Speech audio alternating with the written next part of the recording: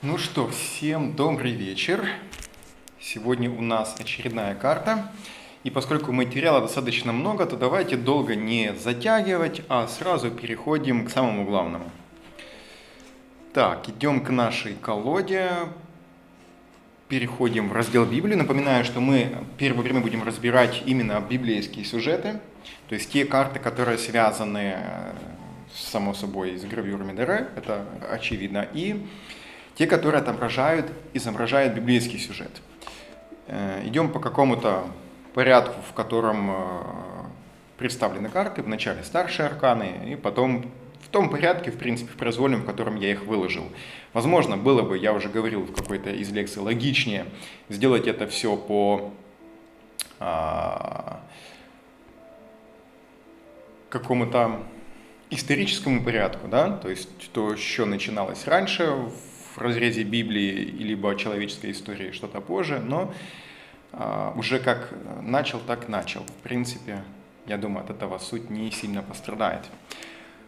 Итак, переходим. Сегодня у нас карта Иерофант. Это у нас пятый старший аркан, цифра 5. Вот сейчас вы на мониторе видите, как выглядит в оригинале гравюра, и рядышком, как выглядит та часть гравюры, которую составители колоды Лос Корбе взяли для того, чтобы использовать для своих карт. В принципе, по большому счету, центральный смысл отображен, передан. Мы видим царя, который сидит. В одной руке у него свиток папирусный, в другой руке, в правой, о чем мы можем сделать заключение, что он правша. Это так, отступление. В правой руке у него находится перо или средство, которым писать во всяком случае. Ну а то, что попадает за пределы кадра, имеется в виду карты, но изображено на гравюре, мы видим, что он сидит в неком помещении, не то на лавке, не то на ступенях, не то на каком-то стульчике, не совсем понятно, потому что все это закрывается его пышными одеждами. И также видим колонны, которые... Вот так попытаюсь поближе показать, но качество не самое лучшее. Вот так, в общем-то, это выглядит. Так, с чего бы его начать, так, чтобы это все выглядело интереснее и логичнее? Ну, давайте, наверное, сразу обратимся, собственно, и к Библии. И узнаем то, о чем нам пишет Библия о царе Соломоне. Я уже говорил в какой-то из лекций о том, что мне кажется, самым лучшим будет, с моей точки зрения, самым лучшим будет подать каждого персонажа, изображенного на карте, если таковый будет конкретно один, это как какую-то определенную персону, что за ним стоит, какой у него характер, внешность, как бы он мог поступить в той или иной ситуации, или как он поступал, согласно историческим данным, согласно летописи, согласно, в конце концов, какой-то художественной книге либо повести, которую написал, там, предположим, Сервантес или Данте много сотен лет назад. И таким образом, составив психологический портрет человека, составив его какую-то поведенческую модель, мы понимаем, что у нас вырисовывается некий образ, некий такой, скажем, знакомый, если хотите, привычное слово для тех, кто занимается картами Таро, архетип, архетипичный образ человека, который может поступать подобным каким-то образом в той или иной ситуации. И составление такого портрета как раз и помогает нам понять, а как же он поступит в тех ситуациях, которые, предположим, не прописаны в Библии, либо в одной из них, которые будем разбирать в дальнейшем. Вот это как раз и является главной, может быть, отличительной чертой колоды Дере от традиционной колоды Уэйта, потому что здесь есть некий собирательный образ Иерофанта. Здесь Иерофант вполне конкретный персонаж. Уже выяснили, что это царь Соломон, и наша сейчас задача – это узнать о нем как можно больше информации, собрать ее из самых разнообразных источников, максимально проверенных, тем, которым можно доверять, если, конечно, доверять... невозможно проверить абсолютно все, да, можно и трактовку из Библии подвергать сомнению, но как минимум те источники, которые вполне могут выглядеть логичными, которые могут согласовываться с каким-то общепринятым видением информации, либо с которая согласовывается так или иначе с той же самой Библией. Ну и попытаемся копнуть, может быть, чуть глубже, посмотреть за кулисы, за кадры того, что нам хотят номинально показать в Библии, и узнать чуть больше об этом персонаже. То есть задача на сегодня именно такая – составить психологический портрет. Ну и в чем-то уже пройдемся, я бы так сказал, традиционно, то есть обязательно мы затронем вот эти две карты из традиционной колоды Уэйта, сопоставим ее с колодой ДР, посмотрим, насколько эти две карты могут трактоваться одинаковым образом при раскладах, при гадании людям. То есть стоит ли искать какие-то дополнительные значения или вообще эти карты должны выглядеть по-другому, потому что визуально, конечно, они отличаются, само собой, не только по цветовому решению, но ввиду того, что здесь есть ряд символики, имею в виду на уэйтовской карте, в отличие от гравюры Дуре, где изображен только царь Соломон. Все, не буду повторяться по кругу насчет того, что наша задача узнать об этом царе как можно больше. И давайте мы сразу обратимся к Библии, как к источнику, в котором и говорится о том... Так, закладочки мои. Да, небольшая предыстория. Так, чтобы я не читал очень много информации, буквально несколько вводных данных относительно того, кто такой царь Соломон. Это третий иудейский царь иудейского царства. Это сын, его отец Давид, это второй царь. А перед Давидом был Саул. Вот, в общем-то, три царя новообразованного государства иудейского, царства иудейского или объединенного израильского иудейского. Тут уже как кому удобно. Я не буду сейчас вдаваться в эти тонкости и нюансы по поводу того, что это северное государство, южное. Они то объединялись, то не объединялись. 12 колен, 12 разных племен. В общем, там своя чуть-чуть история в плане... Не будем отвлекаться на это. В общем, это у нас третий царь. И для того, чтобы нам полнее раскрыть психологический портрет Соломона, нам стоит, конечно, познакомиться с его родителями. О Давиде, дайте-ка я загляну, будет ли у нас где-то вообще Давид фигурировать в картах, я не помню, сейчас я быстренько бегло пробегусь. Частично мы будем с ним знакомиться через его сына Авессалома, это еще один из сыновей Давида, вот Соломон, Авессалом.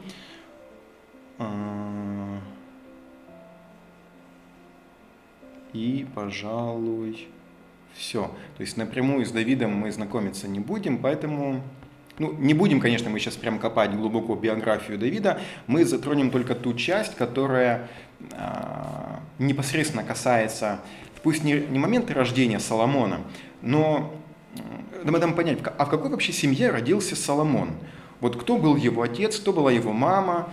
В дальнейшем будем разбирать в целом, как выглядит частично хотя бы общество тогдашнее, в котором он родился, для того, чтобы, повторюсь, вся наша задача – это сформировать портрет и понять, что это за человек, почему он поступал так или иначе, или вообще мог ли он так поступать или нет, подвергать что-то сомнению, критиковать также вполне допустимо в нашем сегодняшнем повествовании. Итак, царь Давид. Напоминаю, что в Израиле в те времена, да и раньше, допускалось многоженство, то есть несколько жен, наложницы. Если честно, я не силен в том, какая разница между женой и наложницей, кроме самого слова и названия. Если и та, и другая могла тебе родить ребенка, наверное, может быть, в право наследования рожденного ребенка имени отца. Вот эти тонкости, если честно, не совсем понимаю и знаю.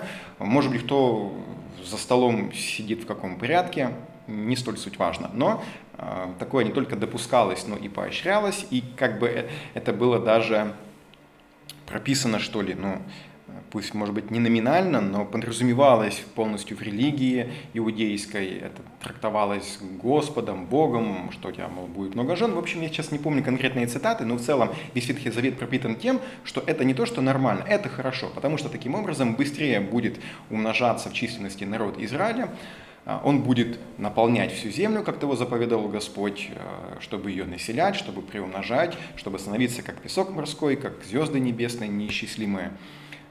И, соответственно, это вполне также выглядит логичным, чтобы один муж имел как можно больше жен, чтобы родить как можно больше детей. И читаем мы...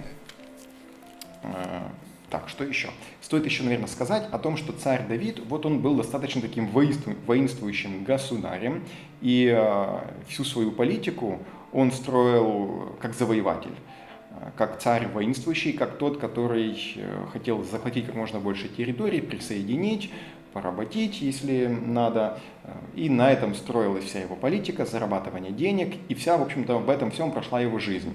И вот случается, что в одном из военных походов, где не требовалось его участие, там были военачальники, а он остался находиться у себя во дворце, у себя дома. В то время как, повторюсь, его армия частично воевала. Вот однажды под вечер Давид, встав с постели, прогуливался на кровле царского дома и увидел с кровли купающуюся женщину, а та женщина была очень красива. У Давида уже были дети, у него уже было несколько жен, и вот он, прогуливаясь по крыше дома, видит очень красивую женщину, которая находится в другом доме. И так случается, что он посылает разведать о том, что это же за женщина. Выясняется, что это женщина замужем, что у нее есть муж некий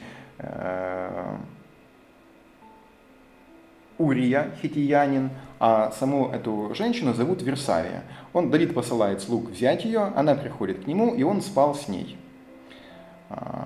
После этого она возвращается к себе домой, случается через какое-то время, что она понимает, что она забеременела, она посылает к царю Давиду весточку о том, что так и так случилось вот такое вот недоразумение, так сказать, да, я беременна. Давид понимает, что дело пахнет керосином, что же делать? А надо как-то вот этого Урию хитиянина, мужа его, вызвать домой и как-то эту ситуацию всю разрулить, потому что, война может длиться сколь угодно, вернется Урия, и, в общем-то, будет неприятно, стыдно, и т.д. и т.п. Он совершает небольшой пир. Вру. Не хочу просто читать. Он призывает Урию, говорит ему, чтобы он пошел домой, омыл ноги свои, в общем, все свелось к тому, чтобы он переспал со своей женой.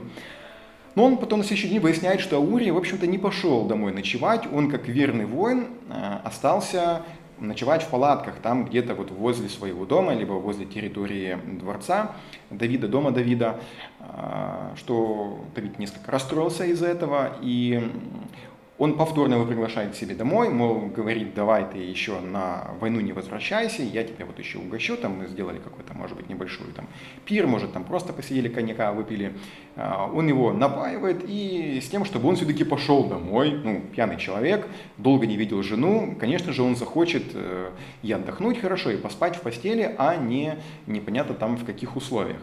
Но и на вторую ночь, будучи даже пьяный, он все-таки отказывается от того, чтобы идти домой, мотивируя все это тем, что вот он такой преданный, верный и т.д. и т.п. Что тогда делает Давид? Давид тогда предпринимает несколько отчаянный шаг, он говорит своему военачальнику, чтобы он поставил Урию среди тех воинов, которые будут брать, скажем, штурмом какое-то очередное крепость, здание, где будет самое трудное сражение, и, возможно, он там погибнет. Так и случается, военачальник ставит Урию, Урия погибает, сообщается о том, что, в общем-то, Урия погиб, об этом узнает Версавия, женщина, жена Урии, с которой Давид переспал. И, в общем-то, можно сказать, что ситуация в какой-то степени разруливается. Не получилось Урию хитростью обвести вокруг пальца, он остался верным и из-за своей верности, в общем, поплатился жизнью. И что в связи с этим я хотел бы прочитать.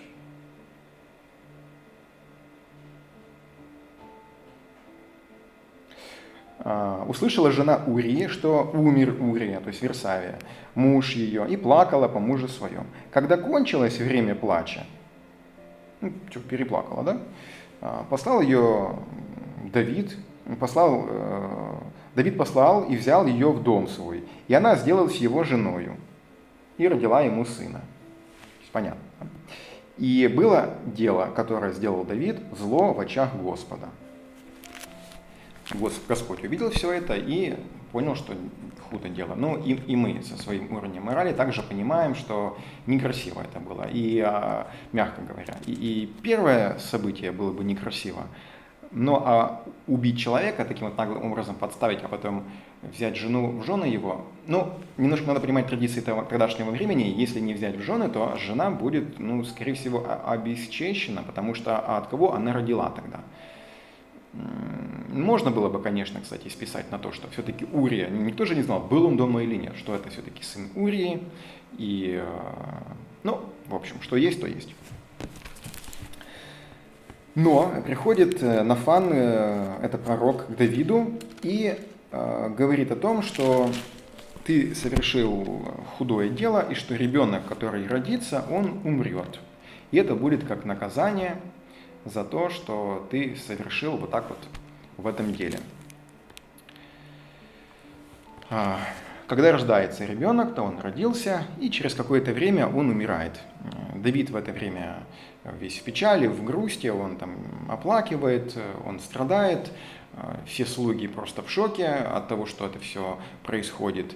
И когда ребенок умирает, они вообще боятся ему признаться в этом, потому что, видя, что он страдал, пока ребенок болел, они боялись к нему подходить, он так убивался. А тут, когда, в общем-то, он умер, они думали, он вообще всех поубивает сейчас вокруг.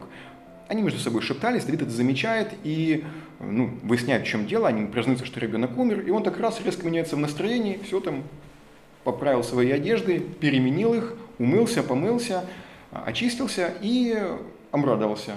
Их несколько это все удивило, на вопрос, мол, что такое, они говорят, я думал, что если Господь не умертвит этого ребенка, то, наверное, тогда грех этот ляжет на меня. А коль случилось все, как он обещал, как предрекал пророк, то, значит, все, грех с меня снят, и что уже печалиться? Что было, то было. Вот умер ребенок и умер. Это все рассказываю для чего? Для того, чтобы мы понимали характеристику человека, Давида, его жены Версавии, мамы. Я же не зря рассказываю, да, о Давиде, Версавии. Понятно, что это будет мама, мама нового ребенка, который родится в будущем. И вот утешил Давид Версавию, жену свою, вошел к ней и спал с нею, и она родила сына, и нарекла ему имя Соломон. И Господь возлюбил его. Вот, и что еще есть? И еще вот такие вот данные. И послал пророка Нафана, Господь имеется в виду, и он нарек ему имя Иедидия. В переводе означает «возлюбленный Богом», по слову Господа. Такое двойное имя было дано этому родившемуся сыну, Соломон и Иедидия. Вот здесь мы можем сделать небольшую паузу и еще раз осмыслить все происходящее и понимание того, вот в какой семье рождается Давид и Соломон, при каких обстоятельствах. Смерть, согрешение его мамы в виде прелюбодеяния, вот такие вот какие-то подставы, какие-то козни, вот все очень похоже на какие-то современные блокбастеры, фильмы с очень запутанными судьбами людей, когда тайна на тайне и все покрыто мраком и овеяно какой-то непонятной мглой. Вообще, я к чему это все рассказываю? Потому что в Библии о Соломоне написано очень мало. Там, в принципе, ничего не говорится по большому счету о его внешности, мало содержится какой-то информации относительно его детства, относительно того, как он вырос, каким он был человеком. То есть все приходится как-то понимать косвенно, понимать через какие-то двойные, тройные смыслы, стихи, как-то читать между строк. Вот как в случае, для того, чтобы, повторюсь, составить какой-то портрет о нем, мы начинаем читать о Давиде, о Версавии, жене, маме Соломона. Все это должно нам как-то вот полнее, может быть, раскрыть и показать характер этого человека, в какой атмосфере он мог вырасти. Знал ли он тогда, да, он когда уже вырос, о том, каким образом он родился, или нет. Вот, конечно, обо всем этом история и библейские записи умалчивают. Так, по большому счету, вот пока на данном этапе я бы о родителях больше ничего не говорил. Давайте мы перейдем уже теперь непосредственно к самому Соломону. Вот, Да, почему переходим? Потому что большой провал. Вот мы только слышим о том, что Соломон родился и при каких обстоятельствах, кто его родители, а дальше огромный-огромный провал, о Соломоне вообще ничего не слышно. До тех пор, пока Давид не становится уже в преклонном возрасте. И вот что пишет Библия. Когда царь Давид состарился, вошел в преклонные лета, то покрывали его одеждами, но он не мог согреться. Ну, старичок уже совсем как бы не вырабатывало его тело собственное тепло. И сказали ему слуги его: пусть поищут для господина нашего царя молодую девицу, чтобы она предстояла царю и ходила за ним и лежала с ним, и будет тепло господину нашему царю. И искали красивой девицы во всех пределах израильских, и нашли Ависагу, сунамитянку. Обратите внимание и запомните это имя. Ависага, сунамитянка. Мы к этому имени еще раз вернемся. И привели ее к царю. Девица была очень красива, и ходила она за царем и прислуживала ему. Но царь не познал ее. Выражаясь современным интерпретированием слова «познал», имеется в виду «не переспал с ней». Адония, сын Агифы, возгордившись, говорил: «Я буду царем». Адония – это один из сыновей Давида. У него было много сыновей, это один из них. И вот мы сейчас сами попадаем в ситуацию, когда Давид уже старый, у него есть сын Адония, который, возгордившись, говорит, что он будет царем. Кстати, это был старший сын, и он вполне по праву наследования имения мог претендовать на престол. Но должен сказать, что не было такого строгого наследования, что вот непременно старший сын и все. Если никак не было указано иначе, по умолчанию так могло бы быть. Но обязательно царей должен был помазать пророк, назначенный Господом. Что значит помазать? Он выливал на его голову елей. Елей – это оливковое масло. Оно могло быть настояно на каких-то ароматных травах. И благословить его на то, что он в будущем станет царем. Мол, это как бы Господь тебя избирает царем будущего, в будущем, да, Израиля, всего государства. И это могло случиться в юном возрасте, как, например, было с Давидом, когда он был помазан в цари, но он еще долгое время не наступал на царский престол. Но он знал уже, что он будет, например, царем. Здесь же так получается, что еще, в принципе, не определено, кто будет царем. Неизвестно, непонятно. И вот мы читаем о том, что старший сын Адонии, он, возгордившись, говорил: «Я буду царем». И завел себе колесницы и всадников, и 50 человек-скороходов. Отец же никогда не стеснял его вопросом: «Для чего ты это делаешь?». В чем вообще такая неразбериха, тоже, чтобы чуть-чуть погрузить в контекст, в историю, нам это будет полезно. В принципе, иудеи, евреи того времени, они не пользовались колесницами. И лошадями, по большому счету, тоже. Вот если читать ветхозаветные времена, то вот крупный рогатый скот, мулы, овцы, козы, ослы, вот это да, но не лошади. С лошадями была сложная ситуация, как бы, хотя и были кочевым народом, но больше таким кочевым мирным народом. Я не скажу, что не было конницы, была конница, но даже в сражениях, по большому счету, это были пешие сражения. Поэтому появление у Адонии колесниц с лошадьми, какие-то скороходы, такое было некое новомодное веяние. Я не знаю, с чем это сравнить сейчас. Ну, предположим, хотя автомобили есть у всех, ну, как вот сыны олигархов, они что-то там выпендриваются, начинают кататься не просто на машинах, а там что-то такое диковины себе привозят, там какие-то, не знаю, может быть, там машины для пересеченной местности на 4 колесах, типа там баги, есть какие-то там каркасы, ну такое, что-то какой-то выпендрёж, и начинают рассекать по городу. Там. Причем не он один, а у него еще такая компашка, там друзья, вот они все. Ну, Давид, вот он, в общем-то, не упрекает в этом своего сына. Ну, мол, хочется пацану веселиться, ну пусть веселится. И советовался он с Иоавом, сыном Саруиным, и Авиафаром, священником. И они помогали Адонии. Что один, что второй, это были достаточно весомые люди в тогдашнем времени в государстве. Ну, как вот сейчас, чтобы вы понимали, это там кто-то там уровня премьер-министр или там первосвященник, то есть вот такие вот там по важности. Но священник Садок, Иванея, сын Иадаев, и пророк Нафан, и Симей, и Рисий, и сильные Давидовы не были на стороне Адонии. То есть понятно, как всегда, да, министров много, первосвященников тоже есть несколько, епископов тоже, и вот они как бы, нет, они как бы на стороне Давида. «И заколол Адония овец, и волов, и тельцов у камня Захалет, что у источника Рогель, и пригласил всех братьев своих, сыновей царя, со всеми иудеянами, служившими у царя. Пророка же Нафана Иванею и тех сильных, и Соломона, брата своего, не пригласил». Понимаем, да, вот пахнет каким-то уже изначально расколом.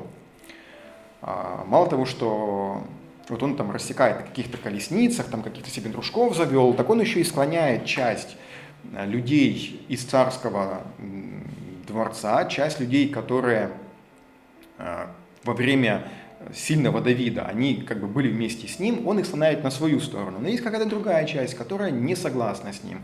Мало того, когда он этот большой пир и праздник устраивает, он своего брата не приглашает. Пусть не родной брат, а сводный, они родные по отцу, но разные по матери. Но тем не менее он Соломона не приглашает. Тогда Нафан, того, которого не пригласили, сказал Версавии, это мать Соломона, жена Давида, говоря: «Слышала ли ты, что Адония сделался царем, а господин наш Давид не знает о том?» То есть он ей говорит: ты вообще в курсе, да, происходящего, что там, ну, как бы вот Адония без 5 минут царь новый, а ты вообще ни сном, ни духом. Теперь вот я советую тебе: спасай жизнь твою и жизнь сына твоего Соломона. Иди и води к царю Давиду и скажи ему: не клялся ли ты, господин мой, царь, рабе твоей, говоря: сын твой Соломон будет царем после меня, и он сядет на престоле моем? Почему же воцарился Адония? И вот, когда ты будешь еще говорить там с царем, войду и я вслед за тобой и дополню слова твои. То есть он ее наущает и говорит, что дело пахнет керосином еще чуть-чуть, и, в общем-то, Адония станет царем, а Соломон, которого так возлюбил Господь при рождении, о чем и было сказано в тех стихах, что мы читали, он теперь будет как бы неудел, и царство ему, мягко говоря, не светит. А Давид, между тем, обещал, поэтому поспеши к нему, а то он, видать, не в курсе всего происходящего. Так и случается. Версавия быстренько приходит к Давиду, пока он еще при памяти, всем это все пересказывает, говорит. Ну, там так оно написано все в такой форме, но я уже неоднократно говорил, что Библия, она такая больше похожа на некий концентрат. Представьте, что это достаточно обстоятельный широкий разговор, когда приходит жена, некогда очень любимая жена, в которую он влюбился. И вот эта вся интрижка закрутилась. Ради нее он убил человека. Ну, как бы есть о чем вспомнить двум людям. Сын у них родился, который так сразу полюбился Господу. И вот это все она объясняет, рассказывает, тут же входит Нафан и, мол, как бы тоже говорит: а вот ты слышал, там, понятно, они хотят создать некую ситуацию. Они эту ситуацию таки создают. Так, чтобы не читать лишнего, я себе повыделял.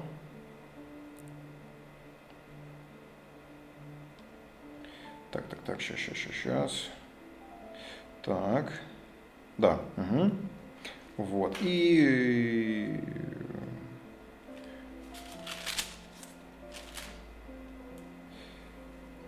все, Давид признает Соломона царем, он вспоминает обо всем происходящем, он говорит, что его нужно теперь помазать в цари, чтобы на его голову возлили елей, и, в общем, провести весь этот ритуал с тем, чтобы он был объявлен царем. Так и происходит, они выходят там где-то на улицу, в то место, где он должен быть посвящен в цари, его посвящают, происходит какой-то трубный звук, и те все люди, которые были люди Давидова, да, потому что не Адония, а как бы Давидова, они одновременно и Соломона уже становятся люди. Они там пускают слух, мол, так и так, все, уже Давид выбрал царя. Вот мы уже и протрубили, и провозгласили. И Адония понимает, что он как бы, фальшстарт совершил, он раньше времени начал провозглашать себя царем, и как-то не рассчитал он, что кто-то может его перехитрить. И он испугался, Адония, и он убегает в то место, где они поклонялись, хватается за жертвенник, держится за рога жертвенника и говорит: пусть поклонется мне теперь царь Соломон, что он не умертвит раба своего мечом. Вот мы сейчас понимаем, да, вот что Это все скудные сведения, которые мы можем получить о Соломоне. Вот мы вначале слышали о том, как он родился, полнейший пробел, провал. Потом Адония, старший брат, без 5 минут назначает себя царем. При этом Соломон совершенно самостоятельно ничего не предпринимает. И его, можно сказать так, благодаря маме, благодаря пророку Нафану, да и в конце концов Давиду, уже такому умирающему царю, его ставят на престол. Да, он такой ни рыба, ни мясо, что ли, выглядит. И тут ни с того ни с сего Адония хватается за рога жертвенника, говорит: пусть меня только Соломон не убивает, пощадит меня. То есть, с чего бы тогда Адония боялся так сильно Соломона, если он до сих пор был какой-то ватный, такой вот он, куда ветер подует, туда он и наклонится. А тут нет, вот прям видно какой-то страх. И сказал Соломон: если он будет человеком честным, то ни один волос его не упадет на землю. Если же найдется в нем лукавство, то умрет. И послал царь Соломон, и привели его от жертвенника. И он пришел и поклонился царю Соломону. И сказал ему Соломон: иди в дом свой. Вот здесь мы видим человека великодушного, человека всепрощающего. Пусть вас не смущает то, что на самом деле Соломон вполне мог убить этого Адонию, потому что это было нормально с тем, чтобы было, получается, за что Адонию убить, да? Убрать конкурента, да, в конце концов, какой он имел право провозглашать себя царем, разделять царство, разделять, пусть еще не так вот явно, но уже какие-то козни строить, какие-то закулисные игры, какие-то подковерные договоренности. Никто его не помазывал в цари, и вот это вот все строить и делать. Мог, да, не зря же Адония испугался. И тут мы видим Соломона с двух сторон. С одной стороны, Адония, старший брат, его испугался. Может быть, не напрямую его, но того, что он мог сделать. Видать, он мог это сделать. Либо имел на это право, либо таким характером он был. Просто нам об этом не написали. Соломон проявляет же великодушие. Говорит, что, если он человек честный, то чего тебе бояться? Если ты ничего неплохого не делал или не сделаешь в будущем, то иди с миром. Господь тебе судья, я тебе прощаю. Пожалуйста. Адония, услышав все это, приходит, поклоняется ему, признает его царем. То есть, они, по большому счету, помирились, договорились и уходят в свой дом, как ни в чем не бывало.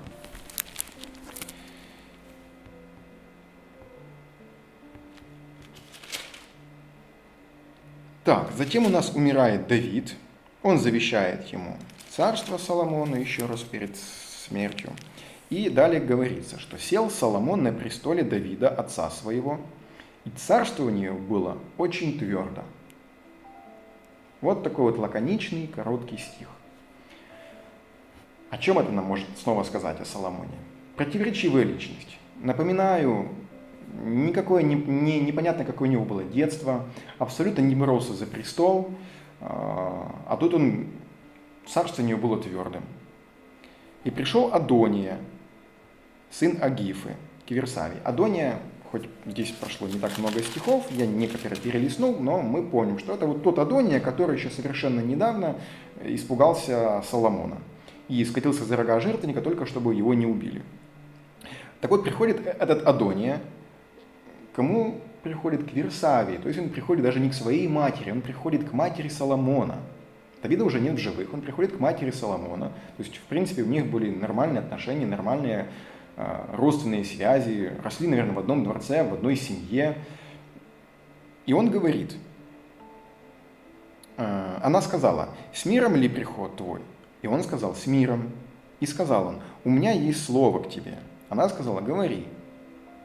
И он сказал: ты знаешь, что царство принадлежало мне. Весь Израиль обращал на меня взоры свои, как на будущего царя. Но царство отошло от меня и досталось брату моему, ибо от Господа это было ему. Давайте дальше. Теперь я прошу тебя об одном, не откажи мне. Она сказала ему: говори. И он сказал: прошу тебя, поговори царю Соломону, ибо он не откажет тебе, чтобы он дал мне Ависагу, сунамитянку, в жену. Напоминаю, мы уже говорили об этой Ависаге, сунамитянке. Это последняя жена Давида, которая его согревала, которая была в числе его жен, но которую он не познал. То есть, если у них и был какой-то секс, то она ему сына точно не родила. Тут уже непонятно, познал, не познал, кто там спрашивал, неизвестно. Но женой она его была, беременна его существовала, это была самая последняя его, самая молодая жена. И вот приходит этот Адония, приходит к маме Соломона и просит о том, а ты не можешь поговорить вообще с Соломоном, он тебе-то не откажет, ты же мама его родная. И пусть вот эту жену, бывшую, отца моего, мне отдадут. Ну, не против, нет? Да окей, говорит, поговорю, что мне, сложно что ли? Это ж сын мой Соломон. И что происходит дальше? Так.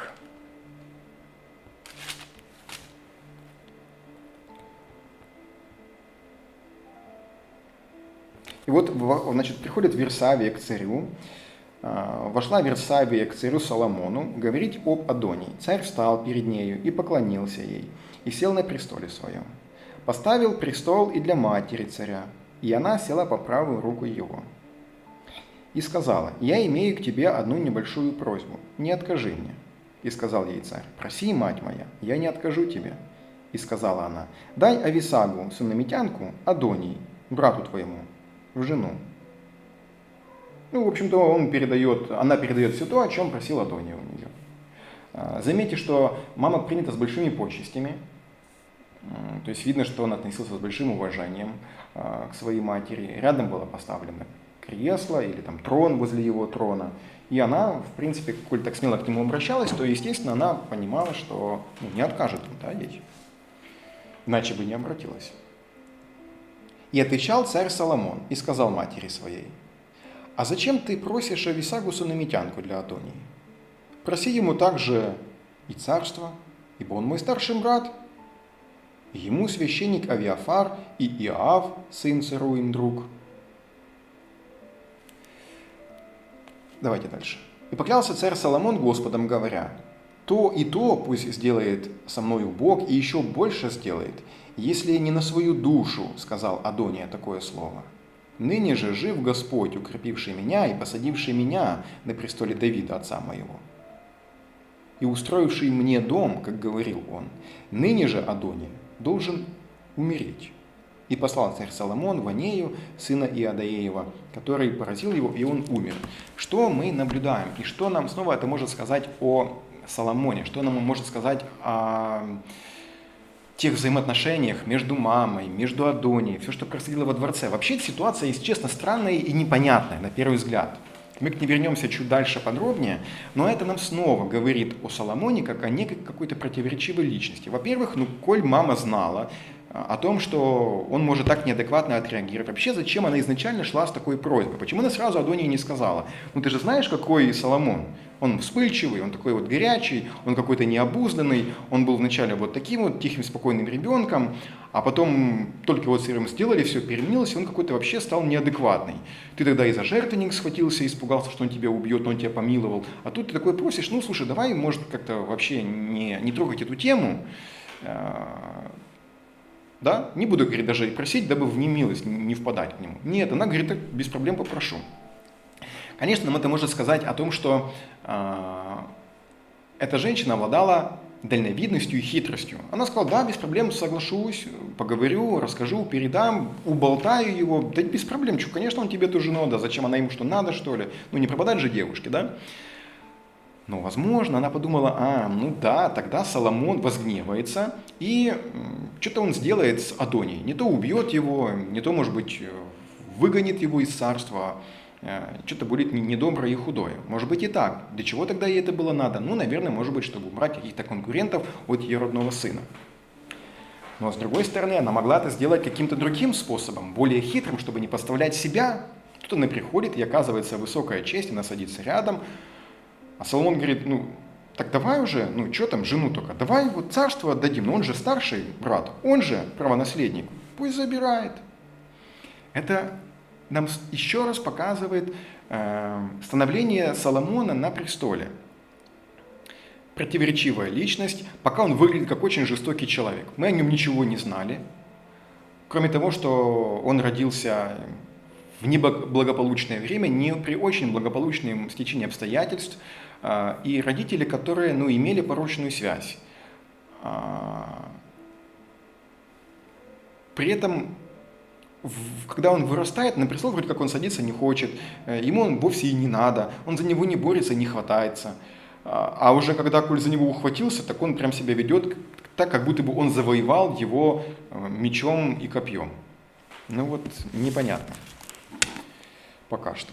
Двигаемся дальше. Я просто читаю отрывками, потому что говорю мало очень сведений. Я хочу, чтобы какой-то мы сформировали портрет в начале, и пока он еще не начал совершать никаких великих деяний, вот просто он, условно говоря, там первое время, первые дни, может быть, месяцы нам тут не повествуют,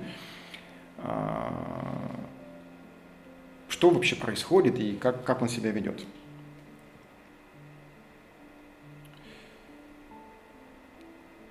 Так, что нам еще известно? О том, что Соломон породнился с фараоном, царем египетским, и взял за себя дочь фараона, и увел ее в город Давидов, доколе не построил дома своего и дома Господня, и стены вокруг Иерусалима. То есть мы узнаем о том, что вот он берет в жены себе дочь фараона.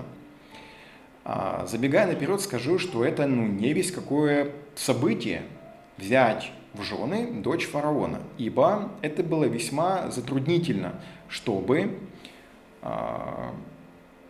из государства, которое явно превосходило израильское государство, отдавали вообще кого-то в жены, в мужья, в мужья, да, в жены. Нет, не было такого, потому что как-то это упасть в грязь лицом, что ли, то есть это прям как-то низко очень. Мы к этому вернемся чуть дальше, когда будем подробнее разбирать с другой стороны, да, со стороны не Библия, а с другой стороны личность Соломона. Нам это чуть поможет открыть больше глаза. Но тут мы видим, во-первых, что он не взял иудеянку, он не взял девушку своей веры, он берет девушку из египетского государства. Это нам может сказать тут о двух вещах, о Соломоне. Это, конечно, было престижно. Получить такую девушку. Скорее всего, это не было по любви. Это был как некий какой-то политический ход. Во всяком случае, так выглядит. Давайте мы сейчас не будем, может быть, плохого наговаривать на Соломона, но вот так, как это написано в Библии, выглядит как некий политический ход.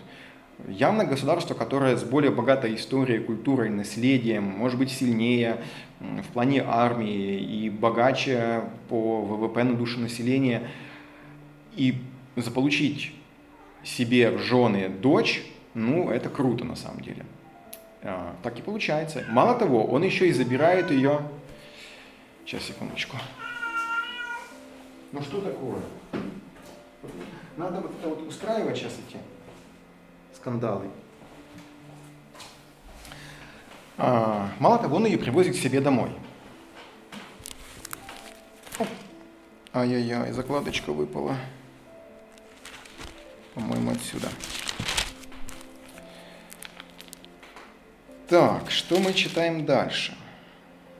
Вот он ее берет в жены. Далее говорится: «И возлюбил Соломон Господа, ходя по уставу Давида, отца своего. Но и он приносил жертвы и курения на высотах». Вот опять же, непонятно, когда он возлюбил Господа, сразу или позже. Но вот возлюбил Соломон Господа, какого Господа, да? Того же, которого и любил Давид. То есть он пошел по стопам Давида, и хотя написано, что и он тоже приносил жертвы и курение на высотах. Что такое высоты? По обычаю тогдашних всех племен рядом, которые поклонялись не только Всевышнему, но и любым другим божествам, сколько бы их ни было, они совершали какие-то капища, какие-то места поклонения не в храмах, а на неких высотах. То есть это была какая-то возвышенность. Почему? Потому что ближе к Богу, ближе к божеству, например, да, он скорее услышит. И, соответственно, также было и иудеев принято. С той лишь разницей, что у Бога не было какого-то изображения, не было какого-то истукана, или чего бы это ни было, какого бы это ни было изображения, которое бы отождествлялось Богом. Но, тем не менее, вот такие вот курения и жертвы приносились тоже на высотах, в том числе и Соломоном, так же, как и Давидом.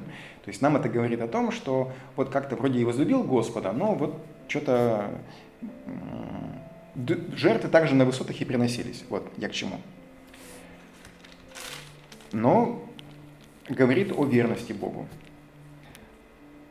Дальше говорится, что пошел царь в Гаваон, чтобы принести там жертву, ибо там был главный жертвенник.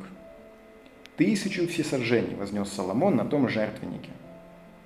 То есть Соломон идет в некое место, где был главный жертвенник.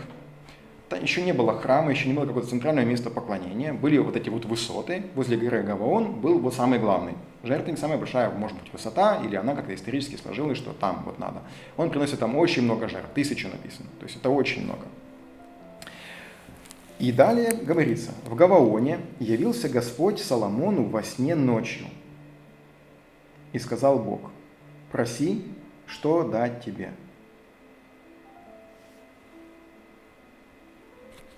И далее Соломон говорит, даруй же рабу твоему сердце разумное, чтобы судить народ твой, и различать, что добро и что зло.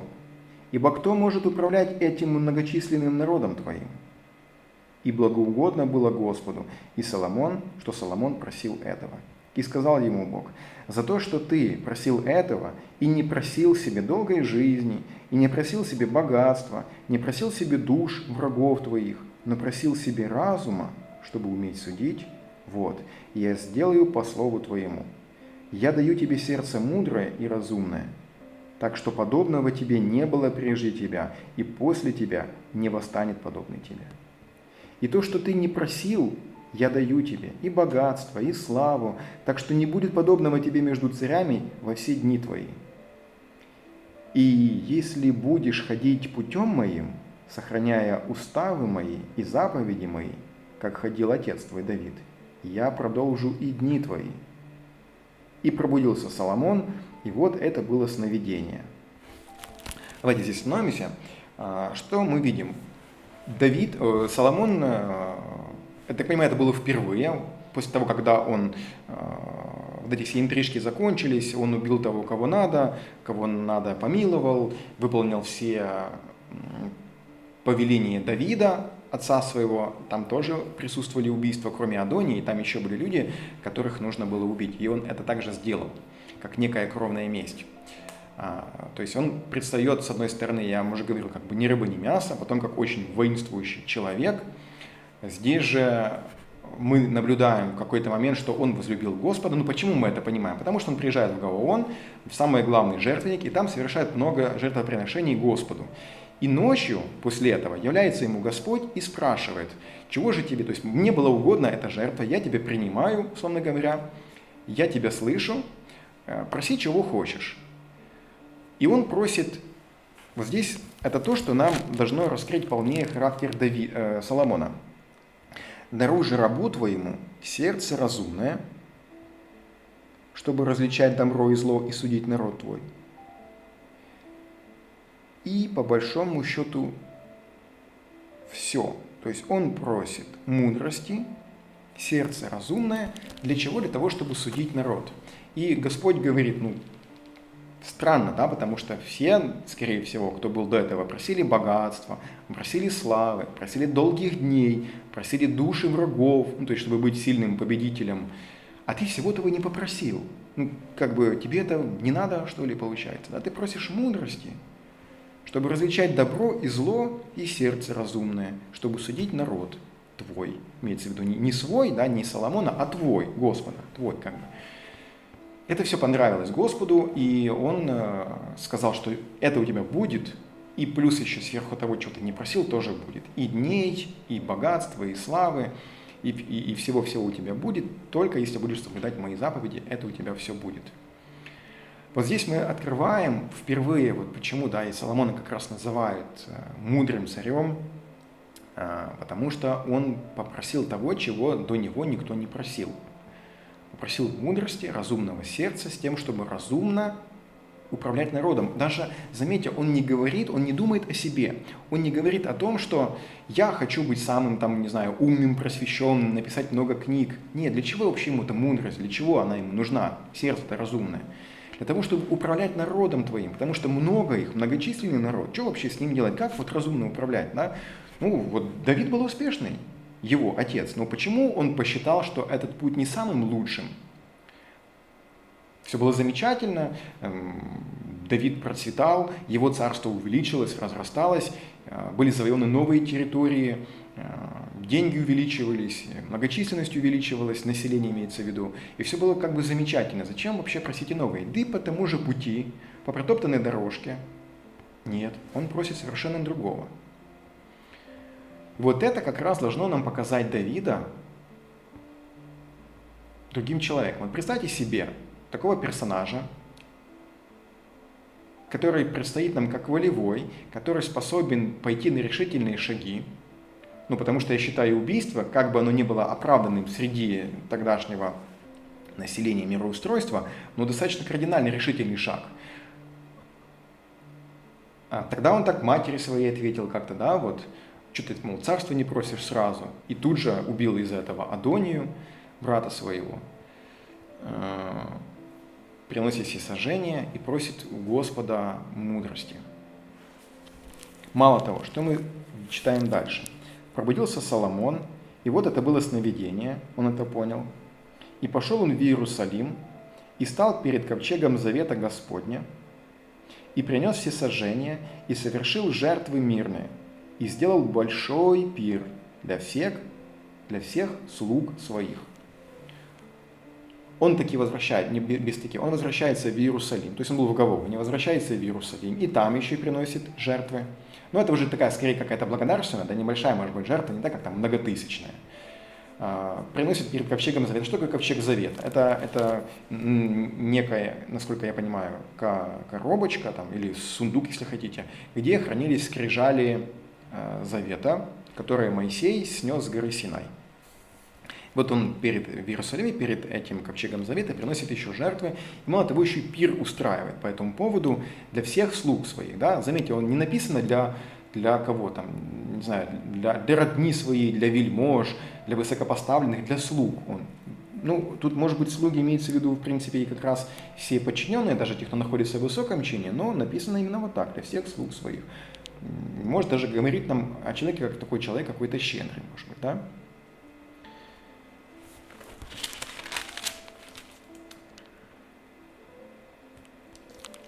Далее еще вот такое замечание. Соломон владел всеми царствами от реки Ефрата до земли филистимской и до пределов Египта. Они приносили дары и служили Соломону во все дни жизни. Тут обозначается размах территории. И достаточно земля большая. То есть, с одной стороны, там Ефрат и филистимляне, и аж до Египта. То есть, государство, которое занимает такой как бы промежуточную позиции между двумя другими достаточно значимыми государствами. О Египте нет смысла рассказывать, а вот о филистимлянах можно сказать, это в большей степени народ, я бы сказал, такая морская держава.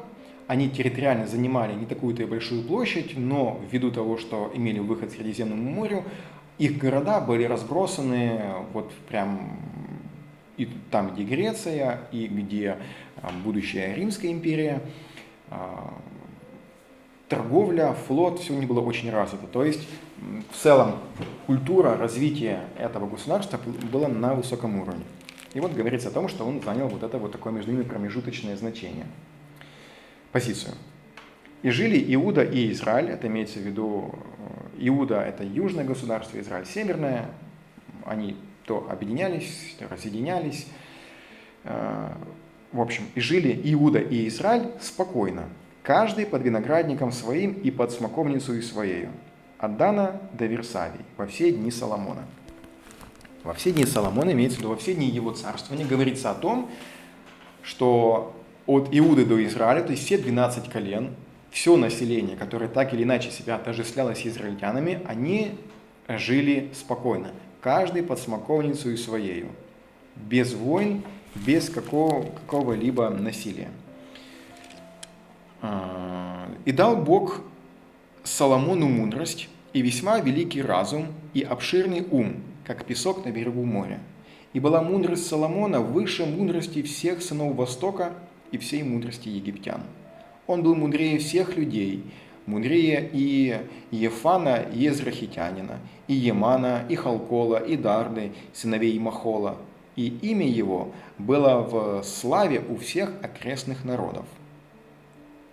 Речь идет о том, что еще раз Господь дал ему много мудрости, настолько, что эта мудрость вышла за пределы его государства. Настолько он был мудрым правителем, настолько он был мудрым человеком как личность, что перечисляется мудрее кого он был, и слава распространилась за пределы израильского государства. И изрек он 3000 притчей, и песней его было 1005. И говорил он о деревах, от кедра, что в Ливане, до исопа, вырастающего из стены. Говорил и о животных, и о птицах, и о пресмыкающихся, и о рыбах. И приходили от всех народов послушать мудрости Соломона, от всех царей земных, которые слышали о мудрости его. Речь идет вот как раз о том, что он изрек 1000 притчей, и песней у него было 1005. И также, что он говорил слова, имеется в виду, что он разбирался, что он понимал о деревах, от кедра до исопа, о животных, о птицах, о пресмыкающихся рыбах. То есть был сведущ в разного рода науках. Мало того, что он обладал мудростью, что он сам писал притчи. Что такое притча? Да? Мы с вами знаем, что зачастую притча – это нечто то, что как-то оно воспитывается не одним поколением, оно воспитывается нацией, народом, из поколения в поколение передается, оно как-то формируется. Эти притчи зачастую действительно носят много смысла, мудрости, понимания жизни. Слушая ее, вдумываясь в такую притчу, ты понимаешь, насколько много заключено в ней смысла и какого-то правильного понимания. Вот написано, что таких притчей он составил 1000, много было, и песни он составил, больше 1000 также песней. То есть, о чем идет речь? Не только мудрый человек, не только мудрый правитель, не только мир при нем был, но он также и пишет книги, он изрекает эту мудрость для всех, мудрость, которая доступна остальным людям, мудрость, которая доступна даже тем, кто за пределами иудейского государства. Также говорится о том, что он разбирается, современными словами, в биологии, в зоологии, в географии, в биографии. Биография здесь была лишняя. Неизвестно, записаны были какие-то данные в книгах или нет по этому поводу, но речь сказано о том, что он в этом всем разбирался. И приходили, мало того, еще приходили от всех народов послушать мудрости Соломона. С одной стороны, это говорит еще раз о величии человека, а с другой стороны, о его открытости. То есть, а почему вообще кто-то был допущен из других государств, у которых был другой строй?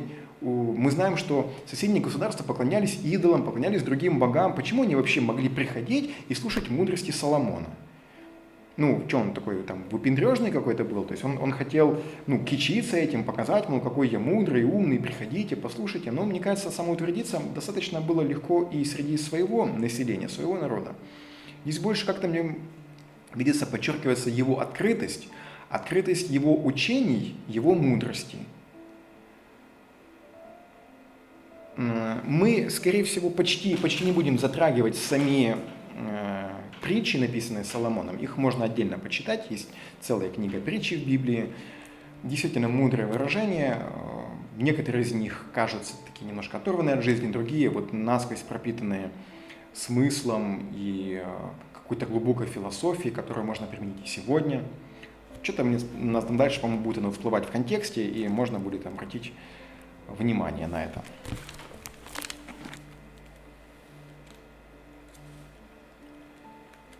И далее вот, что нам еще известно о Соломоне.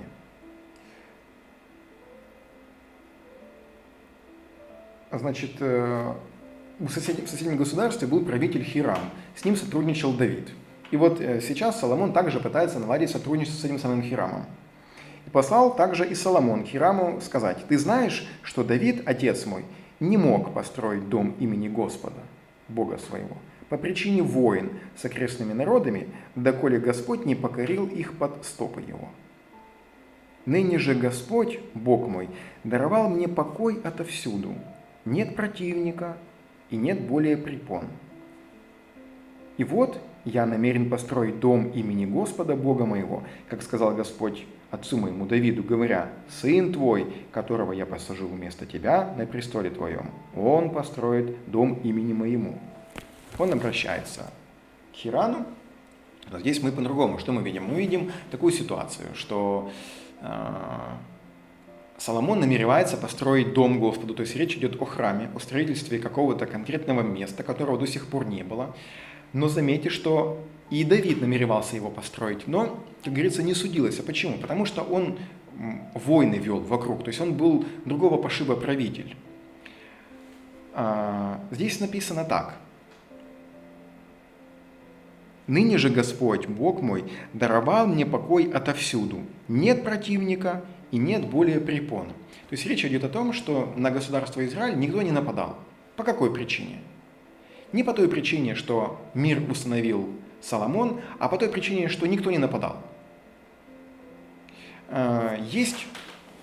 Мы дальше к этому будем возвращаться, но я уже хочу, чтобы вы уже чуть разграничили. Есть понимание мира и понимание не войны. Вот есть состояние мира, это когда ты к чему-то стремишься, ты предпринимаешь какие-то шаги для того, чтобы установить мир, подружиться с человеком. А есть состояние не войны. Вот вы с кем-то конфликтовали, у вас был какой-то драка, конфликт, какое-то столкновение, но на время вы просто с этим человеком не конфликтуете, не пересекаетесь, может быть. Вас как-то там Господь развел пути ваши.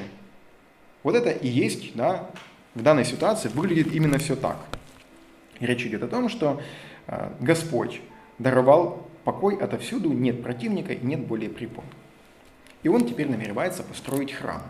Еще раз это нам говорит о том, что это время мирное, что Соломон выглядит как правитель, который установил мир.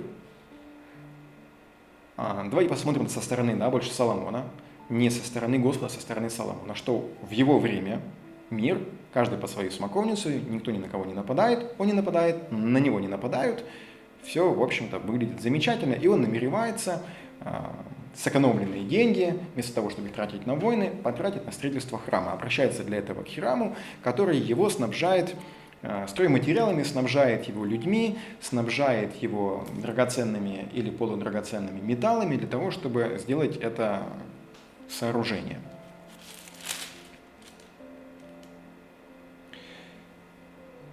Он храм построил. Храм на самом деле величественный. Мы не будем сейчас отдельно останавливаться. Это не совсем касается, может быть, нашего контекста, чтобы раскрыть полнее личность Соломона. Храм он построил. Строил он его много лет.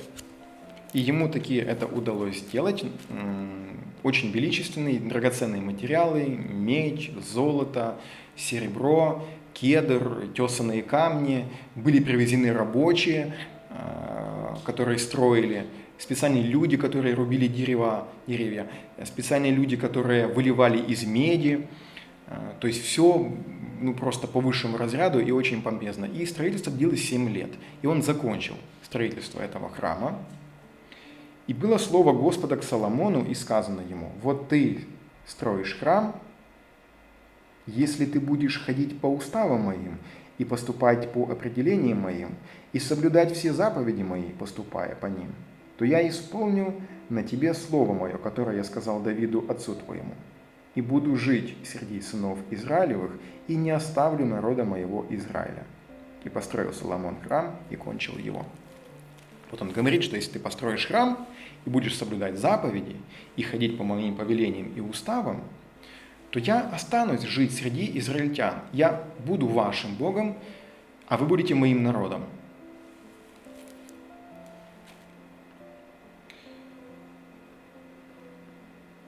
Буквально, может быть, несколько стихов относительно самого храма, чтобы понимать его величие.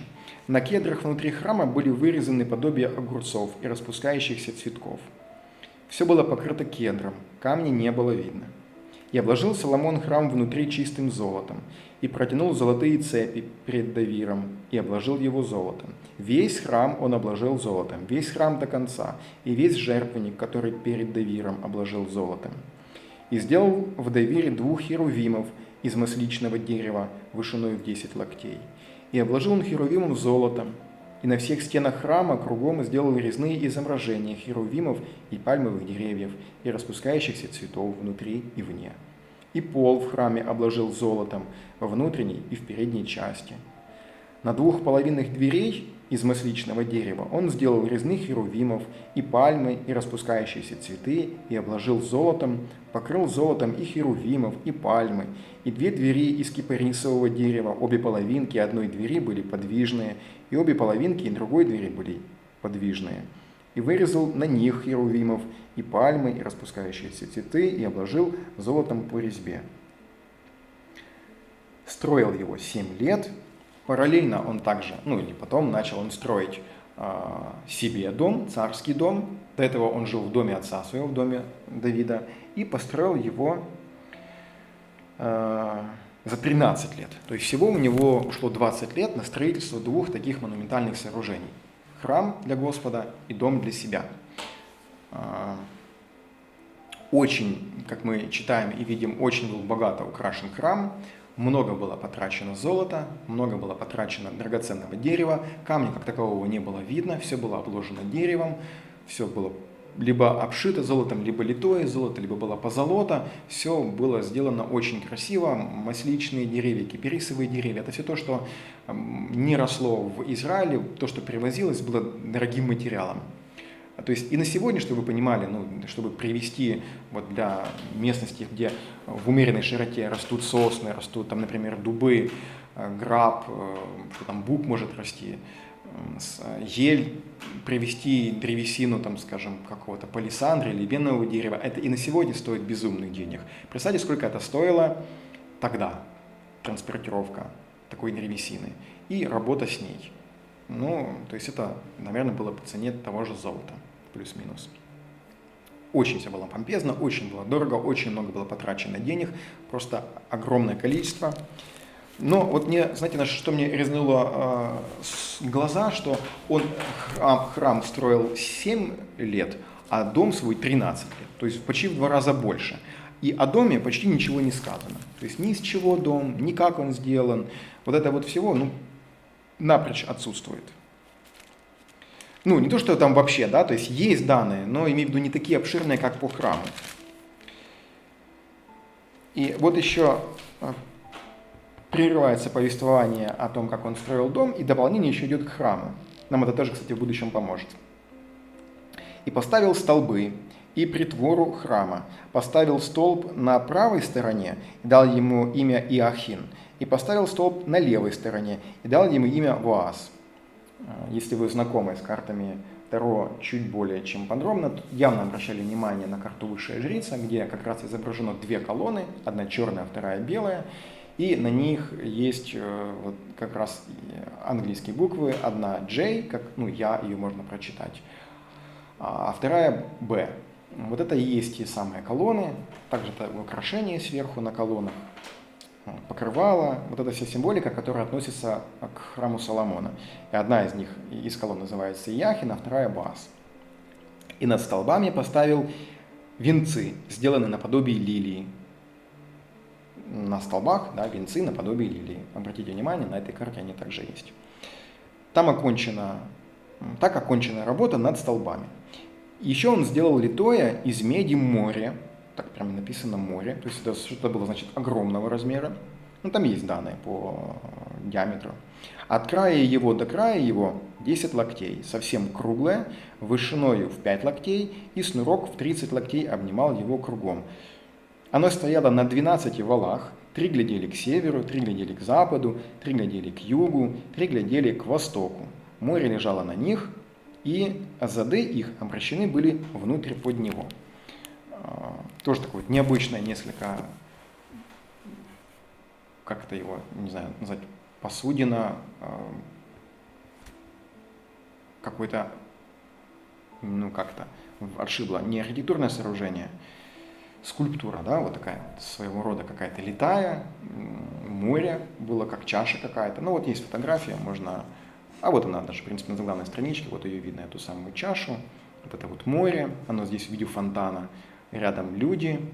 Это, кстати, тоже гравюра Гюстава Дере. И можно вот на нее посмотреть чуть поближе, увидеть, как это выглядит, или как это могло выглядеть. Вот такое достаточно большое сооружение. Скульптура. Она нам тоже понадобится в будущем. Так, что нам еще тут известно? Также было очень много сделано вещей из меди. Написано: поставил Соломон все сии вещи на место. По причине чрезвычайного их множества вес меди не определен. То есть медных вещей было так много, что даже и вес непонятен. Сделал Соломон все вещи, которые в храме Господа. Дальше перечисление: золотой жертвенник и золотой стол, на котором хлебы предложения, и светильники, 5 по правую сторону, 5 по левую. Перед задним отделением храма из чистого золота и цветы, и лампадки, и щипцы, и блюда, и ножи, чаши, лотки, кадильницы. Все из чистого золота. То есть очень-очень-очень много. Все было из золота. Все. Вот он закончил это все. Также он помещает там ковчег в этом храме. В ковчеге находится, помним, скрижали завета, данные Моисею. В общем, пишется: в ковчеге ничего не было, кроме 2 каменных скрижалей, которые положил туда Моисей на Хориве, когда Господь заключил завет с сынами Израилевыми по исшествии их из земли египетской. Я понимаю, что уже по таймингу час, и, может быть, сейчас несколько у нас такой получается разобщенный образ, но поверьте, потерпите, да, это все данные нам необходимы для того, чтобы мы могли составить как можно более полный портрет. Это и так, я по максимуму урезаю. То есть я прям делаю такую, я бы сказал, сжатую нарезку по тем данным, которые нам как-то как можно более полнее раскроют характер Соломона, показывая его в разных ситуациях с разных сторон.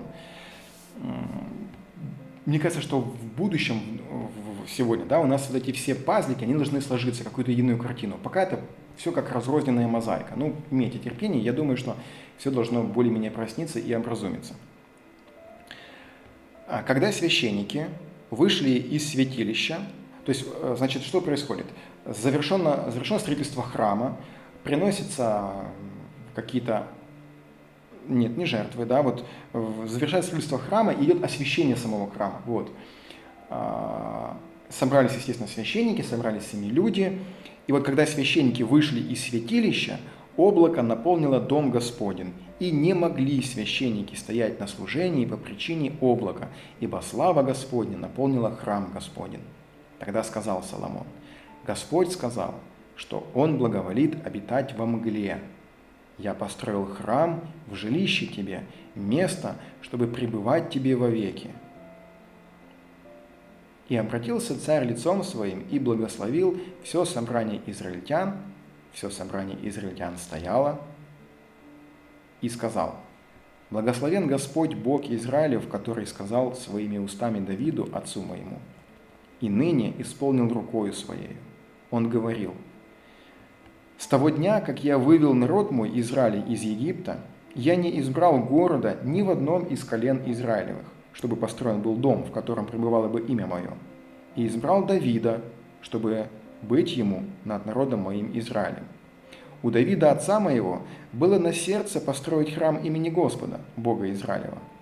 Но Господь сказал Давиду, отцу моему: «У тебя есть на сердце построить храм имени моему? Хорошо, что у тебя это лежит на сердце. Однако ты не построишь храм, а сын твой, исшедший из чресл твоих, он построит храм имени моему». И исполнил Господь слово свое, которое изрек: «Я вступил на место отца моего Давида и сел на престоле Израилевом, как сказал Господь, и построил храм имени Господа, Бога Израилева. И приготовил там место для ковчега, в котором завет Господа, заключенный им с отцами нашими, когда он вывел их из земли египетской». Дальше еще эта длинная молитва продолжается, молитва благословения. Вот он что еще добавляет. «Да будут очи твои отверсты на храм сей день и ночь, на сие место, о котором ты сказал. Мое имя будет там. Услышь молитву, которую будут молиться раб твой на месте сем. Услышь моление раба твоего и народа твоего Израиля, когда они будут молиться на месте сем. Услышь на месте обитания твоего, на небесах, услышь и помилуй. Когда кто согрешит против ближнего твоего и потребует от него клятвы, чтобы он поклялся, и для клятвы придут пред жертвенник твой в храм сей, тогда ты услышь с неба и произведи суд над рабами твоими, обвини виновного, возложив на поступок его на голову его, и оправдай правого, воздав ему по правде его. Тогда народ твой, Израиль, будет поражен, когда народ твой, Израиль, будет поражен неприятелем за то, что согрешил пред тобою, и когда они обратятся к тебе и исповедуют имя твое, и будут просить и умолять тебя в всем храме, тогда ты услышь с неба и прости грех народа твоего, Израиля, и возврати их в землю, которую ты дал отцам. Я пропускаю, она очень длинная. «Услышь с неба, с места обитания твоего, и сделай все, о чем будет взывать тебе иноплеменник, чтобы все народы земли знали имя твое, чтобы боялись тебя, как народ твой, Израиль, чтобы знали, что именем твоим называется храм сей, который я построил. Когда выйдет народ твой на войну против врага своего путем, которым ты пошлешь его, и будет молиться Господу, обратившись к городу, который ты избрал, и к храму, который я построил имени твоему, тогда услышь с неба молитву их и прошение их, и сделай, что потребно для них. Когда они согрешат перед тобою, ибо нет человека, который не грешил бы, и ты прогневаешься на них, и предашь их врагам, и пленившие их отведут их в неприятельскую землю, далекую или близкую, и тогда они в земле, в которой будут находиться в плену, войдут в себя и обратятся, и будут молиться к тебе в земле пленивших их, говоря: мы согрешили, сделали беззаконие, мы виновны.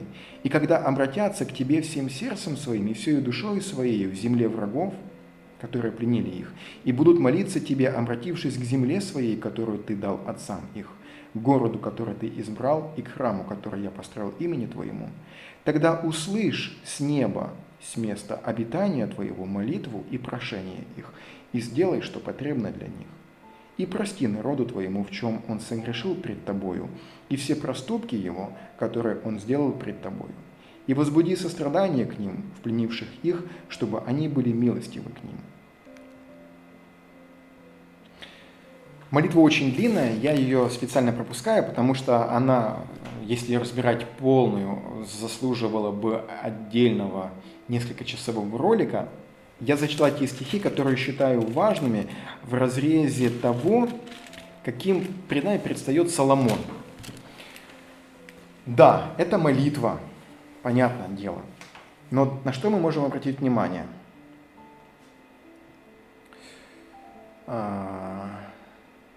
Во-первых,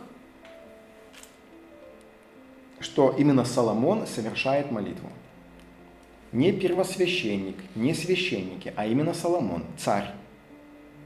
Царь совершает молитву. Царь строит храм, и царь совершает молитву. Давайте, это я уже все просто говорю, и вы сразу себе параллельно думаете об Иерофанте. Да, мы помним, что эта карта у нас Иерофант. То есть она вроде как бы по Вейту должна нам изображать Папу Римского. Ну, не в первую очередь, но в том числе. Или какую-то, скажем, номинальную религию. Царь, вроде, казалось бы, не должен быть этой религией. Но я отдельно эти стихи выделил, что он построил храм, и он при освящении этого храма обращается с молитвой к Господу. Заметьте, что он вначале обратился где-то. Сейчас. Вот слава Господня наполнила храм, священники не смогли из-за этого ничего совершать, никакого служения. И тогда обращается Соломон, обратился царь лицом своим и благословил все собрание израильтян. То есть он обращается к людям, к храму, к людям и Господу. Он пытается это все дело объединить и дать понять в этой своей речи, в этой своей молитве, что он одновременно выглядит как первосвященник, как тот же Иерофант, который произрекает то, что угодно Господу, и какие-то произносит истины. И заметьте, о чем он говорит. Во-первых, тут есть две такие вещи. Вначале он сказал, Господь сказал, что Он благоволит обитать во мгле. Далее он говорит, я построил храм в жилище тебе, место, чтобы пребывать тебе вовеки. Хотя нет, мы к ним вернемся позже. Вот там, где будем разбирать альтернативную историю, просто два таких противоречивых стиха. Одновременно он говорит, что Господь обрал место обитать во мгле, тут же он говорит, что я построил тебе храм в жилище тебе, в место, чтобы пребывать тебе вовеки здесь. А далее вся молитва его говорит о том, что он понимает, и он говорит это и произносит, что Господь находится на небесах, что с храма люди взывают, но он услышит с небес.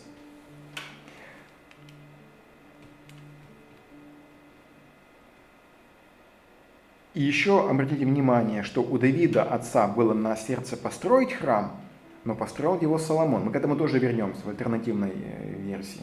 И еще в голове подумайте, да, по поводу, почему он храм построил за 7 лет, а свой дом за 13 лет. Это тоже такие закидончики на будущее. Мы к этому вернемся. Сейчас не хочу отдельно отвлекаться от этой темы. И вот мне что запомнилось еще и понравилось, что, во-первых, иноплеменник может тебе взывать. Услышь с неба, с места обитания твоего, и сделай все, о чем будет взывать к тебе иноплеменник, чтобы все народы земли знали имя твое. Я не помню, чтобы нечто подобное было до Соломона. Чтобы, были такие как бы предпосылки, и даже в Торе, имеется в виду кроме 10 заповедей, вот все то, что устно произносил Моисей, там были места о том, что можно веру, иноплеменник может принять веру иудеев. Но здесь прямо говорится, что если даже иноплеменник придет в этот храм и будет молиться, то ты услышь его, исполни просьбу его. То есть Соломон выглядит здесь как человек, который открывает границы иудейского государства другим народам, соседним. Помните, когда мы говорили о мудрости, приезжали слушать мудрость его. Мудрость его распространилась за пределы государства. Здесь он строит храм, произносит молитву, как первосвященник. Еще и в этой молитве говорит о том, что если иноплеменник придет и будет молиться тебе, то ты выслушай его и сделай так, как он просит у тебя. Вдуматься только. Какой-то иноплеменник, который еще позавчера или в этот же день мог поклоняться Ваалу или какому-то другому божеству, Астарте, кто бы там ни был рядом, и он может прийти в дом Господа, Бога Израилева, и попросить его о чем-то, и он должен исполнить это.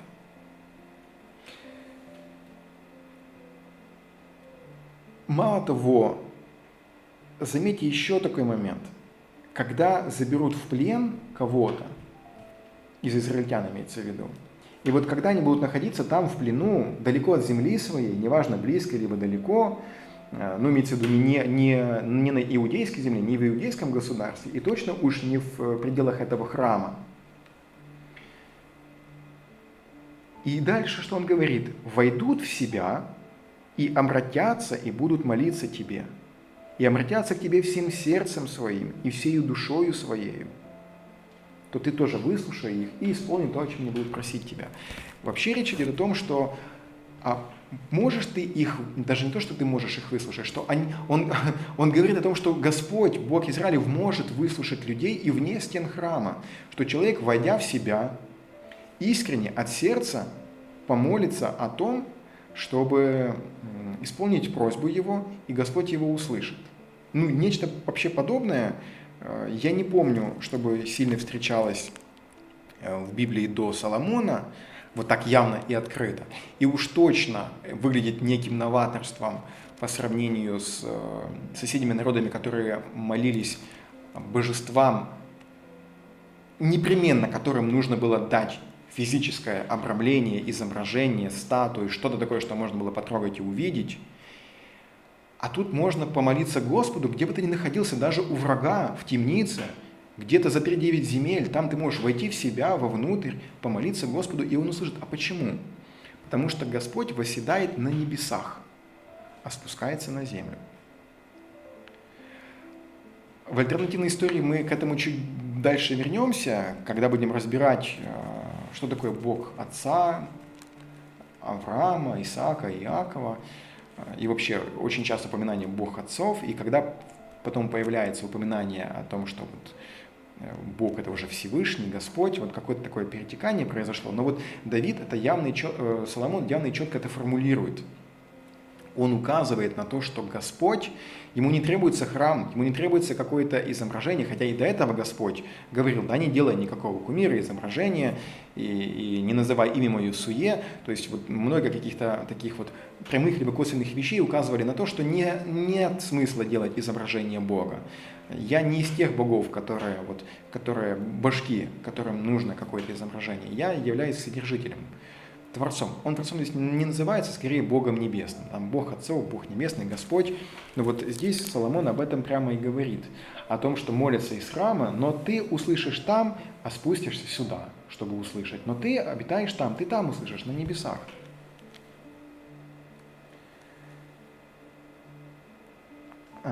Дальше что говорится? «Благословен Господь», это говорит Соломон, «который дал покой народу своему, Израилю, как говорит, не осталось неисполненным ни одного слова из всех благих слов его, которые он изрек через раба своего Моисея». Это еще продолжается молитва, это очень длинная молитва. Возможно, даже самая длинная вот такого плана молитва, которую произносит человек самого высокого чина в обращении к Господу, такая официальная, открытая, которую слышат вокруг все израильтяне. Вот он говорит о том, что Бог наконец-то исполнил все эти слова, которые он обещал еще Моисею, когда выводил израильтян из Египта, что он им даст вот эту вот землю обетованную, где течет молоко и мед, он даст мир, покой. Вот пришло это время. Не при отце его Давиде, а при нем, при Соломоне, приходит это мирное время, когда исполнены все те слова, которые заповедовал Господь на горе Синае. Что вот, наконец-то приходит это то самое долгожданное время. «И сделал Соломон в это время праздник, и весь Израиль с ним, большое собрание, сошедшееся от входа в Ефам до реки Египетской пред Господом Богом нашим 7 дней, и еще 7 дней, 14 дней. В 8-й день Соломон отпустил народ, благословил царя, и пошли в шатры свои, радуясь и веселясь в сердце своем о всем добром, что сделал Господь рабу своему Давиду и народу своему Израилю». Вот после всего окончания, которое длилось 14 дней, был огромный праздник, который охватил, судя по всему, всю землю израильскую, потому что достигло до границ, до земли египетской. Насколько это было важное событие, насколько это было громкое мероприятие.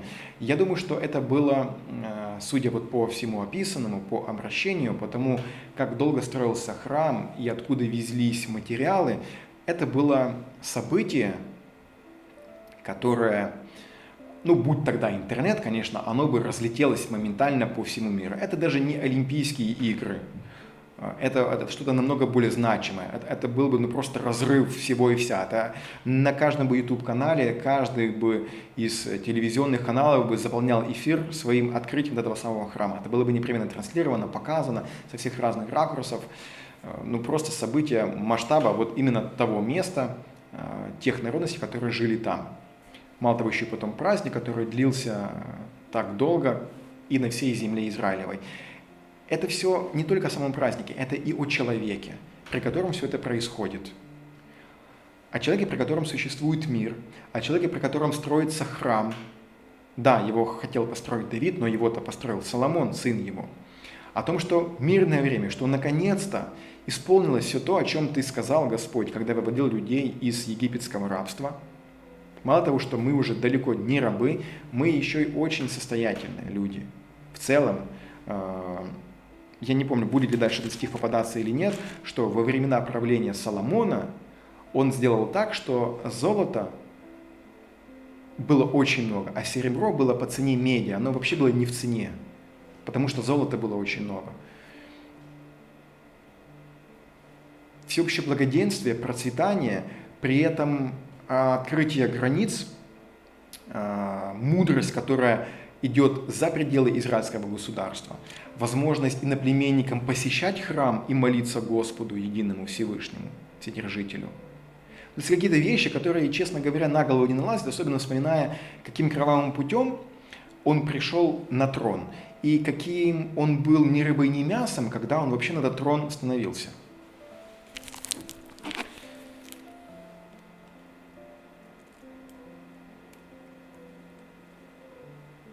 Так, после того, как Соломон кончил строение храма Господня и дома царского, и все, что Соломон желал сделать, то есть по прошествии 20 лет, явился Соломону Господь во второй раз. Помните, первый раз возле горы Гаваон, там, где он сделал жертвоприношение многотысячное, он явился и сказал: чего ты хочешь, проси, я все исполню, мне была угодна жертва твоя. И он попросил мудрости, чтобы управлять народом. Это было примерно лет 20 назад.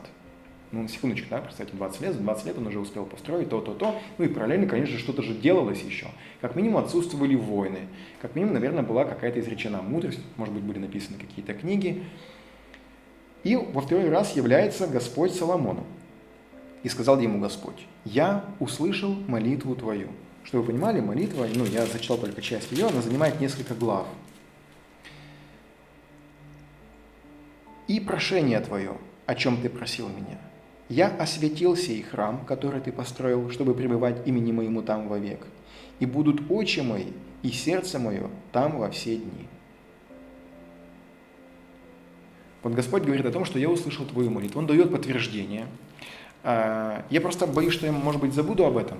Вот еще раз напоминание, даже не то, что намек, прямое указание. Если вот на этой карте изображен прообраз Папы Римского или апостола Петра, каждый папа следующий, да, с ключами от храма, от рая наверху,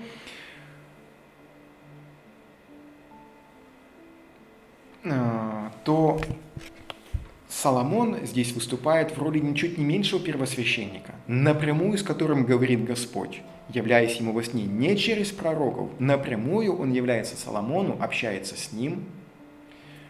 И мы видим все то, что он делает как первосвященник, расширяя религию Израиля, что он делает как мудрец, расширяя знания и учения среди Израиля и за его пределами. Читаем дальше. «И сказал ему Господь: я услышал молитву твою и прошение твое, о чем ты просил меня. Я осветил сей храм, который ты построил, чтобы пребывать имени моему». Это я уже читал. «И если ты будешь ходить пред лицом моим, как ходил отец твой Давид, в чистоте сердца и в правоте, исполняя все, что я заповедал тебе, и если будешь хранить уставы мои и законы мои, то я поставлю царский престол твой над Израилем вовек, как я сказал отцу твоему Давиду, говоря, не прекратится у тебя сидящий на престоле Израилевом». Имеется в виду в твоем роду не прекратится тот, кто... То есть ты будешь постоянно наследовать царский престол, так он сказал Давиду.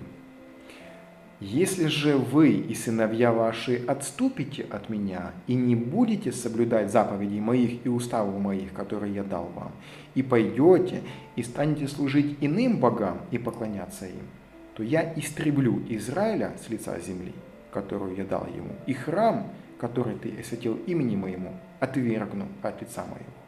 И будет Израиль притчею и посмешищем у всех народов.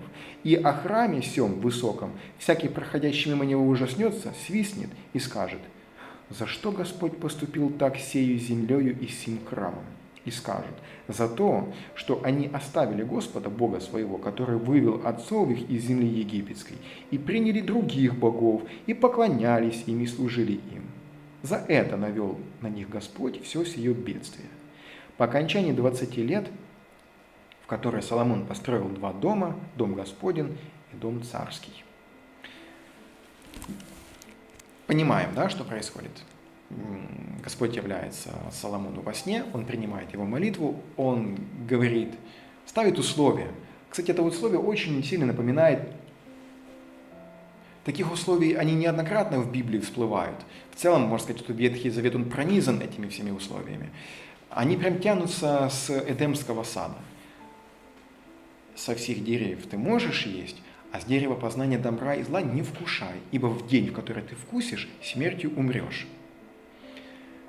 Если вы будете соблюдать заповеди мои и ходить по уставам моим, как ходил отец твой Давид, то не прекратится по роду твоему сидящий на престоле, и вы будете моим народом вовеки.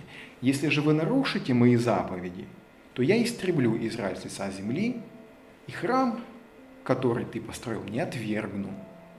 И каждый, проходящий мимо него, будет ужасаться и говорить, за что такое случилось, а за то, что они отвергли Господа Всевышнего и поклонялись другим богам.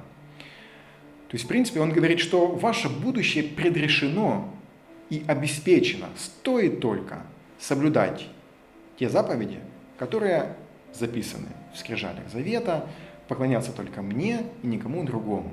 Больше ничего не требуется. Признавать только меня верховным владыкой, единственным вседержителем и Господом, который является Богом Израилева.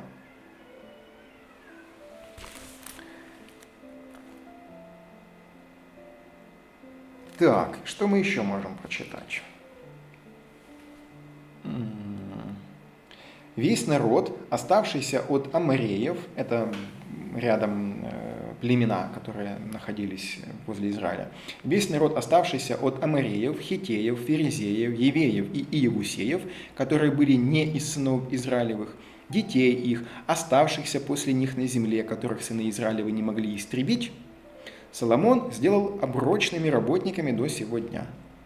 Сынов же Израилевых Соломон не делал работниками, но они были его воинами, его слугами, его вельможами, его военачальниками и вождями его колесниц и его всадников. Дочь фараонова перешла из города Давидова в свой дом, который построил для нее Соломон. Потом построил он Мило. И приносил Соломон 3 раза в год все сожжения и мирные жертвы на жертвеннике, которые он построил Господу, и курение на нем совершал пред Господом, и окончил он строение дома. Тут еще такое вкратце указание говорится о том, что сделал Соломон с теми народами, которые были истребляемы постоянно, в том числе и его отцом Давидом, который был царем-завоевателем. Он их перестал убивать, перестал их истреблять, он их сделал оброчными работниками, то есть, что имеется в виду? Платить оброк – это не рабство, это имеется в виду, что ты работаешь на своей земле, но ты будешь платить налог, будешь платить дань, мзду, как называете, как хотите, так это и называйте. Суть в том, что эти люди остались там, где они были, на своих местах, но для того, чтобы они могли, грубо говоря, там быть в мире с Израилем, они должны были просто платить налог. А из своих жителей, имеется в виду израильтян, он такими как бы не притеснял, да, если так можно сказать. То есть ничего подобного с ними не случалось. Наоборот, он их назначил воинами, слугами, вельможами, военачальниками, вождями колесниц и т.д. и т.п. То есть такие более какие-то были престижные профессии, так можно сказать. Я не думаю, что прям абсолютно все могли так или иначе как-то ютиться возле царского дворца, но не говорится о том, что они были обложены каким-то оброком. И одно и второе о чем может сказать? Во-первых, о том, что благоденствие и процветание Израиля действительно было на высоком уровне в те времена. Во-вторых, это может говорить об установлении мира с соседними народами. Они не были истребляемы дальше, они не были изгоняемы из своих земель, не продолжалось расширение, они могли оставаться там, где они есть, только с тем, чтобы быть работниками, условно говоря, как некими вассалами и платить дань Соломону. Также говорится о том, что дочь фараона перешла из дома Давида, его отца, потому что они жили там до этого, перешла в храм, перешла в дом, который построил Соломон, как там написано? Для нее он построил. Не для себя, а для нее. Мы к этому еще вернемся чуть попозже. Дальше говорится о том, что он был очень прилежный в том, чтобы исполнять все сожжения, курения, жертвоприношения Господу. Когда-то, может быть, отдельно мы поговорим о жертвоприношениях и о проливании крови, и вообще для чего это, и что это, и как это, и почему. Просто воспринимайте пока это как данность того времени, что вот необходимо было убивать животных, проливать кровь их невинную для того, чтобы это было угодно богам, Богу, имею в виду Всевышнему, либо богам, которые были рядом. То есть аналогичная практика была рядом у других племен. Вот все, что мы читали, Аморреи, Хиттеи, Ферезеи, Егусеи, и филистимляне, египтяне, то есть все выглядело аналогичным образом. В разрезе жертвоприношений с той лишь разницей, что отличалось количество богов. Пропускаем мы моменты. Вот давайте мы еще почитаем теперь о богатстве Соломона. А в золоте, которое приходило Соломону в каждый год, весу было 666 талантов золотых. Это очень много золота. Где-то дальше, по-моему, там будут данные, это просто измеряется тоннами. Если честно, ученые, исследователи современные сомневаются в том, было ли так, либо это было число символическое, 666 названо, да, вот 666 талантов золота, как некая невообразимая сумма, столько, сколько невозможно сосчитать, просто золото было немерено. Сверх того, что получаемо было от разносчиков товара, и от торговли купцов, и от всех царей аравийских, и от областных начальников. То есть это золото, которое извне куда-то привозилось, это было кроме того, что и так платилось здесь внутри в государстве. Или ближайшие какие-то соседи платили. И сделал царь Соломон 200 больших щитов из кованого золота. По 600 сиклей пошло на каждый щит. И 300 меньших щитов из кованого золота. По 3 мины золота пошло на каждый щит. И поставил их царь в доме из ливанского дерева. Имеется в виду в своем доме. И все сосуды для питья у царя Соломона были золотые. И все сосуды в доме из ливанского дерева, кстати, а может ливанское дерево, это имеется в виду и храм, коль он был обшит ливанским кендром весь внутри, возможно, я тут ошибаюсь, возможно, это речь идет о храме. И все сосуды для питья у царя Соломона были золотые, и все сосуды в доме из ливанского дерева были из чистого золота. Коль идет разграничение, то, скорее всего, ливанский дом имеется в виду все-таки храм. Из серебра ничего не было, потому что серебро в дни Соломоновы считалось ни за что. Ибо у царя был на море фарсийский корабль с кораблем Хирамовым. И в 3 раза в год приходил фарсийский корабль, привозивший золото, серебро, слоновую кость, обезьян и павлинов. То есть такой диковинный товар из какой-то заморской страны. Страна эта дальше называется... Где же она? Ор, по-моему. Ладно. Царь Соломон превосходил всех царей земли богатством и мудростью. И все цари на земле искали видеть Соломона, чтобы послушать мудрости его, которую вложил Бог в сердце его. И они подносили ему каждый от себя дар: сосуды серебряные, сосуды золотые, одежду, оружие, благовония, коней, мулов каждый год. И набрал Соломон колесниц и всадников. Тоже момент запомните. У него было 1400 колесниц и 12 тысяч всадников. И разместил он их по колесничьим городам и при царе в Иерусалиме. И сделал царь серебро в Иерусалиме равноценным с простыми камнями, а кедры по их множеству сделал равноценными с сикаморами, растущими в низких местах. Коней же царю Соломону привозили из Египта и из Кувы. Царские купцы покупали их из Кувы за деньги. Колесницы из Египта получаемые и доставляемые были за 600 сиклей серебра, а конь за 150. В общем, речь идет о чем? О богатстве и о торговле. Здесь слышно о том, что это все богатство получаемо не путем завоеваний. Это все происходит в мирное время путем того, что идет торговля. Напоминаю, что он находится между Египтом и между... Забыл этих людей, эту народность. Это царство. Финикийское, по-моему. И говорится о том, что у него и корабль был наряду с кораблем Хирамовым. Помните Хирам, у которого он брал, с ним еще его отец Давид сотрудничал, и он брал у него золото, медь, людей, кедры, все он оттуда возил. вот у него был корабль, который ему доставлял эти товары. Там идет о золоте, о слоновой кости, обезьянах, павлинах, даже такие вот диковинные штуки ему привозили в израильские государства. Серебро было не в цене, оно было на уровне с обычными камнями. Кубки для питья, что в храме, что в его доме, были только из золота. И речь идет о постоянной торговле, о том, что были у него колесницы, всадники, лошади, указываются конкретные цены на колесницы, на лошади, где он что покупал, кому что он что продавал. Находилось израильское государство между Египтом, я уже сказал, да, и вот этим вот, нет, это не финикийское было, как же оно называлось? Ладно, я сейчас буду долго искать. Фарсийское. Ладно.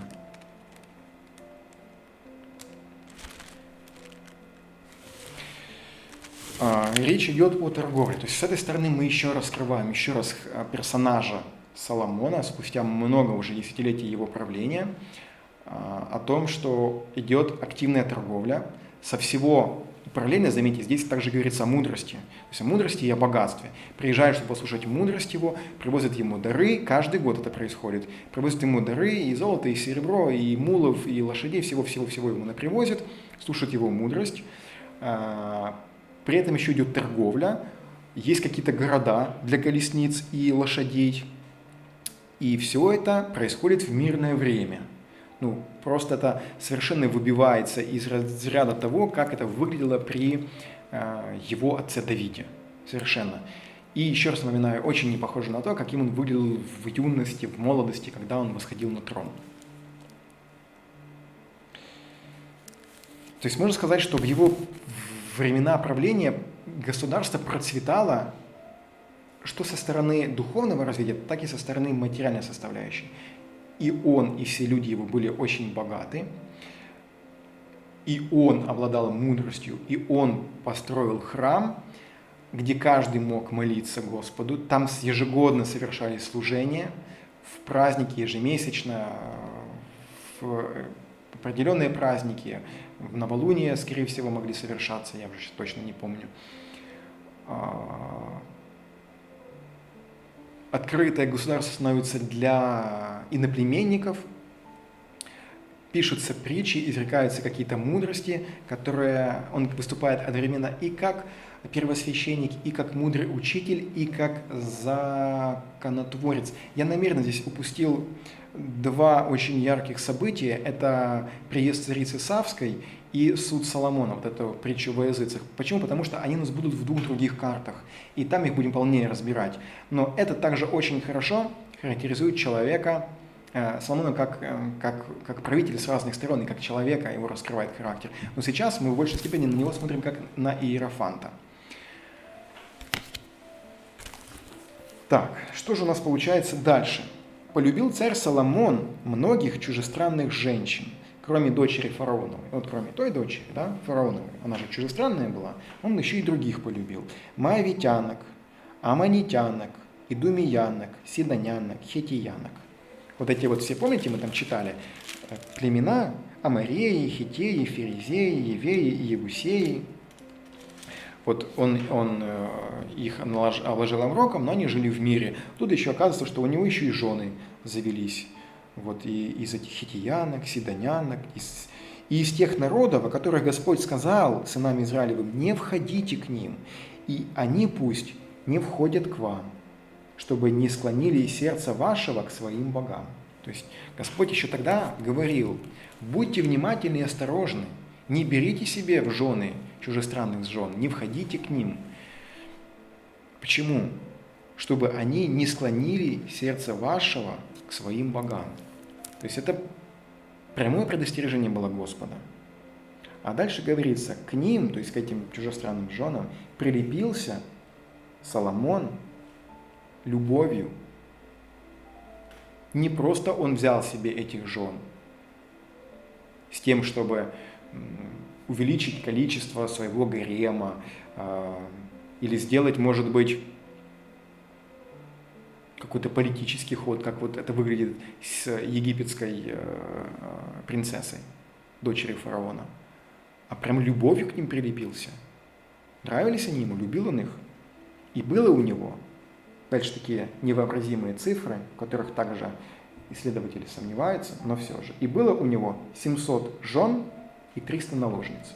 То есть круглая цифра, 1000. Там, можно сказать, неисчислимое число. И развратили жены его сердце. Развратили жены его сердце его. Во время старости Соломона жены его склонили сердце его к иным богам, и сердце его не вполне предано Господу Богу своему, как сердце Давида, отца его. И стал Соломон служить Астарте, божеству Сидонскому, и Милхому, мерзости Аммонитской. И делал Соломон неугодное пред очами Господа, и не вполне последовал Господу, как Давид, отец его. Тогда построил Соломон капище Хамасу, мерзости Моавитской, на горе, которая перед Иерусалимом, и Молоху, мерзости Аммонитской. Так сделал он для всех своих чужестранных жен, которые кадили и приносили жертвам своим богам. Что происходит? На старости лет Соломон берет себе огромное количество жен из иноплеменных, и как и предупреждали заранее еще отцы, что это придет к тому, что они совратят сердце его. Они, невозможно, да, то есть любить этих жен и так, чтобы, да не построить какое-то капище какому-то божку очередному, да не сделать храм, может быть, Астарте, или какой-то культ поклонения. Не только разрешить это женам делать, но и самому в этом всем погрязнуть. И получается так, что вот это его человеколюбие, вот эта его открытость, вот эта вот вся его «приходите в наш храм, молитесь Господу, Господь услышит вас, услышит ваши молитвы», вот эта любовь к иноплеменным, его любовь и открытость государства, мудрости, которые приезжали слушать другие правители, открытость границ, и в итоге открытость и его самого приводит к тому, что и он на старости лет начинает поклоняться чужестранным богам. То есть не только допускается такое идолопоклонство внутри государства, но и он сам, в отличие от Давида, который был таким воинствующим, но ничего подобного с ним не случилось, в отличие от Соломона. И мало того, он еще и строит какие-то сооружения для этого. Единственное, что здесь говорится, что не то, чтобы он вообще предал, да, а как будто бы и вашим, и нашим. То есть говорится, что и сердце его не вполне предано Господу. Это единожды сказали, а потом снова повторили, что... В общем, дважды это было сказано. И что дальше говорится? «И разгневался Господь на Соломона за то, что он уклонил сердце свое от Господа Бога Израилева, который 2 раза являлся ему, и заповедал ему, чтобы он не следовал иным богам, но он не исполнил того, что заповедал ему Господь. И сказал Господь Соломону: за то, что так у тебя делается, и ты не сохранил завета моего и уставов моих, которые я заповедал тебе, я отторгну от тебя царство и отдам его рабу твоему. Но в дни твои я не сделаю сего ради Давида, отца твоего, из руки сына твоего исторгну его. И не все царство исторгну, одно колено дам сыну твоему ради Давида, раба моего, и ради Иерусалима, который я избрал». Что происходит? Конечно, разгневался Господь на все то, что сделал на старости лет Соломон, на то, что он не был вполне предан, как заповедал ему во 2 сне Господь, когда он сказал, что вот если вы будете преданы, то будет царство вовеки. Только вы отступите, станете другим богам поклоняться, я и храм этот отвергну, и вы не будете моим народом. И вот он сейчас ему об этом и говорит, и напоминает, что тогда же в молодости, помнишь, да, я же тебе являлся, Все же было хорошо и замечательно. Ну зачем вообще, для чего это было? Ну что тебе? Мало одного Бога, для чего вообще вот это все капища? Для чего ты пошел на поводу у своих жен? Вообще для чего ты их изначально брал, если я предупреждал, что они могут склонить твое сердце к мерзости чужих стран? Для чего было это все делать? Единственное, что он говорит, что из-за милости к Давиду я не сделаю этого сейчас с тобой, ты мирно проживешь, не случится этого с тобой сейчас, а вот с сыном твоим, с твоим потомком это случится уже. Но не совсем прям с самим царством. Одно колено оставлю, а все остальные колени заберу.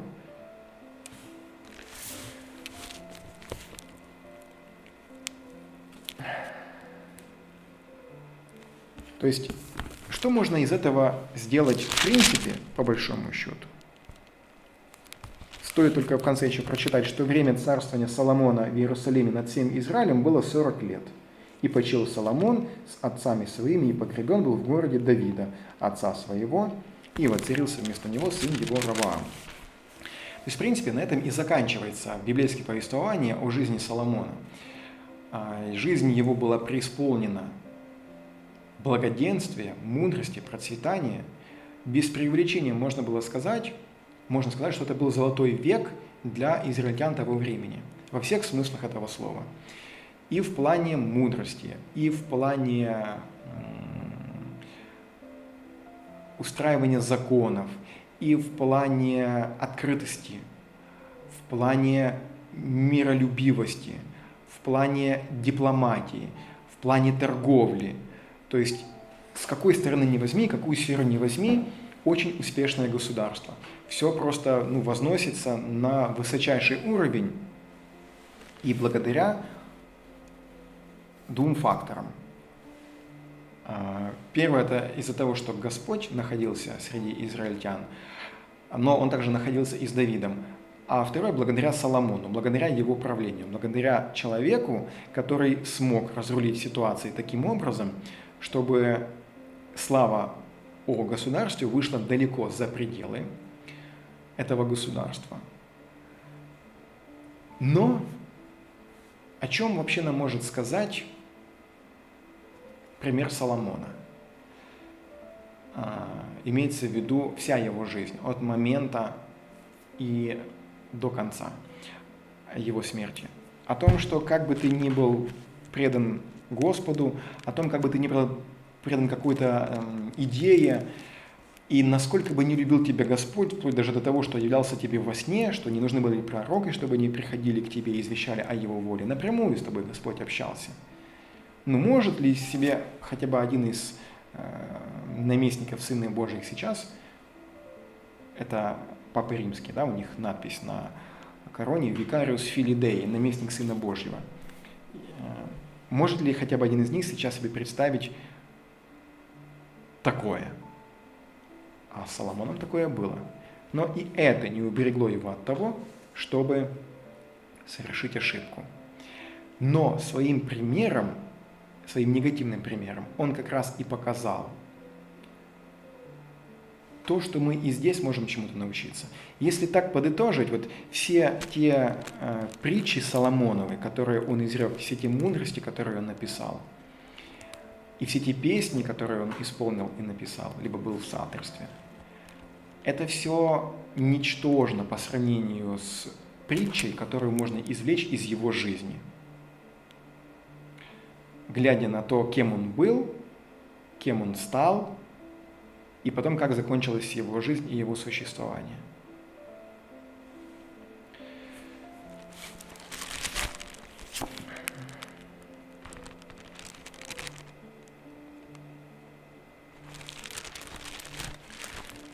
Так, что я хотел на это все сказать. По таймингу у нас уже 2 часа идет, но у меня есть еще что вам рассказать. Давайте так немножко отвлечемся сейчас и перейдем на какие-то интересности, которые я нашел. Вот, кстати, я себе записал вопрос, и я на него, в принципе, уже ответил, почему Соломон остался великим учителем даже после того, как отрекся от Господа. Я сказал, да, почему он остался великим учителем. Потому что его пример собственной жизни и является тем великим, если хотите, учением, тем назиданием, тем негативным, но примером, который можно извлечь, исследуя его жизнь. Альтернативная версия жизни Соломона, ну вот о ней мы и поговорим. Соломон и алхимия, вот прям личность в этом плане овеяна легендами. Я ничего правдоподобного не смог нарыть в этом отношении. Не скажу, что не существует, возможно, не попалось, а возможно, мало времени было на это. В будущее, если так будет угодно, то я смогу больше получить информации об этом, и, возможно, и с этой стороны мы посмотрим на Соломона. Не зря же там говорилось о том, что вот он прям и о птицах знал, и о деревьях, и такой мудрый человек, и чтобы не разбирался в алхимии, вот вполне может быть, тем более вспоминая о Гермесе трижды величайшем, который произошел из Египта. Так много общего между израильским государством и египетским царством, что вот стоит в будущем посмотреть на это. Что это вообще за цифры на экране? 1011, 967, 928, 1011 – это дата рождения Соломона. 967 – это дата, когда он пришел на трон. 928 – его, в общем-то, время, дата смерти, или когда он сошел с трона, ну, по причине своей смерти. Прожил он 83 года, и 39 лет он был на престоле. Если мы помним, 20 из них он занимался строительством. Да. Вот стоит почитать книгу Рольф Бейер «Царь Соломон». Рекомендую. Интересная и, в принципе, альтернативную версию, не то что альтернативная, она не совсем альтернативная, она также основана на Библии, и Рольф Бейер здесь, точнее, не он по моим стопам, а я по его, да, ибо книга была написана намного раньше, но имеется в виду одна и та же методика. Поскольку данные очень скудны, их очень мало, то нужно уметь читать между строк, сопоставлять разные части Библии.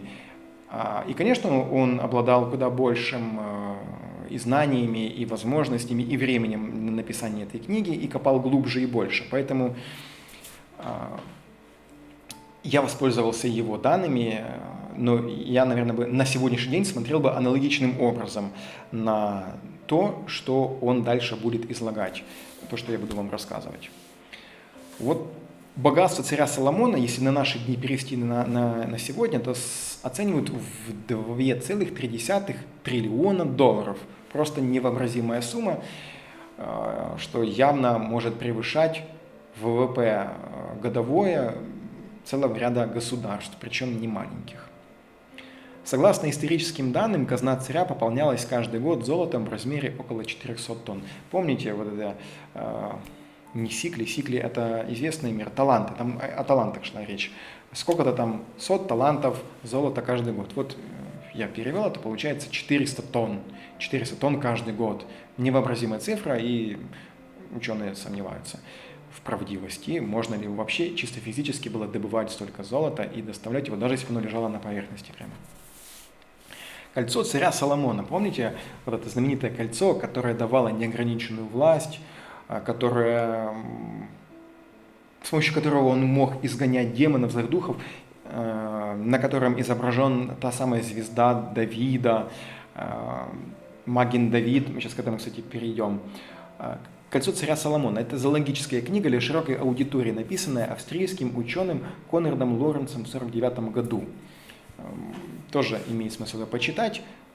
Я ее не стал читать, она, вот, я так понимаю, в большей степени как раз и может раскрыть Соломона с точки зрения его знаний об анатомии, о биологии, о зоологии и так далее.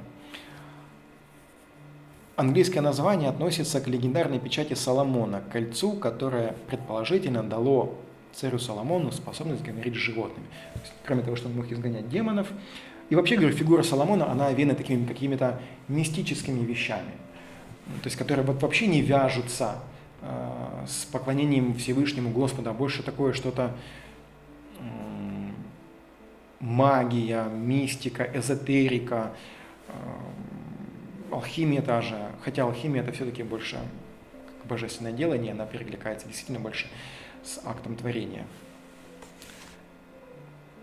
Мифология и значение. Давайте, наверное, значение вот в самую последнюю очередь уже, так, чтобы оно в голове у нас осталось, закрепилось. А сейчас давайте все-таки вот как раз больше поговорим о мифологии, а потом биографию. Да, давайте мифологию. Мифология, да, то есть такое что-то не совсем может быть правдоподобное, что ли. Согласно древним легендам, после всемирного потопа, погубившего высокоразвитое государство Атлантиду, человеческую цивилизацию пришлось выстраивать заново. Тут уже, как говорится, кто до каких артефактов добежал, кому что в руки попало, тот и быстрее стал развиваться. По мере развития нового общества люди находили останки прошлой культуры, имеется в виду Атлантиды, среди которых были также и технологические достижения. Имеется в виду какое-то оборудование, станки, технологии, строительство, если хотите, пирамид, каких-то храмов. И, в общем, все то, что могло быть достигнуто людьми только с течением времени, с течением какого-то научно-технического прогресса, как бы сегодня выразились. Полученные знания и артефакты дорого оценивались, поскольку они способствовали прогрессивному развитию тех государств, которые их приобретали. То есть представьте на секундочку, что на сегодняшний день в руки какого-то из государств попадают внеземные технологии, типа летающие тарелки, или возможности телепортации, или возможности телекинеза, или возможности читать чьи-то мысли. Вот все то, о чем нам сейчас, раньше с книг, а сейчас с экранов телевизоров нам вещают, представьте, что такие технологии, они попадают от неземных цивилизаций к какому-то государству. Насколько это другое государство может вырваться вперед? Несоизмеримо, согласитесь, да? Представьте, там появляется какая-то болгарка, кто знает, да, болгарка, которая там можно резать металл, камень, которая работает там с помощью алмаза. И вот можно, как те самые древние инки, вот так вот просто разрезать скалы и выкладывать какие-то большие сооружения. Или перемещать с помощью какого-то экзоскелета, предположим, тяжестью несколько тонн с помощью сил одного человека. В любом случае, как бы там ни было, любые технологии, которые достались либо от прежних, более развитых цивилизаций, либо от внеземных цивилизаций, оцениваются просто как Божий дар. И то государство, которое смогло их освоить и усвоить и применить, оно просто вырывается вперед. Вследствие этого возникла потребность передавать их таким образом, чтобы все знания оставались в тайне от простых, не приближенных к управлению государством людей. Понятное дело, да? Нельзя такие технологии давать обезьяне, иначе она будет как граната, как обезьяна с той самой гранатой, в смысле. Трактат «Ключи Соломона», есть такой трактат, среди правителей был принят запрет о письменной фиксации знаний. Всю информацию передавали из уст в уста, то есть такого рода, как тайная ординашная, да, выглядит. Царь Соломон был первым предводителем, который зафиксировал все накопленные эзотерические знания из разных традиций в письменном виде. Из известных трудов царя до нас дошел его трактат «Ключи Соломона». Малый ключ состоит из 5 разделов, один из них Гаэтия описывает 72 демона, которые в нынешней науке принято считать человеческими гормонами. Эти бумаги приобрели популярность за счет оригинального способа чтения информации. Для удобства восприятия некоторая часть сведений в рукописи прорисована схемами и знаками. Чем-то напоминает нам либо же египетские иероглифы, либо же, например, символы, которые очень часто можно встретить у алхимиков. Когда только посвященные в узкий круг, только люди, члены ордена, могли понять вообще, что там изображено, что там показано, что за зеленый лев, что за павлин с хвостом, что за белый лебедь. То есть все вот такие какие-то вещи, они были только для особо посвященных. И вот как раз и речь идет о том, что вот эти вот данные с Соломоном были собраны и впервые записаны, но в определенной образной символике.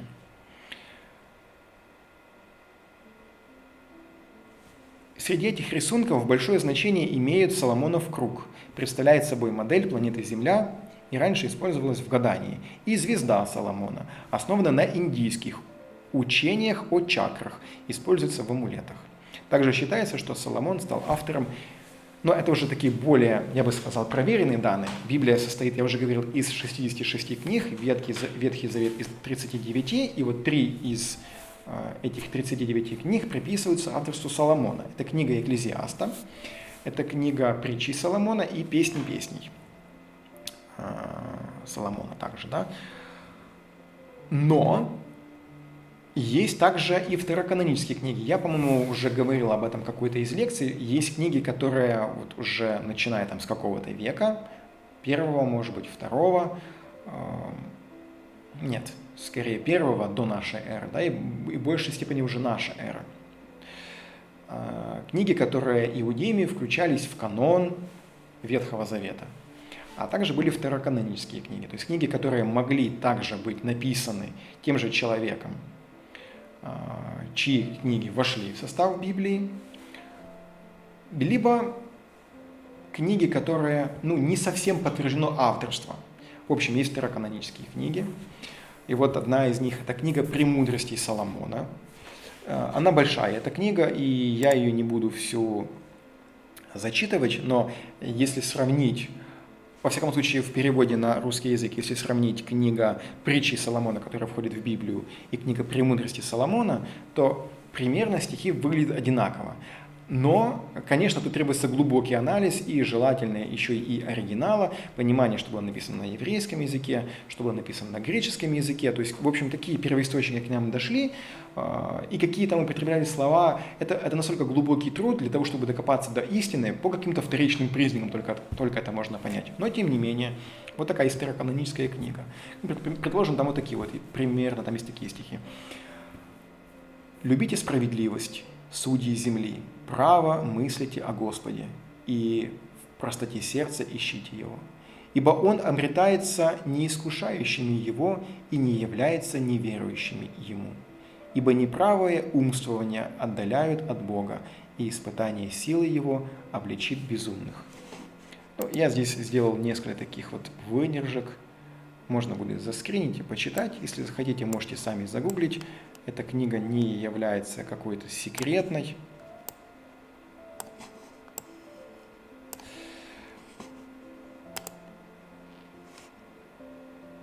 Насчет Маген Давид, да, вот та самая звезда Давида шестиконечная, вот этих два равнобедренных, равносторонних треугольника, которые, смещаясь друг на друга, наезжая друг на друга, образуют ту самую звезду. И сейчас этот же знак изображен на флаге государства израильского. Также это уже достаточно долгое время отождествляется с евреями. Но было ли так всегда? Вот речь идет о том, что еще 1000 лет назад шестиугольная звезда была интернациональным знаком. Она встречалась на ранних христианских амулетах и в мусульманских орнаментах под названием «Печать Соломона».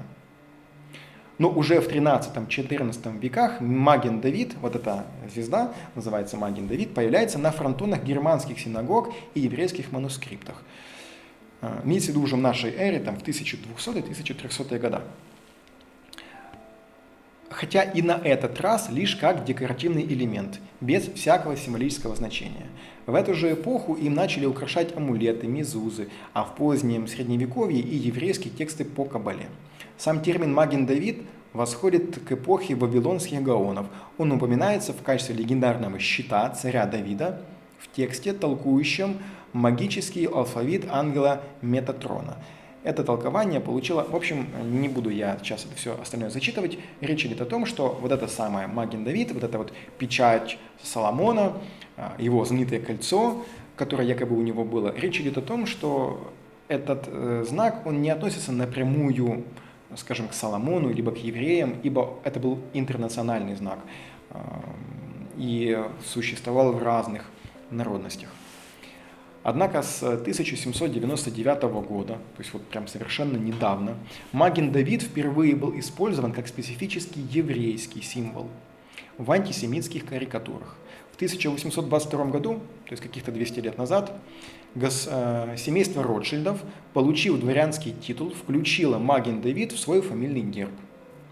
В 1840 году поэт-выкрест Генрих Гейне начал ставить этот знак вместо подписи под своими статьями в немецкой газете Augsburger Allgemeine Zeitung. Первый сионистский конгресс, так, все, загуглите, в смысле заскриньте, и потом это все можно будет прочитать. Я это все к чему? И это все у печати Соломона, и это все о том, как часто этот символ встречается и что он может означать в более глобальном, широком смысле. Вот такая вот интересная гравюра есть. Здесь видно по всему, что образуется вот та самая звезда Давида, тот самый Маген Давид. Выглядит это как два старика, один черный, второй белый, которые друг с другом скрещиваются. Если рядышком протянуть, посмотреть вторую гравюру, выглядит она также с изображением этой самой звезды Давида. Видим здесь Уроборос, обозначение планет. Также, судя по всему, это тетраграмматон. Я вот смотрю, похоже на еврейское имя Бога, Яхве. И в вершинах этой звезды и два символа за ними относятся так или иначе к обозначению планет и на сегодняшний день тоже к алхимии.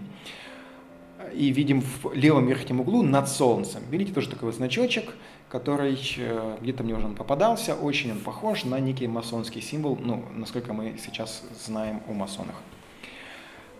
Что этот символ обозначает в таком глобальном широком смысле?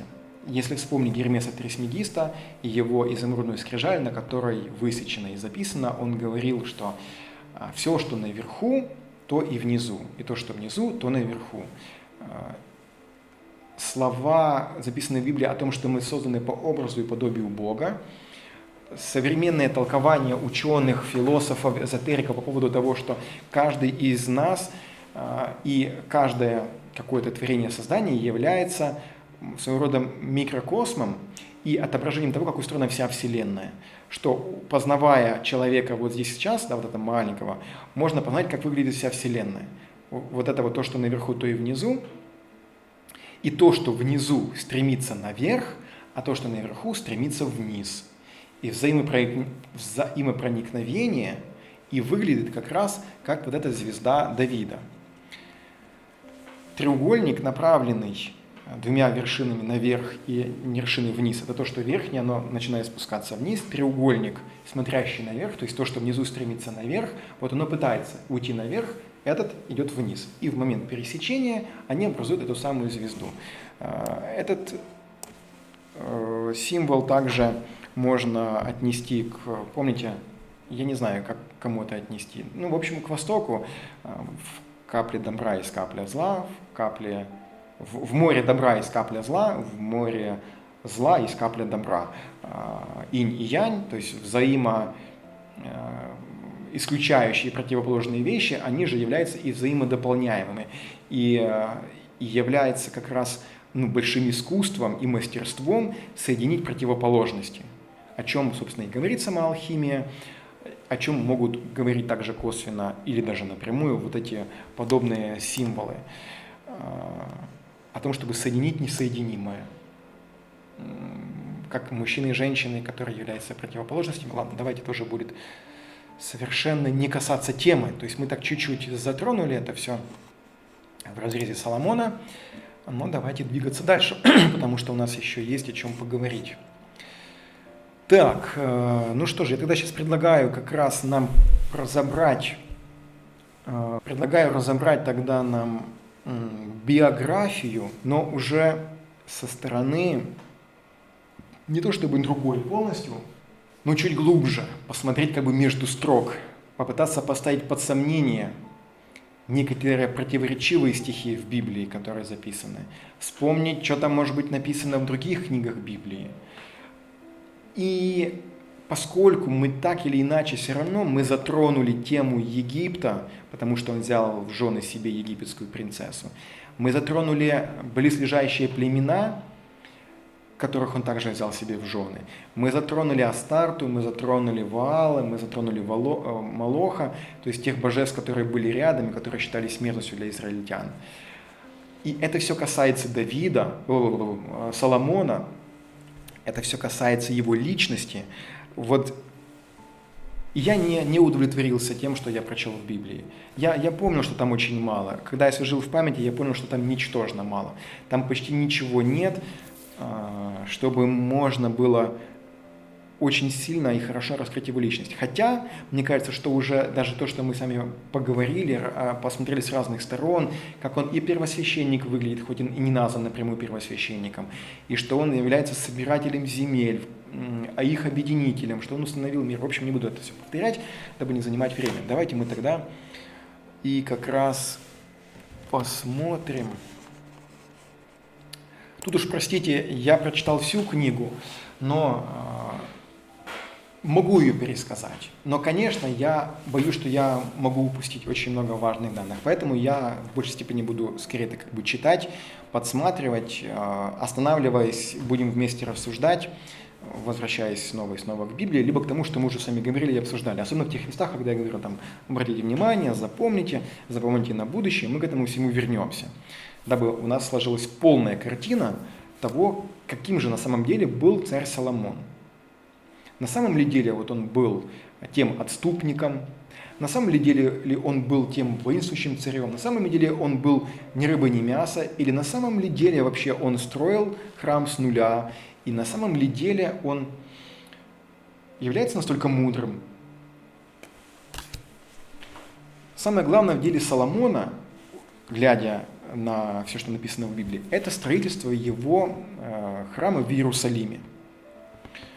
Олицетворяет один из важнейших символов человеческих надежд и стремлений того времени.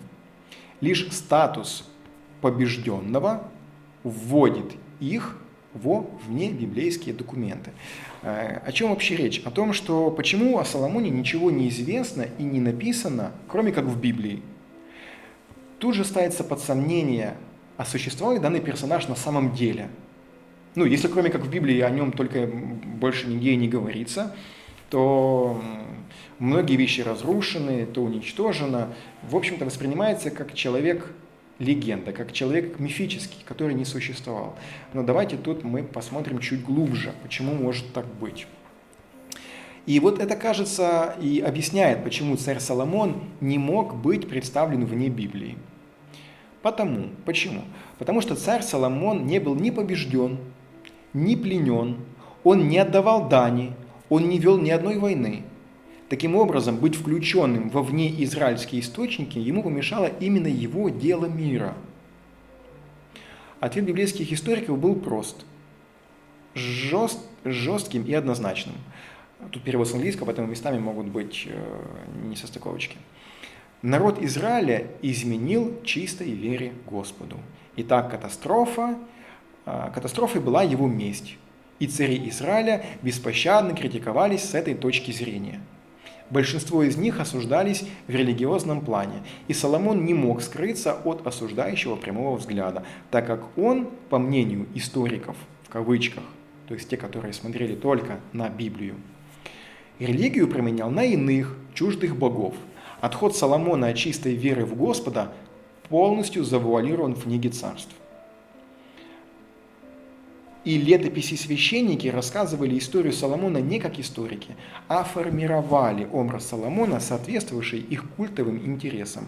Разношерстный характер источников, странные умолчания, обрывки в тексте и противоречия в библейских преданиях – вот это как раз и является нашим шансом. То, что я говорил, прочитать между строк. Все указывает на то, что у библейских рассказчиков был в распоряжении обширный материал, намного шире и больше, чем они сказали, которые они брали, перерабатывали и трактовали. Много из старых сведений было упущено. Хочу сейчас сразу сказать, потому что не уверен, будет ли это в будущем упоминаться. Дело в том, что книга Царств, все книги Царств и книга Паралипоменон, это как летопись, они были написаны много лет спустя, после правления Соломона, 300-400 лет. Не 30, 40, не 50, 60, не 100 лет, 300-400 лет. О чем это говорит? О том, что необходимо было сформировать определенный образ не только Соломона, но и всех царей. Всех царей, которые, вот о чем сейчас говорит автор, о том, что была такая прямая параллель. Вел себя хорошо, слушался Господа, все было с тобой хорошо. Только плохо, вот все, что плохое с тобой происходило, только по одной единственной причине – нарушал заповеди Бога. Вот больше ничего. Это единственная была причина, почему с тобой могло такое случиться. Не случилось с Соломоном, но об этом чуть позже, да? С Соломоном не случилось, но вот должно было случиться.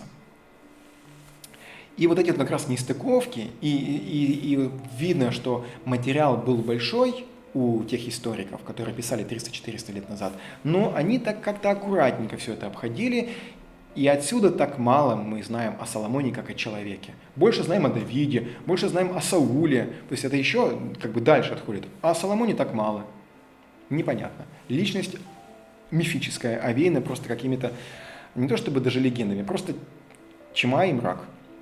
Библейский автор указывает на то, что прочие события Соломоновы и все, что он делал, и мудрость, и его описаны в книге дел Соломоновых. На записи Нафана пророка и пророчества Ахии, Силамлянина, и видение прозрелица Иаиля о Иеровааме, в которых о Соломоне говорилось больше и по-другому. Да, я еще не найдя эту книгу, но читая стихи, я понимаю, что это то, что надо. Дайте мне вот эти записи Нафана, пророка, который осуждал Соломона после того, когда он обратился к чужеродным богам. Я искал и как второканонические книги, но любое упоминание Нафана, пророка, сводилось только к тому, что можно найти в Библии, больше ничего. И тут и говорит автор, эти источники, которые следовало бы отнести непосредственно к временам Соломона, к сожалению, утрачены. Ибо это были современники Соломона, а книга Царств, как я уже сказал, написана много лет спустя. То, что дошло до нас, более поздние исторические произведения, где перерабатывался старый материал. Но многое из того, что больше не отвечало интересам повествующего, упускали. Идеализировало его в блеске и славе, наивно восхищались его богатством, прославляла его мудрость, строительство храма превращало в символ исполнения надежд, хотя храм и разрушен в итоге до основания. Может быть, в простом понимании содержится больше правды, чем в ученых трудах, где только и поддерживаются недостатки царя. Как всякий сын, Соломон должен был относиться и к тому, что отец и мать отяготили его заветами, влиянием и возможностями. Наследство Соломона было не из легких, так как образы отца-убийцы и матери-прелюбодейки огромным камнем давили на него. И вот здесь, в принципе, мы сейчас с вами вернемся снова в начало того, как выглядит Соломон от момента его рождения, даже несколько за какое-то время до этого. Родители Соломона, Давид и Версавия, подмена царя. Вот тут я сделал только сносочку и перескажу своими словами. Помните событие, когда первый сын Версавии и Давида был убит?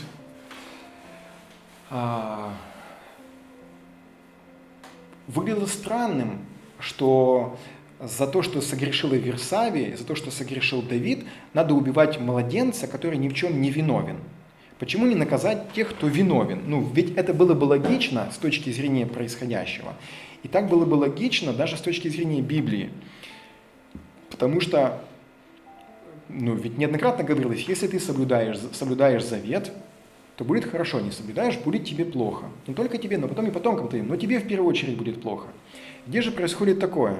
Приходит пророк, осуждает Давида, говоря о том, что все стало Господу известно, о том, что ты совершил с Версавией и с Урией, и мужем ее, что ты его убил. И за это будет умерщвлен младенец. Давид, если, как вы помните, покрывается трауром, он идет молиться Господу о том, что он его простил, и т.д. и т.п. И все это воспринимается как то, что он сейчас в трауре из-за болезни младенца. И слуги так тоже думают. А в итоге, как только младенец умирает, он такой радостный, весь счастливый, говорит, мол, если бы Господь отменил свое решение, то это означало бы, что он меня не простил. А коль он забрал младенца, значит, он меня простил. Грех снят. Все, я перед Господом чист. А коль младенец уже умер, то что о нем плакать? Умер и умер. Все, его уже не воскресишь. Примерно вот такой вольный перевод, я бы сказал. Пересказ, точнее. И вот тут мы как раз и приходим к подмене царя. Это было такое понятие не только в иудейском государстве, но и в соседних государствах, и ранее, и позднее, в том числе и в египетском царстве, в том числе и в израильском позднее, когда для того, чтобы принять какие-то грехи, в определенное время вместо царя садилась подмена на его трон. Это мог быть кто-то из иноплеменных, кто-то из рабов, кто-то из преступников. В общем, человек, которого было не жалко. Иногда даже использовалось изображение царя. Например, это могло быть либо в дни какой-то немилости, после какого-то согрешения, прегрешения. Также это было в дни солнечного затмения или каких-то там особых дней, связанных с Луной и Солнцем. В общем, которые считались, что в эти дни будет немилость государю, и надо было принять вину кому-то другому. Вот это и называлось подмена царя. Так вот, с младенцем случилось то же самое. Давид, зная об этом всем, потому что это существовало уже до него, он это воспринимает как то, что кто-то другой примет на него его грех и Версавии. И хорошо, что это невинное дитя. А тут мы еще можем и отнести это все к жертвоприношениям. Почему жертвы приносились животных? Ибо они невинны в грехах людей, и кровь, проливаемая их, была невиновна. Только невиновные могли взять грех на себя виновного. С ребенком получается то же самое. Он берет на себя грех. Это и есть подмена царя. Вот такой важный момент. И это открывает нам полнее Давида, что ли, да, родителя Соломона. Что может означать двойное имя? Помните, что Соломону дается двойное имя. Одно имя – это Соломон, а второе имя – это Иедидия. Оба имени, они что-то обозначают. «Ибо младенец родился нам, сын дан нам, владычество на раменах его, и нарекут ему имя чудный, советник, Бог крепкий, Отец вечности, князь мира». Эти все слова относятся к Иисусу Христу, который должен будет родиться в будущем. И неоднократно титульные имена, либо несколько имен, они вкладывают огромный смысл в то, что человек должен сделать в будущем. Я не зря здесь оставил, там были другие примеры, только пример с Иисусом Христом, ибо Он пришел на землю совершить большое дело. И все Его имена, они должны были включать в то, что Он должен будет исполнить. И чудный, и советник, и Бог крепкий, Отец вечности, князь мира. Сейчас нам как несколько преуменьшены значение слова, значение того, что... Вот знаете, о чем сейчас могу сказать? Помните вот это вот пример, когда пока бьют куранты, нужно успеть написать на листочке бумажки свои пожелания, сжечь, превратить это в пепел, бросить в бокал с шампанским и выпить. Вот эти написанные слова и определенный ритуал, который мы проводим. Вот, кстати, это все очень выглядит язычески, не правда ли, да? Ну, совершенно не соответствует какому-то христианскому Богу. Но, тем не менее, мы в такие вещи, кто-то верит, кто-то нет, но тот, кто верит, он их выполняет. И вот древние люди отдавали большое значение слову, особенно тому, как называли человека. Помните еще одну пословицу: как ты яхту назовешь, так она и поплывет. Какое ты имя дашь человеку, такое, он понесет бремя, если хотите, он понесет честь такую, если потребуется, как случилось с Иисусом Христом, и как случалось ранее с фараонами, например, которым давали также двойные или тройные имена. Возвращаемся к Соломону. Одно из титулованных имен, князь мира, это бы об Иисусе Христе, должно нас особенно заинтересовать, так как однозначно возвращает к Соломону. Соломон в переводе – это миролюбивый. Да, Иисус Христос – князь мира, а Соломон – миролюбивый. Кстати, уже на основании того, что мы прочитали сами ранее в Библии, да, то, на что я пытался обратить внимание, мне уже даже тогда показалось, читая вот все управление Соломона и вспоминая, каким были правители до него и после, он вообще выбивался из всей когорты. И он действительно выглядел больше как не ветхозаветный правитель, а как новозаветный, как но как человек, живший больше во времена Иисуса Христа. Вот прямо какой-то демократией, какой-то свободолюбием, какой-то открытостью. Все было пронизано его правлением, его притчи, его слова, его молитва, в конце концов, которая была обращена к израильтянам и чужестранным народам. Все было таким вот просто пропитано Новым Заветом. В его ветхом написано «око за око, зуб за зуб», а Иисус Христос говорил: «Тебя ударили по левой щеке, ты подставь в правую, и возлюби врагов своих, как самого себя», если я ничего не путаю. Нет, ближнего своего, как самого себя, а врагов возлюби. Но по поводу любви к врагам тоже что-то было. В общем, вот очень похож. А между ними, на секундочку, разница в 1000 лет. Князь мира возвращает нас к имени Соломон. Соломон миролюбивый. А придворный пророк Нафан Нафан имеется в виду пророк при рождении Соломона, называл его Иедидия. Это переводится по слову Господа. Получается, в итоге у этого царя будущего двойное имя. Иедидия – Соломон. То есть по слову Господа и миролюбивый. Получается так, что двойное имя исполняет обязанности знака надежды, в том числе, что должно слиться то, что разделено, соединиться то, что принадлежит друг другу. Хананейские и израильские колена. Они скрывают, повторим еще раз, прелюбодеяние матери и убийство отца. Они хотят также увековечить политические деяния царя, объединение израильских племен в Иерусалимское царство. Они указывают далеко в будущее. Пророк Исаия о Иисусе Христе говорит о мессианском царстве мира, которое нашло воплощение в имени Соломона, в князе мира.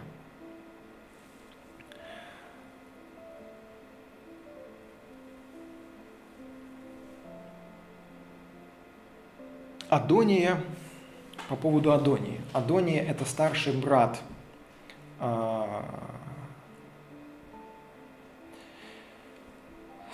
Соломона. Я просто мысленно еще остался в имени Соломона и Едидия, и думаю о том, стоит ли мне здесь что-то еще добавить или нет. В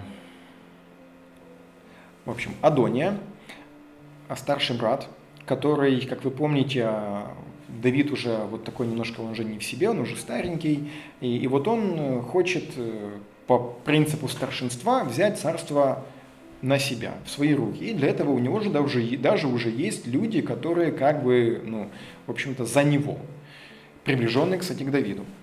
Адония вынужден признать себя побежденным. Его преждевременная попытка возвыситься потерпела крах. Помним, да? Там мы читали, нет смысла сейчас возвращаться. Во время всей этой борьбы Соломон представляется удивительно бесцветным. Я уже говорил, да, ни рыба, ни мясо. Будто бы он и сам не получил ничего от предприятия Адонии. То есть как будто бы вот то, что Адония попытался сделать этот фальшстарт, попытался сделать себя царем, как будто бы вообще Соломону это вообще по боку, да? Как будто бы и не он потом в итоге взошел на престол. То есть совершенно какая-то безразличность. Нет никакой инициативы от него. Он даже не садится сам на мула. В большей степени там, его сторонникам приходится его усаживать. Соломона подталкивают к престолу и сажают на него другие. Налицо таким образом слабое восхождение, не предвещающего ничего хорошего.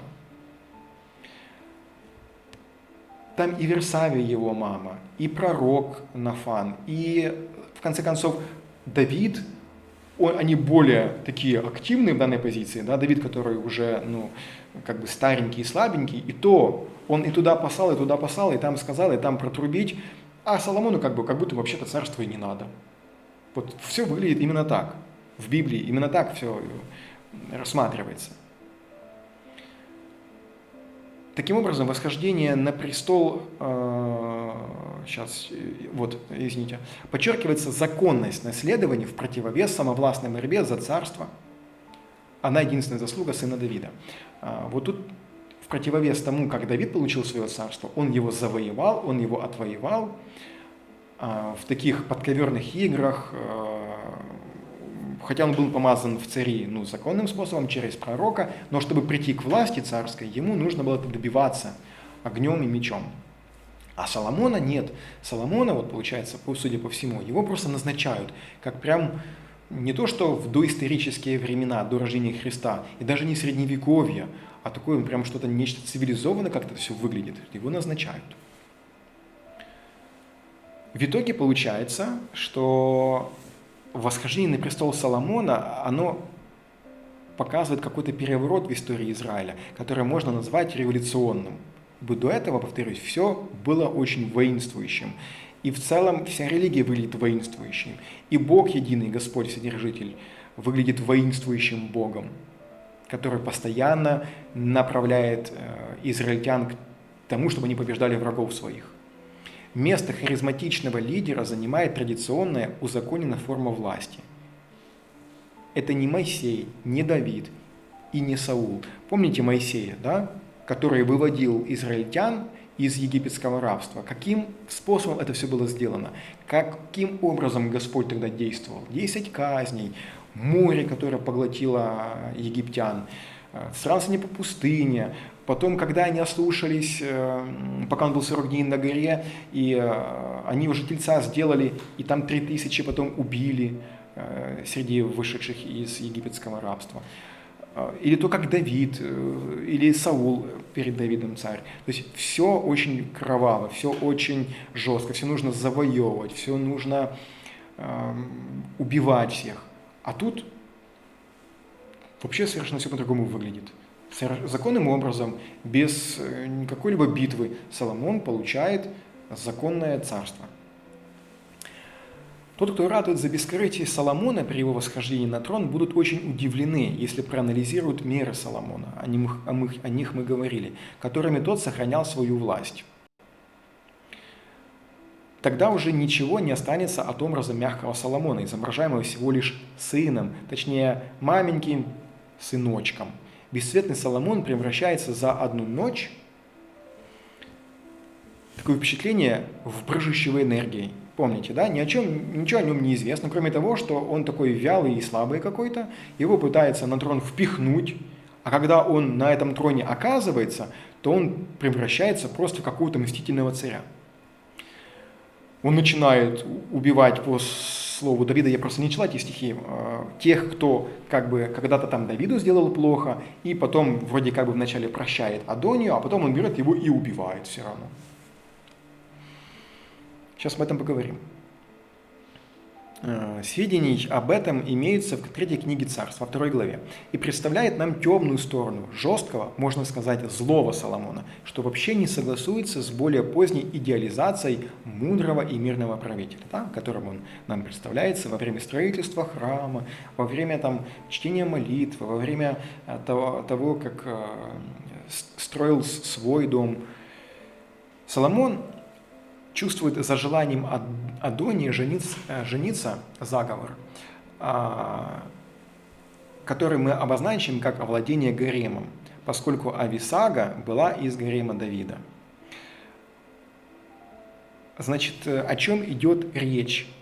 У евреев, я думаю, что не только у них, но и у соседних народов, там, где были гаремы, если ты овладевал гаремом твоего противника, то по большому счету ты занимал его место. Ты становился царем. Это, конечно, все выглядит как будто бы в царстве и в мире животных, да? Но так, по большому счету, оно и считалось. Если ты овладел гаремом, то ты попрал другого властителя, другого царя, ты воспользовался его женами, и все, теперь ты царь горы, теперь ты главный. А Авессалом, мы к нему вернемся в другой карте, но сейчас о нем стоит упомянуть, он так и поступил. Он в какой-то момент вошел в гарем Давида, отца своего, и переспал, изнасиловал, точнее, с женами, которые были там. И не важно, что они были, ему некоторые в матери годились по возрасту. Дело не в этом, тут дело в самом жесте, дело... Для чего он это сделал? Для того, чтобы... Авессалома потом убили, для того, чтобы стать царем. Он хотел стать царем. Это, кстати, нас потом в будущем вернет и к греческой мифологии по поводу Сатурна, по поводу оскорбления, по поводу убийства и так далее. Может быть, ладно, не будем сейчас об этом говорить. Значит, вот это все, что Адония пришел к Версавии, к матери Соломона, попросил, мол, дай-ка мне жену, ну, в смысле, не дай, а ты поговори с Соломоном, чтобы он мне отдал жену отца моего, Давида. Ну, зачем она ему? Его же нет, он же умер. И Соломону, наверное, она тоже не нужна. А он еще, кстати, помните, Версавий, он тогда напоминает, я же, мол, первородный сын, я же старший, я-то как бы мог бы наследовать царство Давида. Но не угодно было Господу. Господу было угодно Соломону. Ну, а ты поговори с Соломоном, может он мне отдать вот эту вот Ависагу, сунамитянку. Она была из гарема Давида. О чем это говорит? Поведение Соломона вот в данном случае представляет собой твердый шаг по пути обрезания материнского влияния. Это усиливается тем, что Версавия выступает как личность, осознающая свою силу. Помните, до нее приносит личный престол, она садится справа от Соломона, поскольку она именуется Гебира. Гебира – это верховная властительница, которой отводится официальное место в государстве. Могущественная мать желает оказывать влияние на сына, который до сих пор был абсолютно от нее зависим.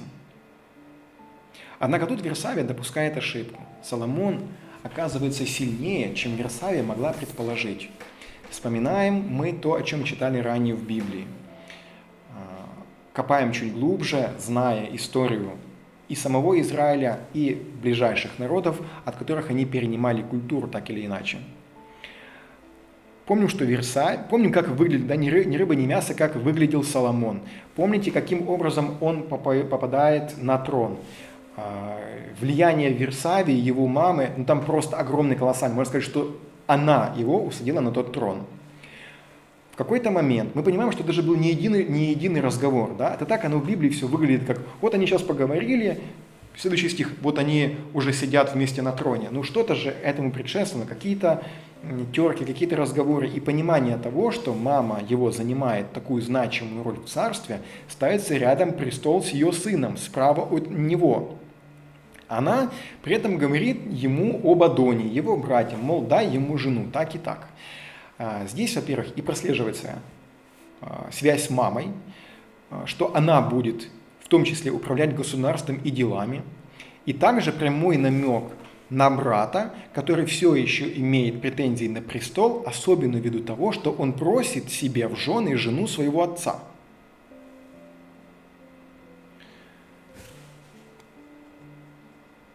Семья Давида напоминает перегретый садок для высиживания, в котором отдельные члены семьи не могут развить своей собственной индивидуальности и пробиться к своей собственной личности. Речь идет о кровосмешении, об инцестах, которые очень часто встречаются в том числе и в семьях царского происхождения. Что это было с Давидом, что это было ранее с Саулом, что это было с другими властителями, пусть еще не царями, властителями Иудеи. Смешение внутри семьи архаичные культуры не воспринимались снисходительно. Это отчетливо прослеживается в странном обычае архаичной истории убийстве близнецов. Да, считалось, что близнецы – это дурной знак и предзнаменование. Родившиеся близнецы воспринималось как результат инцеста, если не сейчас, то ранее. И явно говорило о том, что это дурной рок, как я сказал, предзнаменование, и их следует убить. Они вызывали ужас. Другой формой тождественности являются также и братья. Брат – это хотя и другой, но то же самое в семье. Кстати, небольшая пауза. Иерофант – это у нас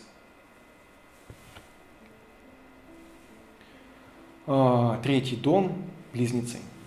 Может, никакой связи не имеет, но можете запомнить, что вот прям тут близнецы тоже присутствуют. Не в том смысле, в буквальном смысле близнецы, да, не в том смысле близнецы по зодиакальному дому. Мы потом в будущем к нему вернемся.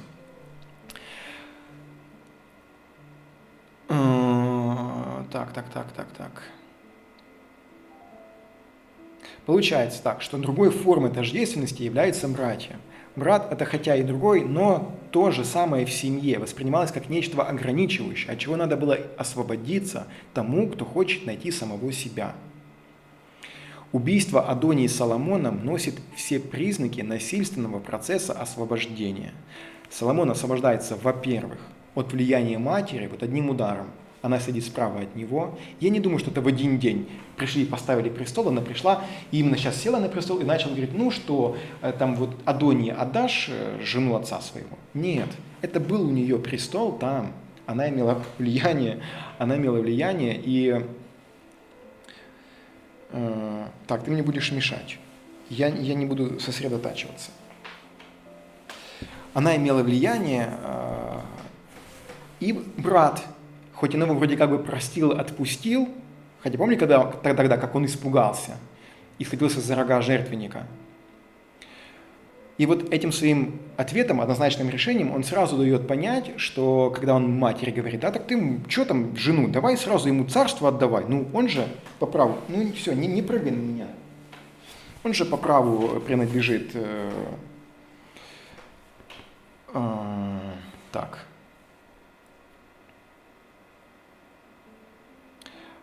Значит, во-первых, да, он отклоняет смягчительные предложения, то есть соединить Адонию и вот эту жену Давида, бывшую Ависагу сунамитянку. Во-вторых, от влияния отца, велев убить самого близкого к отцу и самого похожего на него сына, то есть старшего сына, самого похожего, мало того, который еще и хочет жену взять себе, жену отца. То есть как бы в какой-то момент, если бы это случилось, то получается, возле Соломона находится мама его на престоле, которая управляет престолом, по правую руку сидит, и Адония, его старший брат, который берет жену Давида и вроде как отцом, что ли, становится. А кто тогда Соломон? Что тогда вообще на престоле сидишь?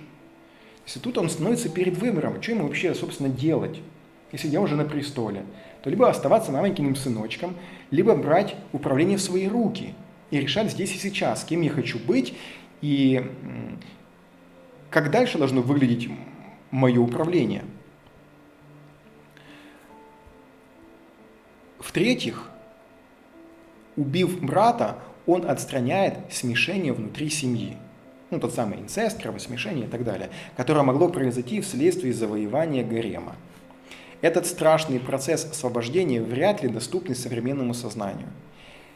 Не поняли составители этого и библейского предания, так как глубинные архаичные пласты становления Соломона в политической борьбе за верховную власть ими даны поверхностно. Я уже говорил, что книга царств и книга Паралипоменон, где упоминается Соломон, написана много сотен лет спустя. И люди писавшие тогда, они взяли выборочно. Им надо было оставить те данные о Соломоне, которые должны были сформировать определенный образ о нем. А здесь, даже в том, что они оставили в тех стихах, мы видим вот эти вот противоречия. Мы видим, каким на самом деле является человеком Соломон, и как он восходит на свой престол. И помните вот это вот слово, вспомните, я не хочу сейчас искать этот стих, что как это, твердую рукою, да? Или там жестким было его правление. Так. Имеет смысл найти.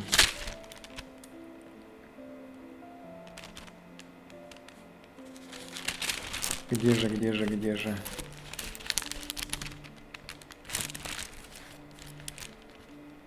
Ладно, сейчас просто уйдет куча времени, потому что я буду искать, потом не хочу делать монтаж.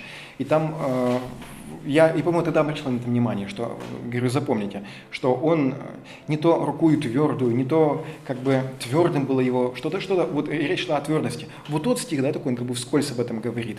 И сейчас вот это все, что происходит, то, что нам вначале казалось противоречивым, оно имеет явный, конкретный и смысл, и понимание, но самое главное, нам это и раскрывает личность Соломона больше, как твердого, решительного, как характерного человека, как человека, который, если он уже взошел на престол, так он мало того, что Его задача была не просто усидеть на этом престоле, а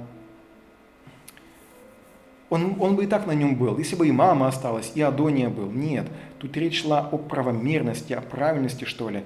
Да, это все убийство, и да, это действительно выглядит архаичным и непонятным нам, ну это вообще сейчас дико, но это бы не поняли или не хотели понять и указать, записать и составители книги «Царств» спустя 400 лет, когда они писали о Соломоне.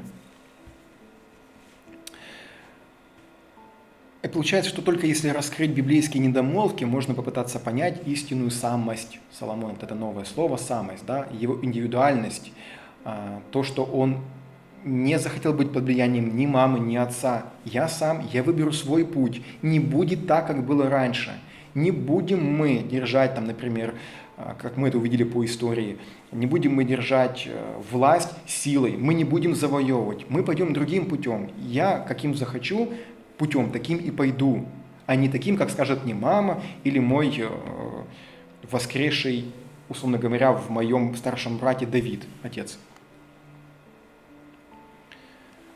Встречаясь с Соломоном, мы оказываемся перед удивительно противоречивой личностью. Если Соломон посещал Гаваон, то это, пожалуй, с двумя намерениями. Помните Гаваон, там, где он сделал много жертвоприношений. И после этого ему приснился Господь. Если он посещал Гаваон, как говорит об этом Библия, то он это сделал, пожалуй, с двумя намерениями. С одной стороны, это укрепление мирного союза с хананеями, ибо это было там, рядом с ними. И это было государство, племя, которое исповедовало иную веру. Они не признавали Верховного Господа, у них был свой Бог. А с другой – желание окончательно сломить стремление к мщению. А почему? Потому что Давид с ними воевал. Я тоже эти стихи опускал. Если хотите, можете почитать всю книгу Царств, там много данных. Но шла речь о том, что хананеи, они бы потом продолжали мстить, потому что Давид убил много их людей, много из знатных, видных людей. Итак, надо было либо как-то это все мирным путем решить, либо дальше продолжать жить в войне.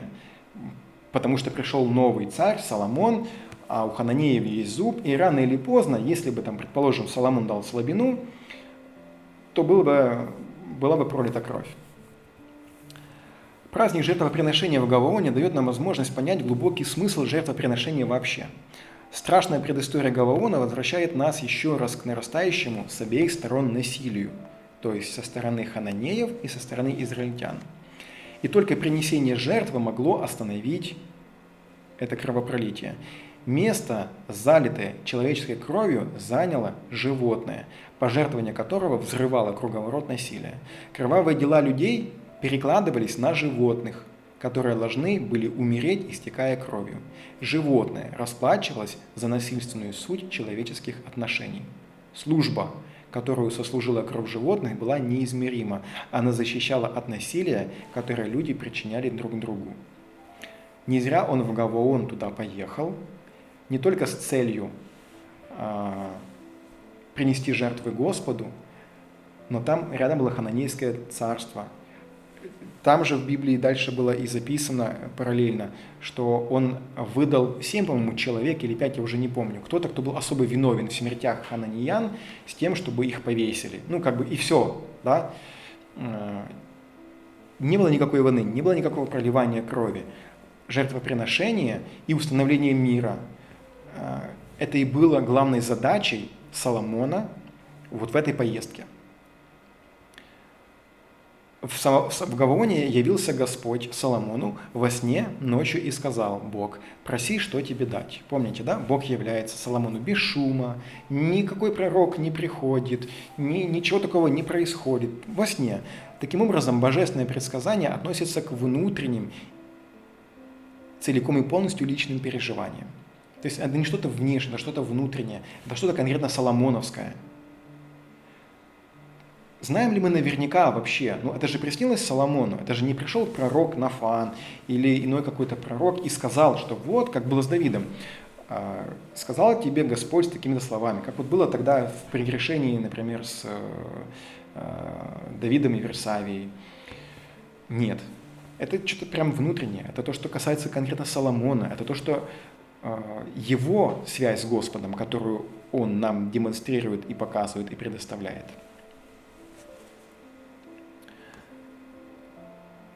Со времен эпохи Среднего Царства, то есть с 2000 года до нашей эры, нам известны египетские тексты, которые называются царские книги. В них царь сообщает своим придворным о решениях и намерениях. Часто в них говорится о предсказании, полученном царем в сновидениях, где сообщается о воле Бога. Это на секундочку примерно за 1000 лет до правления Соломона. Иногда в египетских царских книгах подробно говорится об избрании царя, делах его молодости. Предсказание заключает праздник жертвоприношения. Очень похоже, не правда ли? На то, что происходило в Гаваоне, сон Соломона, где Бог, Господь принял его жертву и признал его владыкой.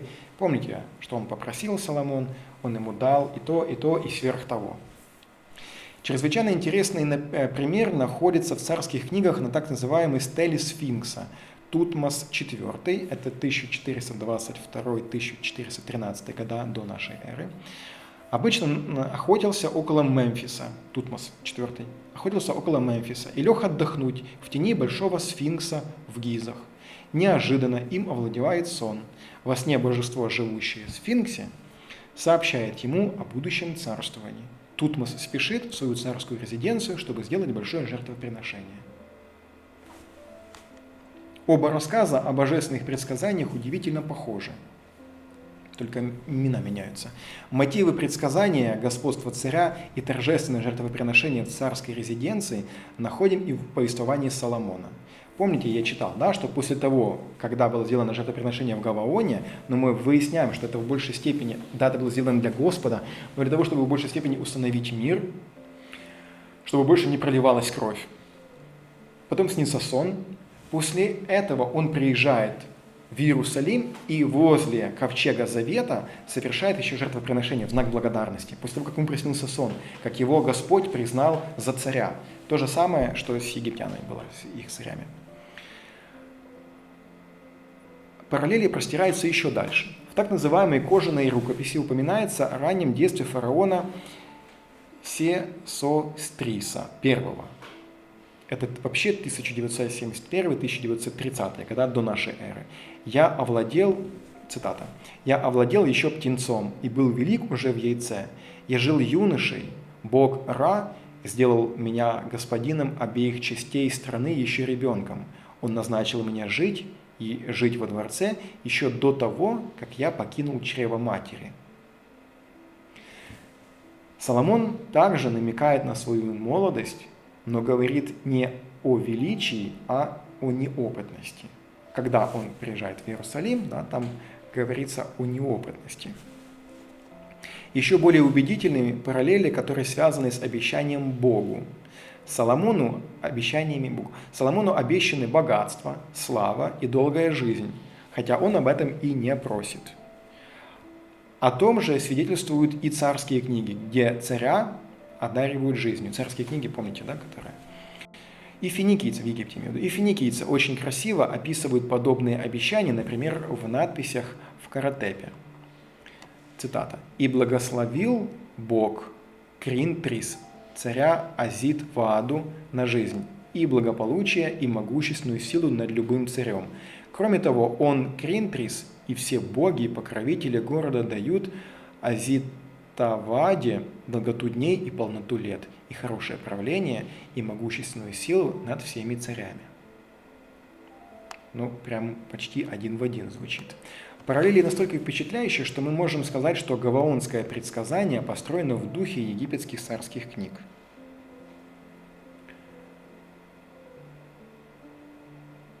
Предсказание во сне служит для утверждения Соломонового правления через божественное посвящение. В этом была горькая необходимость. Ведь, как мы помним, Соломоново восхождение на престол было делом рук человеческих. Да, помню, Версавия, Давид, пророк, его по большому счету туда посадили. Надо было как-то оправдать то, что его все-таки Господь туда назначил и посадил. Даже более результатом дворцовой борьбы за личность это выглядит, да? Так мало проявивший себя. Только гаваонское предсказание окутывает Соломона аурой высокого доверия. Египетские властители просят о господстве, долгой жизни и богатстве. Они являются полководцами и олицетворением силы. Соломон же ограничивается просьбой о мудрости в вершении суда. Однако, очевидно, это должно означать, Соломон старается сделать более человечным свое правление. Идее власти он противоставляет идею права. Вот здесь главное отличие от египетских, так сказать, предшественников в кавычках, да, то есть то, откуда вот, очень похоже все выглядит, истории такие же, там они просили несколько иного, чем просил Соломон. Они там просили власти, а он просил скорее права, чтобы мудро управлять, законно управлять. Предсказание Соломону во сне не содержит ни единого упоминания о древневосточном образе врага. Соломон не просит победы над врагами, а Бог не обещает ему поражения врагов. Соломон предстает как мирный царь, из образа правления которого изгнана сама идея врага. Ему не нужно создавать себе врага, как египетским царям. И я уже говорил о том, что до Соломона все какие-то явления, видения, везде, где Господь так или иначе что-то обещал своему народу, было связано с тем, что вы пойдите, я вам дам силу, вы их поработите, вы их пойдите и убейте, я вам дам власть и силу над врагами вашими, если вы будете слушаться то-то и то-то. Здесь всего этого нет. Здесь Соломон, во-первых, этого и не просит, а Господь и не обещает. Да? Он ему говорит, тебе дам власть, дам тебе богатство, что там, силу, долгие года, кроме там мудрости, которую ты просил для управления моего народа. Но он даже и Господь не говорит об этом. Мы можем сделать еще одно, в высшей степени интересное наблюдение, если точнее проанализируем просьбу, которую Соломон высказывает в Гаваоне, там, где жертвы приносились. Он просит о понимании того, что добро и что зло. Во сне имеется в виду. Да? Добро и зло. А как понимать вообще добро и зло? Само определение редко исследовали, так как у Ветхом Завете об этом упоминается только 2 раза. Впервые в связи с судом у царя Давида. Мы будем читать об этом. Значит, Авессалом убил своего брата Амнона, когда тот изнасиловал сводную сестру. И Давиду предстоит распорядиться о кровной мести. Но здесь появляется некая умная, в кавычках, женщина из Фикои. Она рассказывает царю, как мы знаем, выдуманный случай. То есть она ему рассказывает историю, которая точь-в-точь как бы скопирована с происшествия, связанное с Амноном. У нее было 2 сына, которые поссорились, при этом один убил другого. Теперь представители ее рода требуют совершения кровной мести, лишая ее последнего сына. Давида просит вынести решение, и он приказывает остановить кровопролитие. Так умной вот этой женщине, фикоитянке, удается удержать Давида от кровной мести. Женщина восхваляет Давида. Далее цитата из Библии. «Да будет слово Господина моего царя в утешении мне, ибо Господин мой царь, как ангел Божий, и может выслушать и доброе, и худое». То есть она ему рассказала эту выдуманную историю для того, чтобы он остановил потом историю в итоге о кровопролитии, связанную с его сыновьями. Вот здесь, да, как раз доброе и худое, добро и зло. Знание о добре и зле оказывается способностью различать, даром отделять одно от другого, даром имеется в виду, как подарок, дар свыше, и умением сознательно не смешивать добро и зло, судя и осуждая. Этот прообраз, да, когда Давиду нужно было вынести какое-то решение, и вот дальше эта женщина говорит, что типа ты вот показал, где добро и зло, это больше выглядело как суд, как правосудие. Потому что кровная месть – это было то, что записано во Второзаконии, то есть это то, что допускалось. Даже были созданы специальные города, где могли спрятаться люди, нечаянно убившие кого-то, и кого могли преследовать по кровной мести. То есть, чтобы это в конце концов прекратилось, даже были такие города специально созданы. То есть, это не шуточное дело. И Давид вполне мог бы это все совершить, эту самую кровную месть. Но не совершил, руководствуясь принципом добра и зла. О чем, напоминаю, во сне просит Соломон у Господа. Правый суд позволил бы свершиться кровной мести, создав тем самым злое право, поскольку, хотя виновный и понес бы наказание, пострадало бы доброе право невиновной матери, ибо мать бы потеряла, сына своего. При Соломоне суд подвергается секуляризации, то есть освобождается от религиозной прерогативы. При Соломоне, напоминаю, это у нас Иерофант, и это у нас же и судья, только идет некое разделение религиозности и права человека, и суда как такового. Никакие «ты обязан» или «будь проклят кто» не является приговором, как это было раньше. Я говорю, очень это все похоже, прямо на времена Иисуса Христа. Вот совершенно Соломон не вписывается в вот эту всю канву ни до него, ни после него. Как я уже говорил, око за око, зуб за зуб, или как здесь говорится, будь ты проклят, ты обязан, до 3-го, до 7-го колена, т.д. и т.п. Это ничего подобного. Закон Божий человеколюбив, он апеллирует к всеобщей ответственности людей. В таком ракурсе Соломонов суд представляет собой ни с чем не сравнимый шаг вперед в истории развития Израиля, да и в истории человечества в целом, и относится к неоценимому наследию эпохи Соломона. То есть он просит судить, понимая, что такое добро, что такое зло. И я уже говорил, мы в отдельной карте будем разбирать, это у нас будет справедливость, вот там изображен также Соломон, но в виде судьи, и там мы вот глубже копнем прям вот эту тему. С исторической точки зрения негативную оценку смешанных браков Соломона стоит вывести за скобки. С исторической точки зрения. На самом деле, за всем этим кроется хорошо продуманная политика, позволявшая Соломону вступать в мирные отношения с близлежащими странами. Сразу видно, что речь идет о женах из таких стран, как Моав, помните, моавитянок, аммонитянок, эдемянок, Моав, Амон, Эдам, который его отец Давид покорил в ходе войн.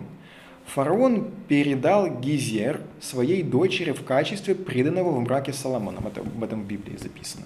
Помните, его жены? Первая из них это была египетская принцесса, а потом на старости лет, якобы по скудоумию ума своего, он берет вдруг себе вот этих чужестранных жен. Такова версия. Официальная, библейская. Но с исторической точки зрения это был важный политический ход, особенно учитывая то, что Соломон все свое правление, все 40 лет прожило его государство в мире без единой войны. Помните торговля, помните приезжающие люди со всех сторон. За счет чего вообще все это получалось? Как это вообще? Что? Потому что все выглядит как не нападение. Вот в Библии, как это там было сказано, Господь, мол, сделал так, что враги не нападали. Да? Это две разные позиции. Пассивная позиция и активная позиция. Вроде как бы и то, и другое мир, но мира можно достигать путем того, чтобы заключать дружбу. А мир может существовать путем того, что просто пока враги не пересекаются. Но это до поры до времени. И не похоже, что это до поры до времени просто случайным образом происходило во времена Соломона. Все говорит о том, что его целенаправленная политика с самого момента восхождения на престол твердой рукой заключалась в том, чтобы устанавливать мир, что не будет так, как было при отце моем Давиде, что будет по-другому. И когда он поехал в Гаваон, там возносить жертвы, чтобы с хананеями подружиться и прекратить кровопролитие, ибо оно тут же бы продолжилось после смерти Давида, потому что Давид задолжал, он убивал их, он задолжал уже перед Соломоном, перед новым царем. И была бы непременно проливаемая кровь, если бы не его такие шаги. Один из них был также и взятие жен. Об этом почему-то совершенно нормально говорят в Средневековье, когда, понятно, там уже был в целом весь христианский мир. Как их можно осуждать, да? Если кто-то будет брать принцессу там, из какого-то германского государства, либо из Франции, либо из Англии. Это же все христиане, все как бы один народ, одна вера. Но Суть была та же. Задача состояла в том, чтобы установить мир между враждующими государствами. Мы помним многочисленные количество таких политических браков и союзов, которые заключались. Так. Все, я смотрю, все ли работает, все ли пишется, чтобы потом не было нюансов. Так. Соломон не был так строг, ведь он позволял своим женам чтить богов своей родины, даже распорядился построить для них с этой целью у ворот Иерусалима святилища, об этом мы читаем в Библии. Во всем Древнем Востоке это единственное свидетельство столь удивительной терпимости. Толкователи Библии осудили это как идолопоклонство. Так и записано. К старости лет склонили жены вот этого старого царя. В общем, все так сделано, да, ну не совсем как бы Соломон виноват, ну больше жены виноваты. Ну, Соломон виноват, конечно, ну потому что говорилось же ранее, что не берите чужеземных жен, ибо они склоняют сердце вашего к божествам своим. Ну вот, мол, так и случилось. Поэтому, Соломон, будь добр, понеси наказание. Но если мы вспомним, когда он взял египтянку себе в жены? В старости лет? Нет. До строительства храма, до строительства дома. 20 лет он строил дом и храм. А он уже взял себе в жены эту девушку, эту принцессу. Нет упоминания о том, когда были взяты остальные жены, но нисколько не удивлюсь, если они были взяты также во время, либо до строительства храма, может быть, несколько позже, но явно не прямо на старости лет он стал таким безумным, вот старичок такой, дурачок получился, и поэтому взял себе этих жен. А египтянка, и написано, он дом построил даже для нее. «Песнь песней» – самая загадочная книга Библии. Она, кстати, и относится к авторству Соломона. Почему самая загадочная? Потому что может показаться понятной... Так, секундочку. Потому что может показаться...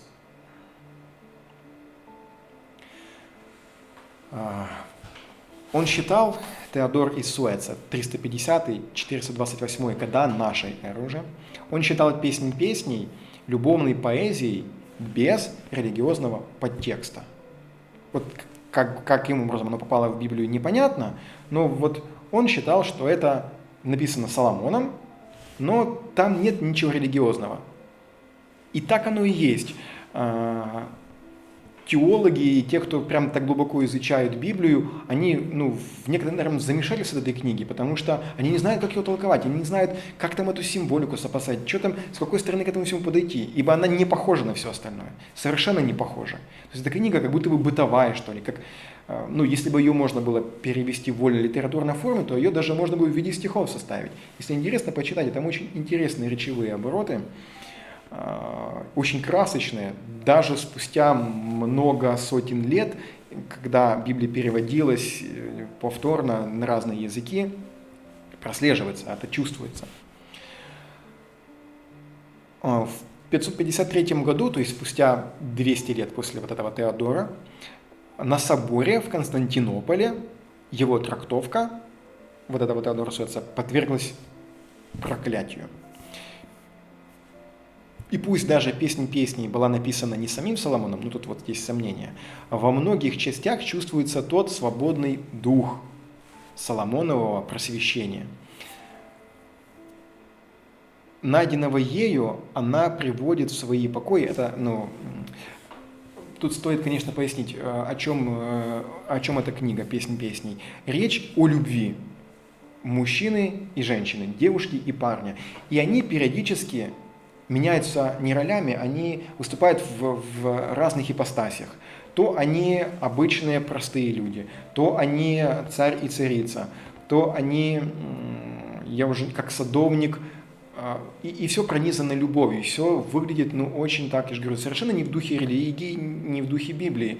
Все выглядит очень с красочными эпитетами, с какими-то нежностями, даже каким-то, не даже каким-то, а с эротическим подтекстом, с прямыми какими-то указаниями, и все чуть ли не выглядит как некая какая-то прямая инструкция для того, как ухаживать, не Камасутра, конечно, нет, как ухаживать за девушкой, как девушке вести себя, и вот просто любовная поэзия. Найденного ею, это вот уже как бы описание больше этой книги, она приводит в свои покои и тайно занимается с ним любовью. И то, и другое, появление на улице, в одиночку, без сопровождения братьев или родителей, и ночь любви, тайно проведенная в отчим доме, об этом идет речь в этой книге, это нарушение добрых нравов времени. Ну, когда влюбленные об этом заботились. Да мрачная любовь находит своего защитника во влюбленных из песней песней. Только в его время представлялась определенная степень свободы в любовных делах, о чем свидетельствует песнь песней. На время Соломона приходится также открытость всему чужому и иноземному. А тут я хочу, прежде чем перейти, еще вернуться к песне песней. Из того, что я помню, прочитано в книге, дело в том, что это, с одной стороны, может речь идти о добрачной любви. Ну, действительно, как бы, кого в какие времена останавливали любые запреты, какие-то законы, строжайшие, под видом смерти и чего бы то ни было. Никогда. Мы помним много и художественных произведений, и каких-то исторических данных о том, когда возлюбленные, не имея возможности быть вместе, погибали, жертвовали собой и так далее. Поэтому можно, с одной стороны, наплевать на эти все предрассудки. С другой стороны, зная о том, что в древности, во времена Соломона и раньше,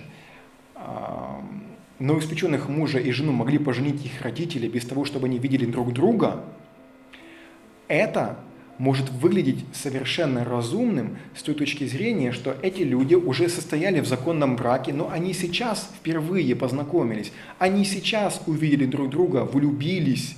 Например, так случилось, да, что не он там какой-то кривой, хромой, и не она какая-то непонятная рыжая с волосатыми ногами. Они оба понравились друг другу, они оба влюбились, но при этом они уже законный муж и жена. И тогда это воспринимается с другой точки зрения, с той точки зрения, что это абсолютно законно, это вполне нормально, не лишено какой-то морали, а выглядит своего рода как некое руководство, как стоит вести себя молодоженам, что ли. Даже вот так.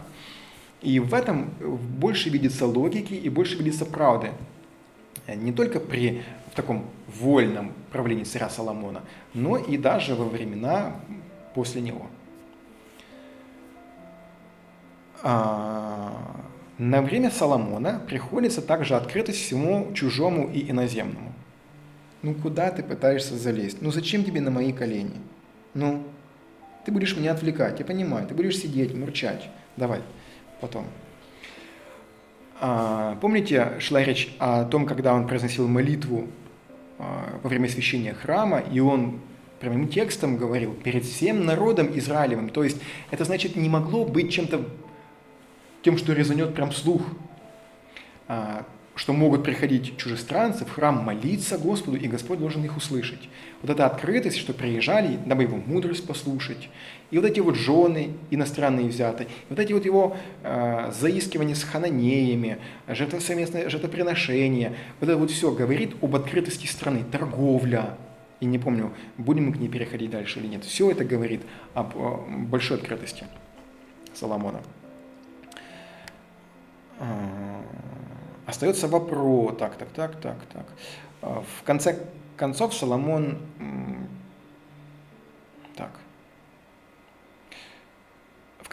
Соломон был мужем дочери фараона. Возможно, это ее вдохновляющее влияние оказало на написание песни песней. Остается вопрос, какая роль отводилась песни песней в Библии. Один из ответов дал ученый Иоганн Ветцштейн в своей работе, опубликованной в 1873 году. Он указывал на свадебные обычаи в арабской части Ирана. В день накануне свадьбы невеста исполняет танец с мечом, под аккомпанемент песни, восхваляющей ее украшения и прелести тела. А эта песня песни именно так и выглядит. Там очень много, повторюсь, красочных эпитетов, сравнений, пышноты тела женского, ее грудь, ноги, волосы, губы, очень много всего, и очень красиво и красочно.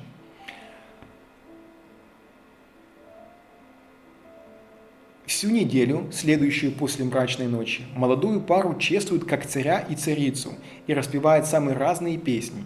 Браки, как правило, не были выражением склонности друг к другу и любви. Партнеров определяли родители и род. Я не знал, что об этом будет далее написано, поэтому уже рассказал вам. Брак заключался, и вот тогда вполне могло произойти все то, о чем так откровенно написано в «Песне песней». На Соломонову эпоху приходилось очеловечивание не столько нравственных сторон отношений, лежащих на поверхности, сколько глубинных, в области чувств. И вот, кстати, этот обычай свадебный, да, что потом молодых восхваляли целую неделю как царя и царицу, об этом и говорится в «Песне песней».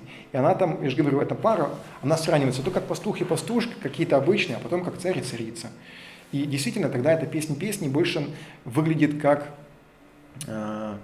не религиозная часть Библии, а как историческое предание, что ли, как народные песни, если хотите. Не знаю, стали ли они народными в дальнейшем, но почему бы и нет.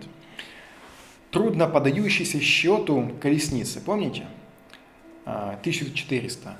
Кони и всадники обозначают тогда необязательную величину армии, ибо зачем армия ему? И указывают на торговые объемы экспорта коней. Соломонова политика безопасности дала нам понять, насколько мало значения он придавал всему, связанному с войной. Но о том, что он не забывал о своем предназначении власти придержащей, говорит его активность в построении городов-крепостей. Да, он таковые строил. И по поводу коней, всадников, колесниц были и отдельно города созданы. Но интересно, что отдельно города для колесниц, отдельно для коней.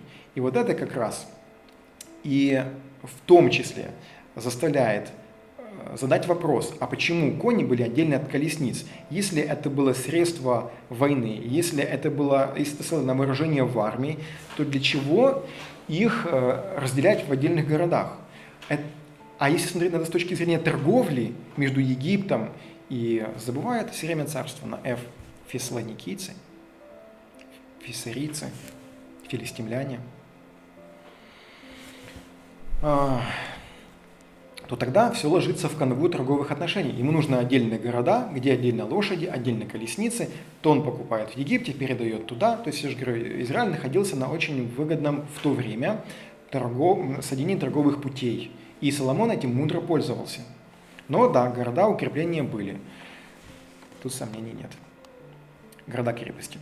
В золоте, которое приходило Соломону в каждый год, весу было 666 талантов золотых. Уже об этом мы читали, сверх того, что получаемо было от разносчиков товара и от торговли купцов. Возможно, эти цифры завышены и призваны возвеличить Соломона таким незатейливым способом. Один талант соответствует примерно 35-40 килограмм. Приблизительно это около 300 центнеров золота.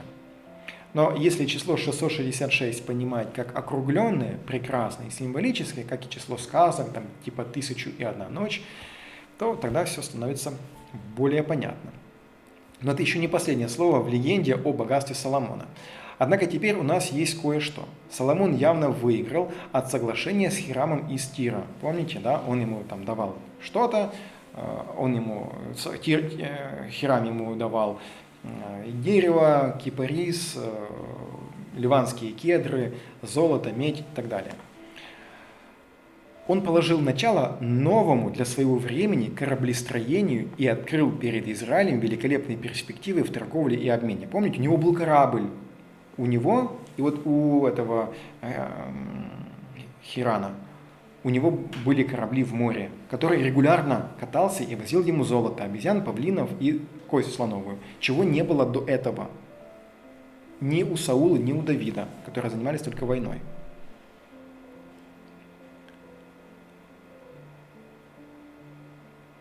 Хотите верьте цифрам, приведенным в Библии, хотите нет, но, конечно, он стал богат.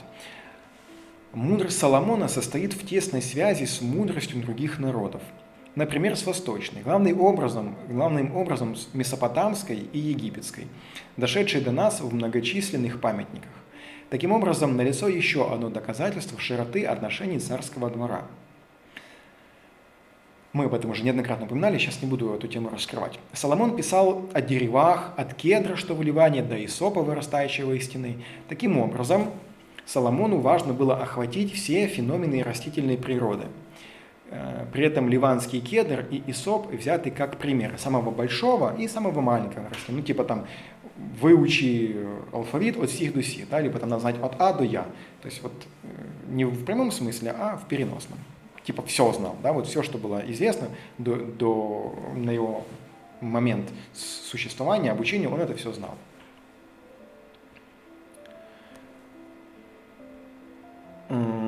Что тут еще?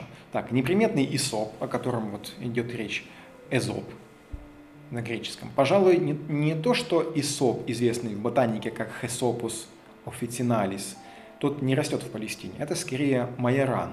Его высушенные листья использовались для приятного напитка из пшеницы и растительного масла, которому отводилось большое место в приготовлении к Пасхе, а также в ритуалах очищения. Вот тут я сделаю паузу. Почему? Потому что об Иерофанте еще говорит, почему называется Иерофант? Да? Это были такие жрецы напрямую, которые умели готовить напитки, которые благодаря определенным свойствам психоделическим помогали людям напрямую говорить с Богом. Напиток под названием кикион, который готовился из ячменя, по-моему, мяты, и как раз предназначался для того, чтобы, еще раз повторюсь, у человека он приходит к Иерофанту, Иерофант, знающий, обученный человек, помогает ему установить связь со Всевышним и задать вопросы на интересующие его ответы. Вот аналогично, да, здесь такая связь не напрямую, но прослеживается. Можно за это, в принципе, ухватиться. По поводу вот этого исопа, что на самом деле это майоран, его высушенные листья делались для специального напитка из пшеницы и мяты. Что за напиток с пшеницей? Это явно, что не просто пшеница. Либо это было забродившее, либо проросшее.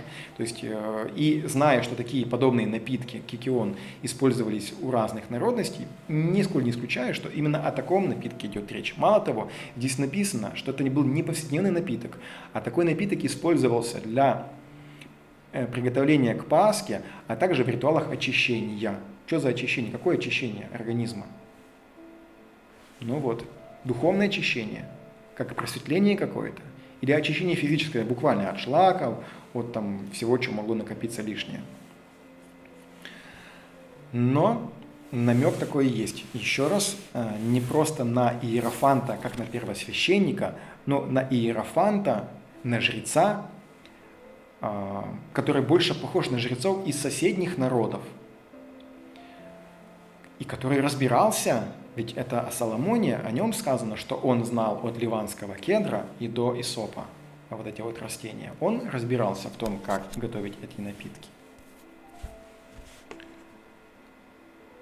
Соломонова мудрость, древневосточная наука перечней была наверняка точкой отсчета мудрости природы Соломона. Наука перечней, это взято в кавычки, и прямо целый пласт, не стоит сейчас туда углубляться, но она вот как раз связана с тем, что Соломон познал мудрость природы. То есть это вот то, что было также связано с природными явлениями, их объяснением, что из чего проистекает, как из этого извлечь выгоду. Да. Соломонова мудрость приблизилась к природе также естественно и рационально, сбросив религиозные оковы. То есть он попытался это все еще раз, совместить. Или отделить одно от другого. Или попытаться это подружить, чтобы одно другому не мешало, не влияло.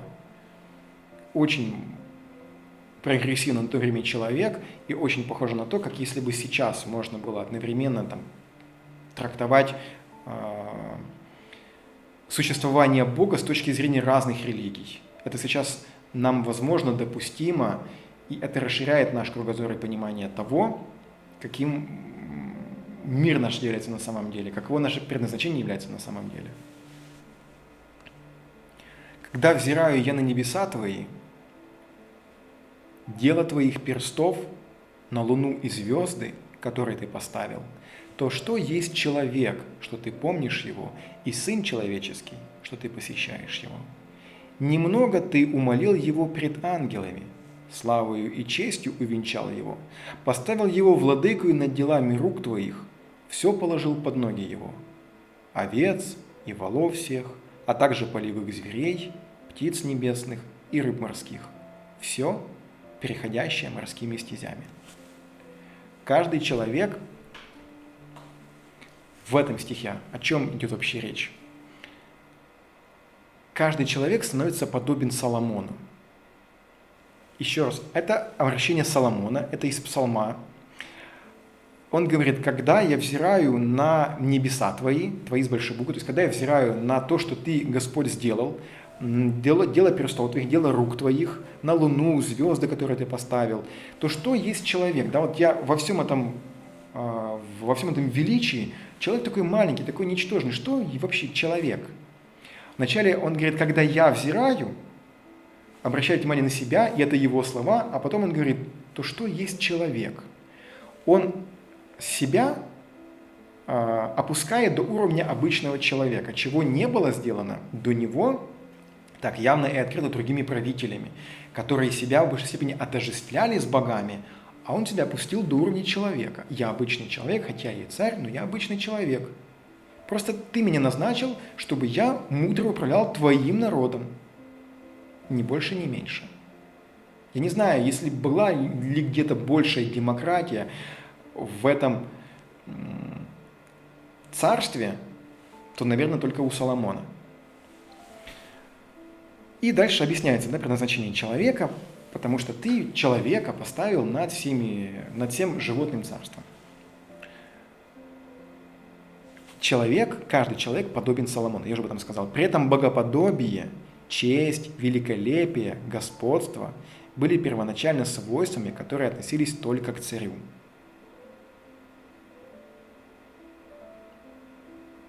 Библейские версии, они однозначно распространяются на всех людей. В песне Эхнатона, это Египет, солнце призывается как воплощение бога Ра, жизненный принцип.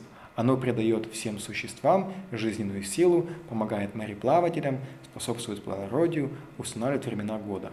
В чем? Здесь дальше написано. У Соломона иначе. Солнце не обожествляется, а является детищем Творца. Таким образом, Соломон и приобщается к египетской мудрости и противоречит ей одновременно. Солнце понимается, пожалуй, как выдающийся акт сотворения мира и одновременно превращается в акт творения мира. Да, он говорит, я взираю на дело, на небеса твои, дело твоих перстов, то есть дело твоих рук. Дальше он перечисляет на луну, звезды, которые ты поставил. То, чего не было сделано ранее. И говорить о том, что, например, Соломон полностью передрал религию Египта или соседних более развитых или более древних религиозных культов, если и было так, то явно его мудрость или мудрость его предков, его народа, то, что накапливалось, она продвинулась значительно дальше. И он действительно узрел то, что есть Всевышний Бог, который не заключается в солнце, который не является просто природой, а он стоит выше над всем этим, и он сотворил это. Он создал это перстами своими. Что вы понимали, хотя, вот мы сейчас открыли примерно на 4 части Библии, где-то 500-я страничка, а первая книга является книгой «Бытие», и именно там написано, как сотворен мир. Но это не значит, что «Бытие» написано первой книгой. Она написана после Соломона, она написана после книг царств, в которых сейчас мы читаем о Соломоне. Он не читал Библию, он не читал то, что написано. Может быть, если и читал, но в каком-то ином виде.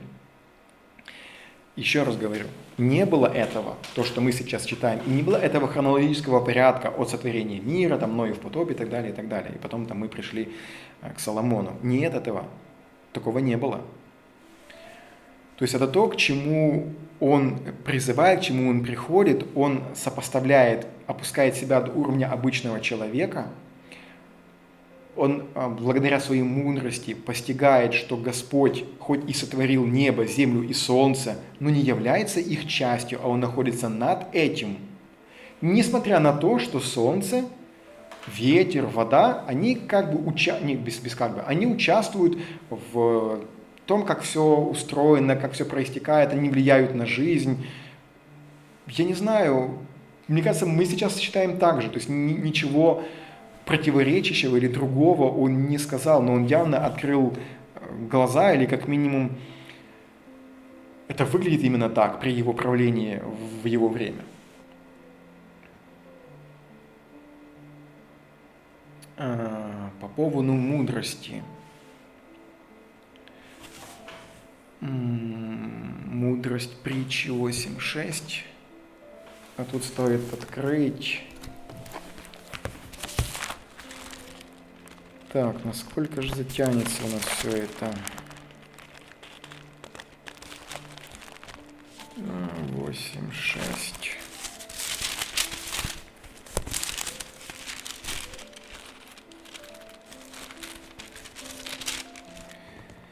Так, закладочку я просто не сделал. Притчи Соломона, его книга, и вот он говорит: не премудрость ли взывает, и не разум ли возвышает голос свой? Она становится на возвышенных местах, при дороге, на распутьях.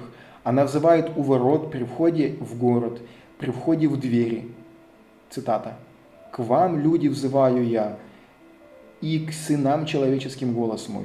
Научитесь неразумные благоразумию и глупые разуму. Слушайте, потому что я буду говорить важное, и изречение уст моих – правда. Ибо истину произнесет язык мой, и нечестие – мерзость для уст твоих». То есть Соломон здесь говорит как бы от слов мудрости, да, типа как будто бы мудрость взывает. Мудрость сама, как любовь сама говорит, как там, не знаю, там надежда сама говорит, да, мудрость говорит. И вот мудрость здесь выступает своеобразно. Мудрость, как дитя Господне, появляется уже у египтян. Это не то, чтобы там прям Соломон, может, придумал самостоятельно. Например, в одном из надгробных текстов, где уже знакомая нам Маат, представлена в качестве дочери бога-творца Атума.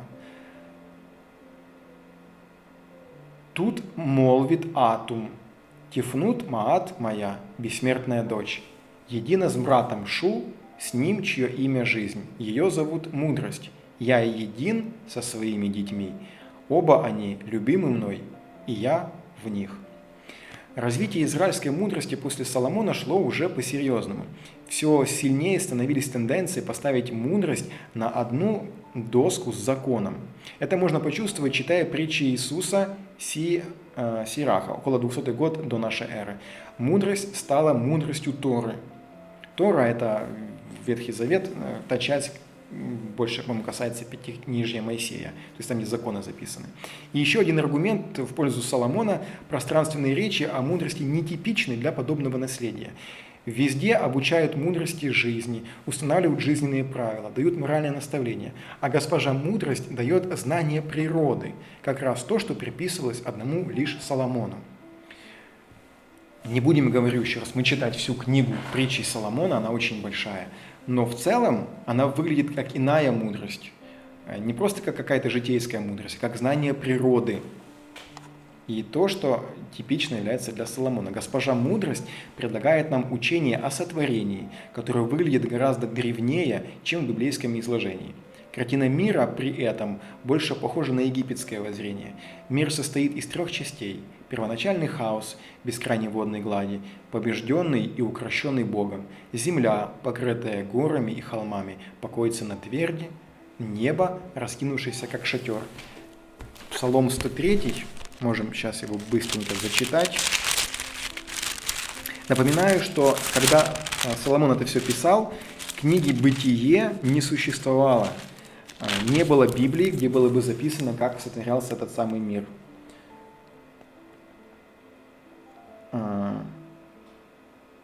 Ты одеваешься светом, как ризою, простираешь небеса, как шатер, устрояешь над водами горние чертоги твои, делаешь облака твои твоею колесницей, шествуешь на крыльях ветра.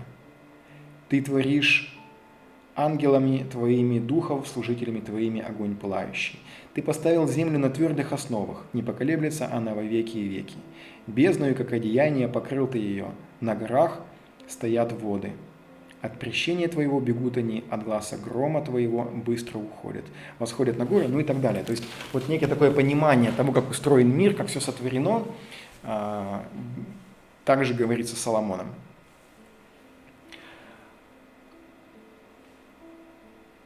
Если в целом прочитать книгу притчей Соломоновых, то напрашивается такой вывод, что вот такую жизненную, позитивную житейскую мудрость упрекали в примитивности, критиковали ее рационализм, но при этом не учитывали условий, которым обязана она своим появлением, это светлая мудрость жизни. Становится ясно, что она могла процветать только там, где жизненные отношения до некоторой степени упорядочены, господствует мир и терпимость, несправедливость в обществе сведена к минимуму. О какой еще иной фазе израильской истории может идти речь, как не о счастливом времени Соломона, когда Израиль не был заложником войны? Далее цитата из Библии. «И жили Иуда и Израиль», это северное и южное государство, «спокойно, каждый под виноградником своим и под смоковницей своею, от Дана до Версавии во все дни Соломона». Страдания, выпавшие на долю праведного, воспринимались как испытания. Так возникла мораль, которая подчеркивает поучающий характер страдания. Это то, чего не было до Соломона. Страдания, выпавшие на долю праведного, воспринимались как испытания. Ведь до сих пор страдания, выпавшие на долю праведника, воспринимались как за то, что он согрешил за что-то. Вот был праведным, все было хорошо. Только начал грешить, все, получай вши с гранату. А здесь же о другом речь идет, о том, что будут какие-то наказания, но это как испытание воспринимается. То есть это то, что сейчас, далеко не то, что не каждая религия к этому пришла или придет, к чему далеко не каждый человек, который сам копается во всем, может к этому прийти, к тому, что есть разные этапы становления личности. И действительно, те испытания или то, что с нами случается, оно дается нам как некий урок, пройдя который и сделав из которого выводы, ты становишься лучшим человеком. То, о чем говорил Соломон, на голову просто не налазит относительно того, насколько тогда, вот в эти дни благоденствия, насколько действительно процветала мудрость, которая со всех утюгов она говорила об этом. Наказание Господня, сын мой, не отвергай, и не тяготись обличением его, ибо кого любит Господь, того наказывает, и благоволит к тому, как отец к сыну своему. Это тоже в притчах Соломона записано. Совершенно не сходится, я говорю, с тем, что наказание за грех непременно последует плохое, что Господь отвернулся, как там написано, да, и послал врагов, и сделал то и то. Нет, речь идет о том, что наказание Господне не отвергай, и не тяготись обличением его. Обличением, разоблачением, вскрытием правды имеется в виду. Ибо кого любит Господь, того наказывает. Не говори, я отплачу за зло. Предоставь Господу, и Он сохранит тебя. Это просто взрыв в башке, это просто Новый Завет. Это просто Иисус Христос в виде Соломона, который говорит, подставь свою правую щеку, если тебя ударили по левой. Не око за око, зуб за зуб, не я предам врагов твоих в руки твои, а не говори, я отплачу за зло. Предоставь Господу, и Он сохранит тебя. Теперь оказывается, что опыт страданий можно не просто свести к справедливому наказанию неправедного, вот эта кровная месть, или превратить в педагогический прием, а призвав на помощь надежду, одним лишь этим преодолеть их. Вольтер в своем философском словаре зашел так далеко, что подвергал сомнению существование вообще какой-нибудь школьной системы в Израиле. Это мы сейчас уже говорим немножко об образовании Иерофанта, да? Каким он был не только человеком, но и какова была система образования в его время. Вот был некий такой Вольтер, который в своем философском словаре, это название трактата или книги, он вообще подвергал сомнению существования вообще какой-нибудь школьной системы у израильтян в то время, при Соломоне. У израильтян было так мало общественных школ для наставления молодежи, что в их языке даже отсутствовало слово, каким можно назвать это учреждение. Это его цитата. Такая оценка перехлестывает через край, ведь книга притчей просто кладезь житейских правил поведения, которые заучивались в царских школах для приближенных. Где же еще должны были проводиться в жизнь те сентенции, повествующие о царе и его окружении, учившие красиво говорить и умно молчать, и даже прилично вести себя за царским столом. Но ведь действительно, для кого была написана эта целая книга притчей Соломоновых? Где они преподавались во время Соломона? Где они читались? По всему видно открытость этого царя. О его мудрости слышали за границей и приезжали. А свои что, не слышали? Они что, работали? Да нет, не работали. Как рабы, имею в виду. Не было в это время, во время Соломона такого. С другой стороны, Соломонова мудрость не ограничивается лишь царскими наставлениями. Многие притчи проливают свет на домашний уклад, совет отца и наказ матери. Многие сентенции обращены к простому человеку, формулируют истины, основанные на опыте. И парочку. Рука прилежных будет господствовать, а ленивая будет под данью. Понятно, то есть что посеешь, то и пожнешь. То есть сколько ты будешь работать, то ты и получишь. Если ты ленивый, то будешь дань платить. Ленивый не жарит своей дичи, а имущество человека прилежного многоценно. Душа ленивого желает, но тщетно, а душа прилежных насытится. То есть если ты только мечтаешь о том, как ты купишь себе Геленваген или какую-то себе виллу построишь, то это вообще ни о чем. А если ты прилежный человек, трудишься, то ты насытишься, ты получишь желаемое. Пойди к муравью, посмотри на действия его и будь мудрым. На этом цитата обрывается, но по памяти, по-моему, было так, что посмотри, что вот он ни днем, ни утром не знает спокойствия себе. То есть и он что-то строит, он что-то создает, поэтому ты, глупец, пойди, понаблюдай за муравьем, как он работает, как он трудится, и сам наберись этой мудрости. И вспоминая в его знании и понимании природы, и это все записано в Библии, это еще больше раскрывает личность Соломона как мудрого человека, который мог совместить понимание природы, то, что было известно рядом с ним государствами, тому же Египту, все это превращение в какую-то житейскую мудрость и одновременно сопоставление с религиозной тематикой. И причем это очень все гармонично, лаконично выглядит. И как житейская мудрость, как прямой совет, как мудрость человека, который просто сидел всю жизнь и наблюдал за муравьями. И он пришел к выводу, что муравей от восхода солнца и до заката не приседает, и потому у него вот такой большой муравейник. Потому что действительно муравейник муравьев можно сравнить с огромным-огромным мегаполисом, не иначе, где все очень четко устроено и слажено. Поэтому, ленивец, пойди и понаблюдай, почему муравей так живет, а ты вот так. Налицо постоянный призыв к прилежанию и порицанию лени. Признак того, что труд еще ценился, что богатства еще не создавались нетрудовыми доходами. То есть прямая пропорция, как ты себя ведешь, прямая карма, если хотите, вот то ты и получишь. Созданы житейские правила для простых людей. К сожалению, пока что все попытки реконструировать процесс обучения оказались безуспешными. Мы не знаем, были ли мудрецы указаны в притчах профессиональными учителями, или же все делалось на общественных началах. Не следует забывать, что госпожа мудрость появляется на площадях, как мы читали, улочках, как будто давая понять, что не нужно искать мудрости, она сама придет к людям. Тут непонятно на самом деле, действительно, были ли какие-то, чуть ли не на каждом фонарном столбе что-то развешено, или были какие-то школы, или это просто нечто иносказательное. Мудрость есть везде. Не надо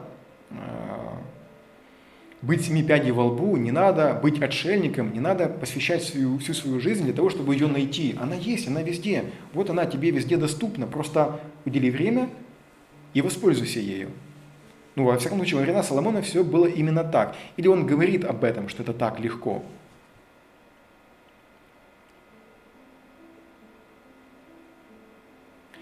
Но в любом случае Соломонова мудрость – это общественное достояние, то есть для всех, это для всех, не для узкого круга, а для всех.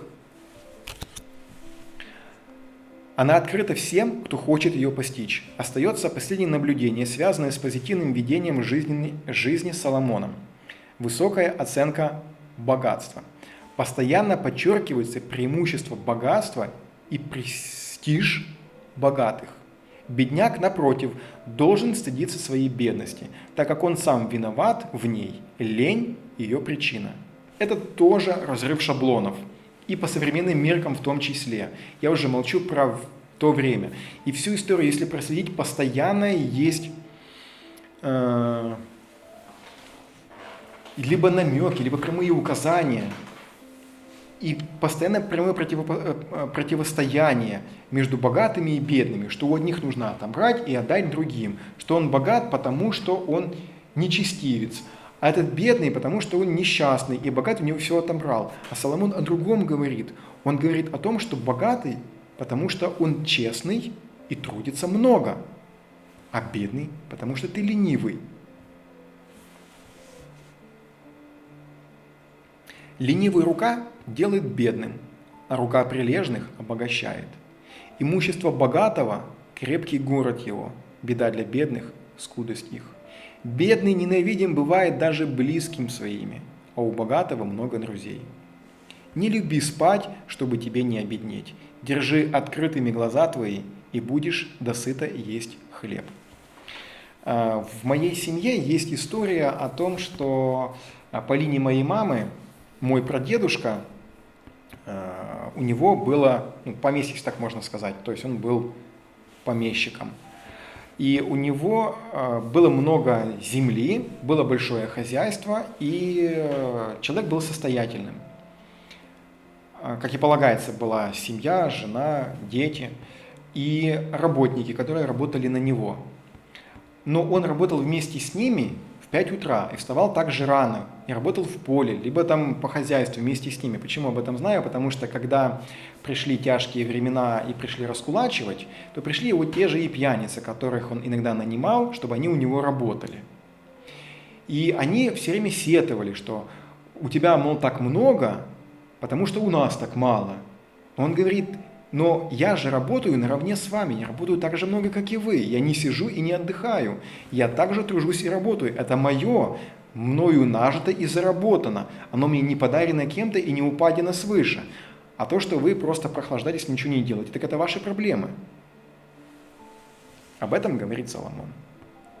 Эти притчи удивительны, они принадлежат совершенно иному миру, в отличие от угроз и проклятий, коими посыпали пророки после Соломона, для которых бедность неимущих стала социальным призывом, а богатство богачей – поводом для острейшей критики общества. Соломонова мудрость другая.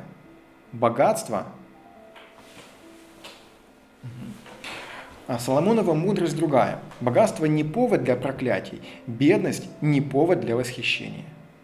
Каков же вывод? Очевидно, каждому предоставлялось право и возможность стать богатым. Во времена Соломона у всех были равные возможности получить мудрость, получить образование и возможность стать богатым. Оно зарабатывалось честным трудом, а не спекуляцией, обманом или разбоем. Вспомним неоднократное предупреждение о ложных ценностях. Оно было скорее скромным, позволяло, однако, жить сыто. Каждому его виноградник, каждому его смоковницу или маслину. Помните, во времена Соломона? Каждый будет жил по смоковницу своей, и под маслину своей. То есть у всех было что-то свое. Как могло произойти, что мудрость Соломона так естественно сосуществует с его богатством?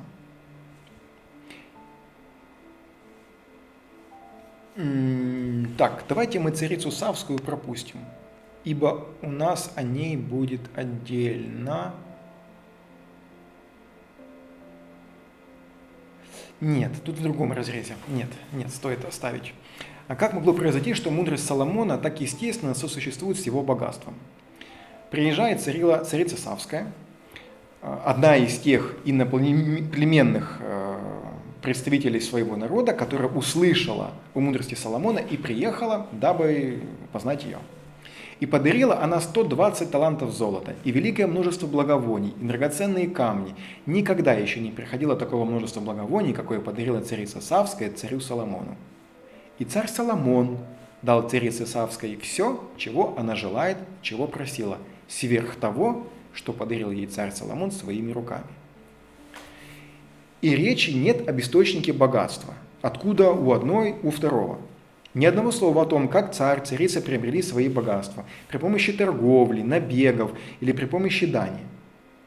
Богатство царя интересно не происхождением при Соломоне, а применением. А оно как бы смеется над всеми соображениями экономической целесообразности. Царица дарит несметные сокровища, а царь отдает тоже и даже больше. Оба используют богатство для расточения его. Так кажется на первый взгляд. Царское богатство здесь не для того, чтобы накапливать, отправлять в чулок, а чтобы его расточать, чтобы его тратить. В книге притчи есть слова. В книге притчи Соломона. Иной сыплет щедро, и ему еще прибавляется, а другой сверх меры бережлив, и однако же беднеет.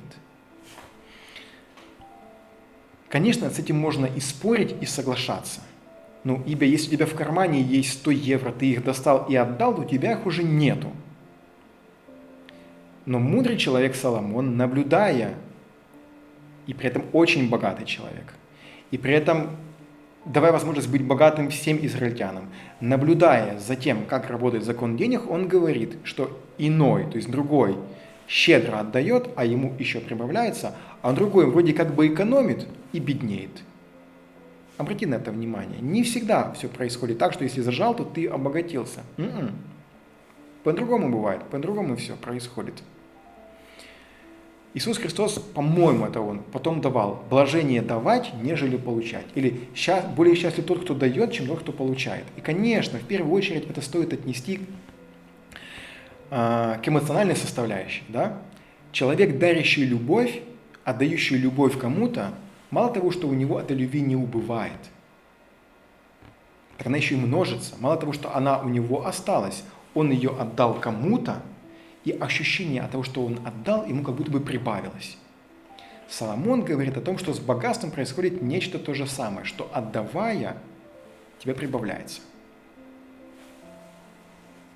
Эту притчу можно считать защитительной речью творческой силе щедрого раздавания, которое делает богатым. Бережливость же, напротив, чужда жизни, делает человека бедным и несет в себе признаки ограниченности. Не нашли ли мы ключик к творческой сути Соломона? Не в щедрости ли дело? Не в том ли дело, что Соломон был таким открытым, щедрым во всех смыслах слова, что в материальном смысле, что в ментальном. Он готов был делиться как своей мудростью, так и своим богатством. Ему как будто бы одновременно ничего и не нужно было, но у него все это было. Ему привозили еще, а он это отдавал. У него мудрость пребывала, а он ею делился. Со всеми на равных условиях, приравняв себя царя к обычному человеку.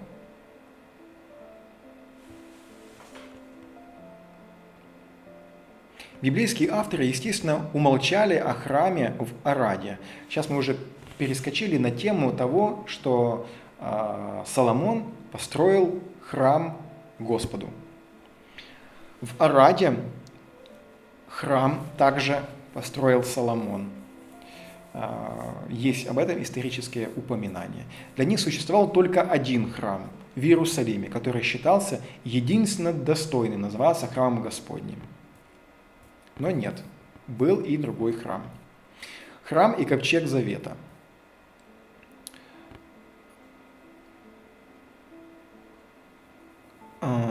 Значит, что такое ковчег завета? Ковчег завета – это та коробка, назовем ее так, сундук, саквояж, сокровищница, где хранились скрижали Соломона, завет. Завет имеется в виду договор, заключенный с израильтянами. Значит, вот эта тема. «Благословен Господь», прямая цитата, «который дал покой народу своему, Израилю, как говорил, не осталось неисполненным ни одного слова из всех благих слов, которые он изрек через раба своего Моисея». Мы уже об этом читали. Это слова Соломона, которые он говорил, когда закончил строительство храма, и когда все люди жили в мире и благоденствии, и все свершилось, как и заповедал Господь через Моисея израильтянам в Египте. Мы не можем полностью быть уверены, что Соломон на самом деле сказал то, что библейские авторы вложили ему в уста. Для нас, несомненно, одно – они гениально чувствовали дух мира Соломона. Творение Соломона означает мир. Народу Израиля дан покой. Напоминаются благие слова Моисея, а не его призыв к войне, которые были как-то связаны с ковчегом. Потому что ковчег всегда связывался с войной.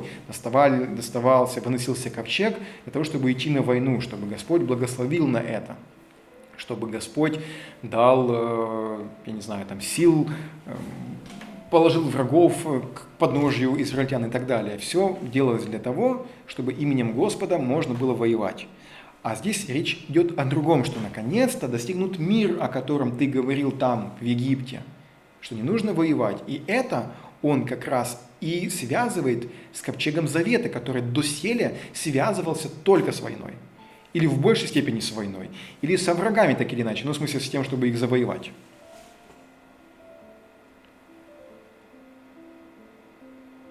А мы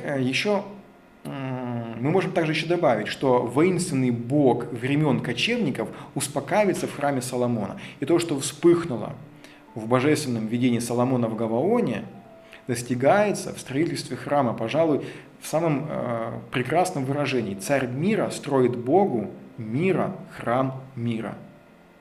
Царь мира, Соломон, строит Богу мира, Богу Всевышнему, храм мира. Все прям пронизано миром и совершенно другое восприятие. Управление государством и религия другая, по-другому выглядит. Ковчег из святыни войны превратился в святыню мира.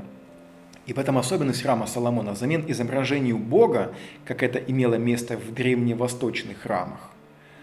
В центре религиозного почитания появляется символ лишенный, какого бы то ни было характера насилия, во-первых. И вот мы сейчас еще поговорим о херувимах. Помните, там были поставлены херувимы над ковчегом завета. Для чего это было сделано? Херувимы, они как бы накрывали крыльями ковчег завета. Сейчас я читаю. С херувимами связаны не только финикийско-хананейские, но и египетские воззрения. И все же остается существенное различие. Херувимы в храме Соломона не олицетворение божественного. Это не почитаемое египтянами солнце, не божество на нагруднике Тутанхамона. Вспомним о древнеизраильском запрете на изображение невидимого вездесущего Бога.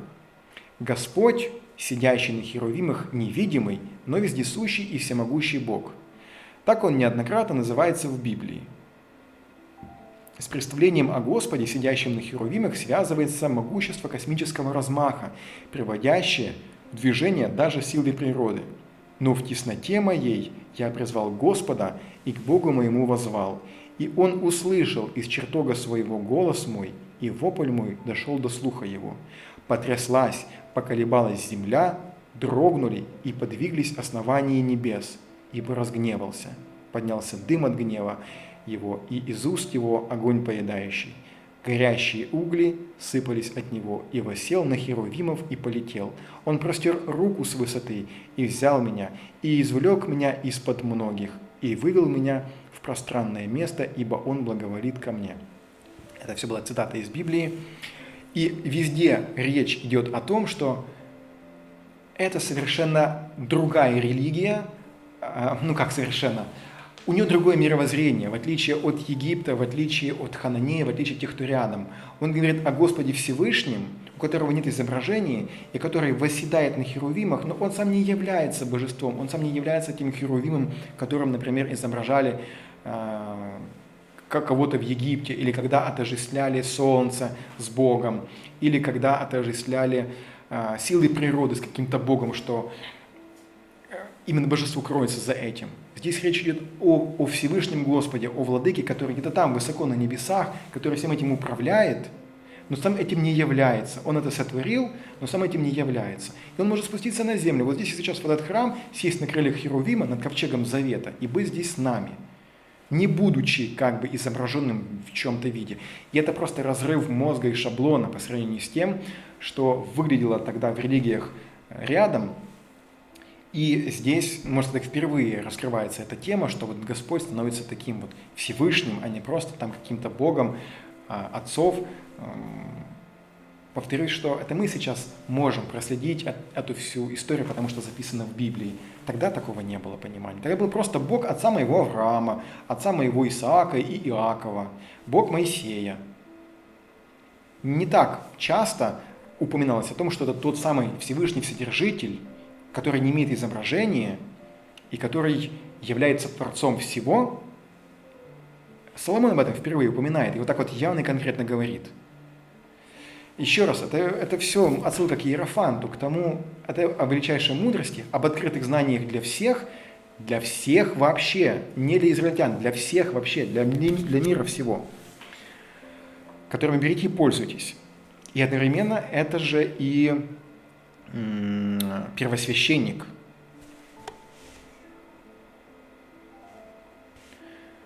Я ничего не хочу сказать насчет икон, изображающих Господа сегодня, Иисуса Христа в частности, но похоже, что понимание Соломоном Бога в то время было более близким к существованию Творца, чем нам сегодня диктует номинальное христианство. Если перевести взгляд от внушительных херувимов, поставленных около ковчега, на херувимов среди пальм и цветов, помните, мы там читали, которые украшены золотом, украшающих внутреннее помещение храма, то ощущается странный двойной смысл.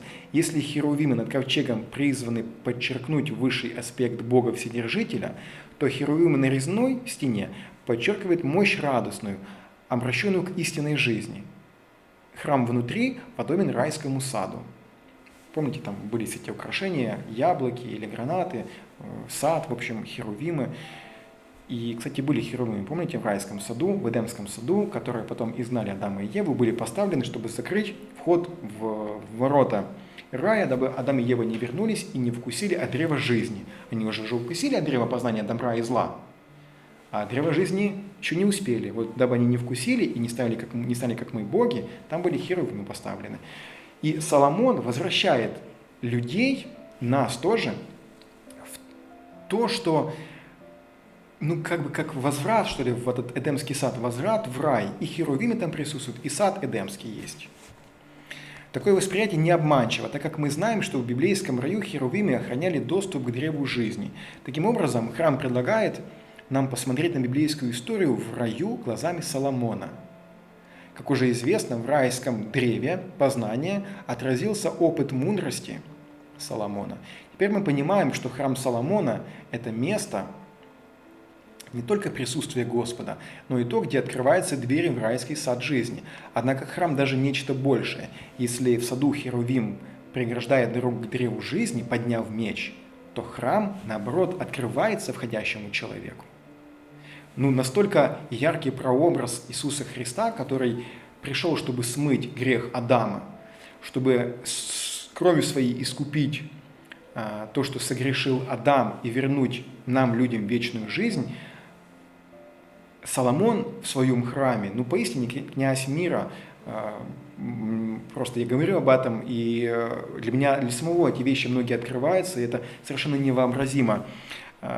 За более чем 1000 лет создался такой мощный прообраз Христа и такие мощные символы, которые тогда уже присутствовали, пытаясь искупить людей от первородного греха и вернуть им первозданный рай, в котором они были помещены Создателем изначально. С строительство Соломоном храма не может считаться уникальным ни с точки зрения исторического строительства, ни с точки зрения архитектуры. Что касается мирного значения, которое возводило храм в символ совершенной жизни, то оно способствует счастливому пространству. Кот звал меня, думал, что он хочет на улицу выйти, оказывается, он всего-навсего звал меня поиграться с ним. Так, храм больше способствовал ощущению счастливого пространства. Кто близок к древневосточным храмам, вряд ли ощутит этот счастливый налет. Египетские храмы свидетельствуют о серьезности судьбы и строились для того, чтобы ее задобрить. Также месопотамские храмы, они служили часто возвеличиванию какого-нибудь богоподобного царя. Более поздние греческие храмы поведовали о судьбе богов, но счастливой идеей мира их не посвящали. Лишь один храм Соломона наглядно представляет великую идею мира, которая безраздельно принадлежит мирной истории человечества. По всему, о чем мы узнали, было похоже, что Соломон – человек, опередивший свое время. Такое ощущение, что он даже не с нашего времени, он с более развитой эпохи человечества вернулся в прошлое для того, чтобы там попытаться создать в маленьком государстве какой-то золотой век, какую-то открытость, прозрачность, наделить людей знаниями, доступными для всех, это просто на голову не налазит. Соломон – первосвященник, приближается к храму не только как царь, но и как первосвященник. Он идет во главе, во-первых, в процессии ковчега, произносит большую путеводную речь, которая раскрывала религиозный смысл храма, читает самую длинную молитву Ветхого Завета, благословляет храмовую общину, когда помрачивается к народу, принимает участие в празднике жертвоприношения по случаю освящения храма. Не стоит сомневаться в роли Соломона первосвященника, так как храм был царским храмом, что служило обоснованием прав Соломона священника.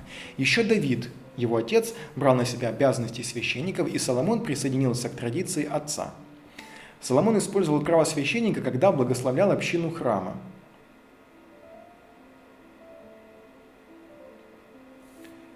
Он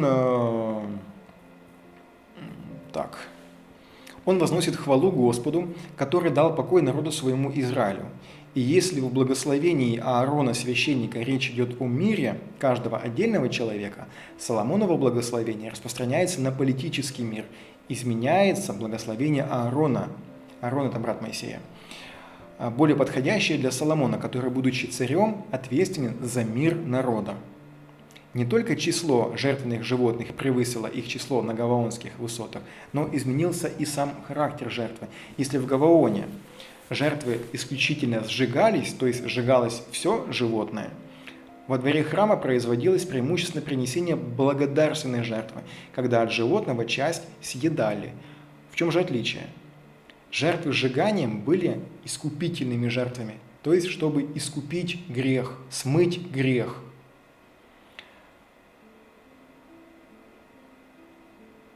Благодарственные, напротив, жертвами, в которых радостно прославлялось божественное общество. Вот, казалось бы, и там жертва, и то, там кололся ягненок, но то было, проливалась кровь, чтобы искупить свой грех, а здесь это было скорее символически, дабы сказать спасибо скорее за то, что у нас все хорошо.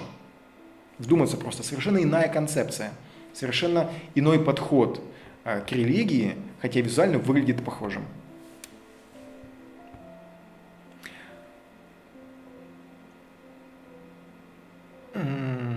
Итак, мы видим, что с храмом Соломона связана скорее радость, нежели страдания. Храм Соломона не является в первую очередь храмом для жертвоприношений. Храм – место исключительно для молитвы. Помните, мы об этом читали? И тот, и там, и чужеземец, любой может прийти и помолиться.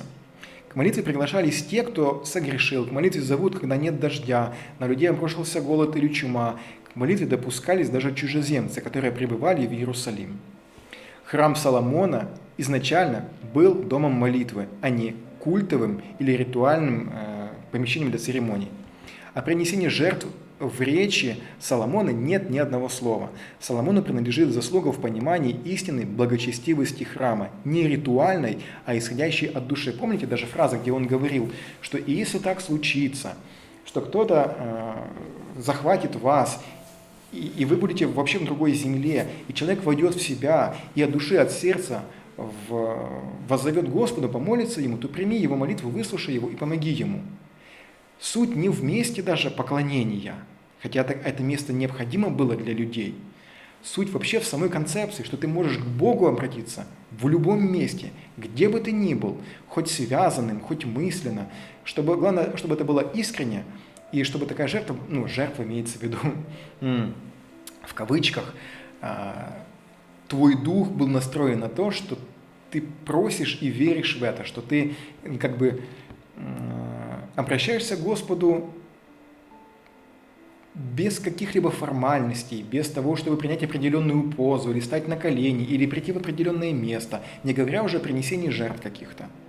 Вот это главная идея и концепция, которая прослеживается в Библии, хотя ее накидали сверху описаниями длины, высоты, ширины храма, да, это все необходимые вещи, о количестве золота и всего-всего. Но вот это самая фишка и самая суть мирного правления Соломона.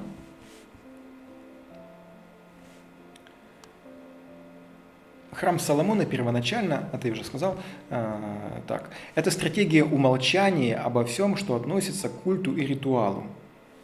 С нашей точки зрения является красноречивым свидетельством сути благочестия, объявленного храмом Соломона.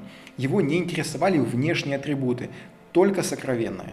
От того, кто почувствовал потребность войти в храм и приобщиться, святая святых, хранившей в Моисееве скрижали закона, требовалось не соблюдение культа, а нравственная чистота. Все. Неважно, как ты зайдешь, мужчина ты или женщина, иностранец ты или чужестранец, босый ты будешь или обутый. Важно, что у тебя внутри. И я говорю еще раз, это просто разрыв мозга и шаблона того времени, да и сейчас. Попробуйте сейчас. Ладно.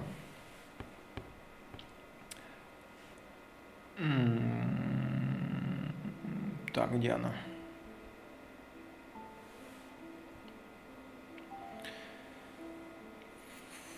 Это очень хорошо выражается в молитвах о тех, кому открыты двери храма, дошедших до нас в псалмах. «Кто взойдет на гору Господню, или кто станет на святом месте Его? Тот, у кого руки не повинны и сердце чисто, кто не клялся душею своею напрасно и не божился ложно, тот получит благословение от Господа и милость от Бога, Спасителя твоего».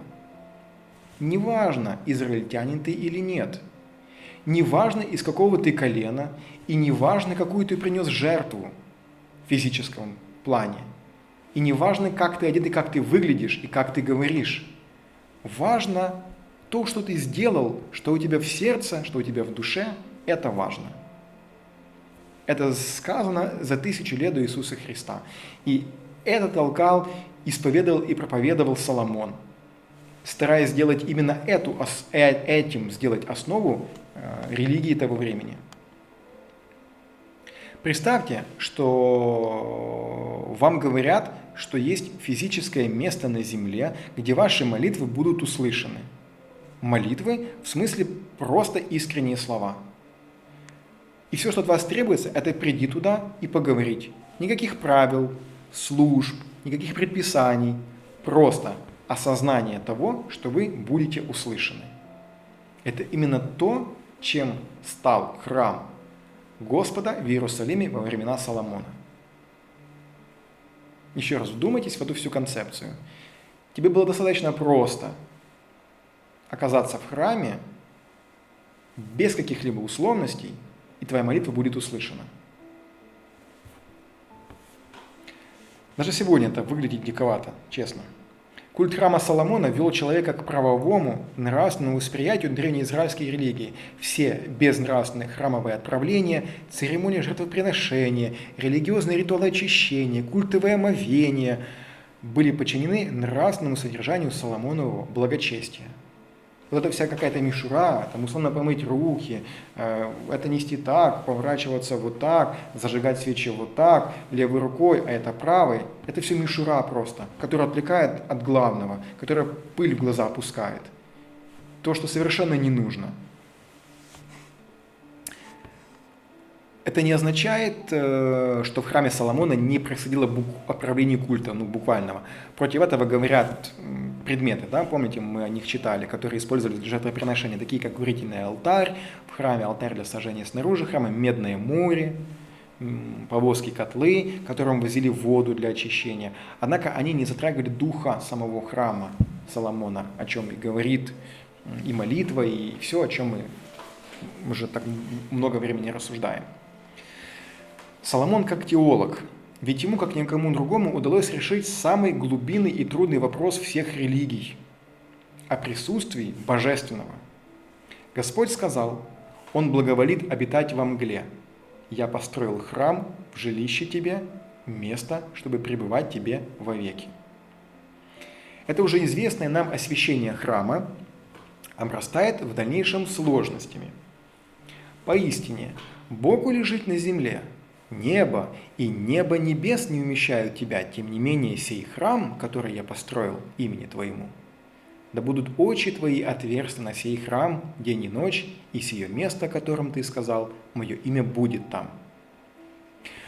И вот тут есть некое противоречие, что из написанного сказал Соломон, а что вот просто записано в Библии, что на самом деле соответствует духу Соломона, его религии, имеется в виду религия, не то, что Соломон основал, да, то, как он ее видоизменил, и как он ее декларировал, как он ее проповедовал, и как он ее трактовал для людей. А что просто записано авторами Библии? Личность Соломона пробивалась из бездны, которая нас потрясает. Он, кажется, справился с роковым наследием преступного отца и матери прелюбодейки. Неотвратимость кровной мести и братоубийства он подавил своим делом мира, которое нашло конкретное выражение в мудрости судьи, внутренней и внешней политике, представлении государства и правлении. Он отказался от позиции триумфатора, обходился без образа врага, опирался не на политику силы и войны, а на мудрую дипломатию и торговлю. Его открытость миру достойна удивления. В свой аппарат правления он берет чужеземцев. Чужеземки украшают его гарем и обеспечивают стойкие добрососедские связи. Закордонные рабочие строят храм, который отражает его идею мира. Соломон открыт и привержен традициям одновременно. Израиль был объединен Соломоном в сложное, единое целое. Причем обращалось достаточно внимания на растущие различия племен и народов. Фанатизм и догма для него неприемлемы. Итак, Соломон представляется нам как осчастливленный жизнью. Они подразделяют жизнь Соломона на две фазы. Осчастливленную и омраченную. Они имеются в виду библейские авторы. Об осчастливленной мы знаем, а об омраченной тоже. Да, это те времена, когда он постарел. Во времена старости Соломона жены его склонили сердце его к иным богам, и сердце его не вполне предано Господу было Богу своему. Его отход от веры Господом однозначно осуждается и одновременно прощается как старческая глупость. И в то же время отход Соломона от традиционной веры Господу описывается как только частичное отступничество. Да, вот как бы не совсем верный огонь. Не то, что там все предал он, не совсем. Так, наполовину. Но наиболее изощренный способ снятия вины библейские редакторы предлагают, когда пытаются осудчество Соломона о чистой вере Господу приписать его чужеземным женам. Да? Ведь именно они обвиняются, как те, которые склонили его, вот этого старого человека, к иным богам. Вновь старый и излюбленный мотив Евы, да, напоминает нам очень сильно, что именно Ева стала причиной того, что теперь все человечество страдает. Однако все попытки прощения доказывают только одно. Для авторов Библии религия Соломона стала камнем преткновения. Они придумывают особую милость Господа, снизошедшую на Соломона. Наказание настигло его только после смерти, когда царство было раздроблено. Все это к тому, что мы должны глубже проникнуться мотивами, которые определяют религию Соломона. Да, почему других царей наказывали при жизни, А Соломона наказали после смерти. В смысле, как его можно наказать после смерти, если он уже умер? Получается, что не его, да? После смерти только твоей, от твоего сына Раваама будет отобрано царство. Напоминаю, что это все писалось после уже жизни Соломона, спустя 300-400 лет. Соломон прожил счастливую жизнь, 83 года, при его правлении государство процветает. В Библии говорится о мрачном, ужасном периоде, когда он стал поклоняться вместе со своими женами иным божествам, и за это наказал его Господь, но не наказал. Наказал, но не наказал. Потом наказал. Не его, а сына его. Но все равно же наказал. А что если евреи времен Авраама, Исаака и Иакова, которые верили в Бога отцов их, представляли себе другого Бога, нежели мы сейчас складываем смысл и понимание нашего современного человека, умудренного историей? То, о чем я вам говорил. Это мои слова. О том, что это сейчас у нас Библия в таком виде, от бытия и до откровения. И мы имеем какую-то последовательность от сотворения мира и какую-то летопись, какую-то последовательность исторических событий. Но когда Авраам был, когда был Исаак и Иаков, если бы эти книги не были включены сюда, описание жизни этих людей не были включены сюда, то они бы с равной степенью могли вполне поклоняться Ваалу или Молоху, или Астарте, или какому-то другому божеству. Ибо там было только сказано, что это Бог отца моего, Авраама, или Бог отца моего, Исаака, Бог отца моего Моисея. Именно об этом Боге идет речь. Еще непонятно, это Всевышний Бог или нет. Это просто Бог, в которого верит мой папа. И папа моего папы тоже в этого Бога верил. Этот Бог хороший, он нам помогает. И я буду тоже в него верить. Я не знаю, как его зовут, изображения его нет, имя его священно. Но это этот Бог.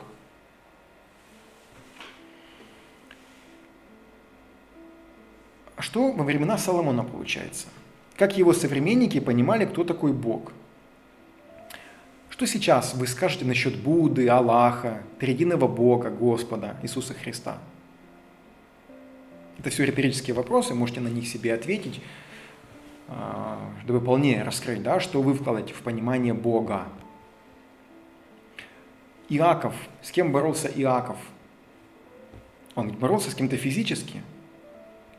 Мы будем говорить об этой карте отдельно, но сейчас можно о ней упомянуть вскользь. Он с кем-то боролся,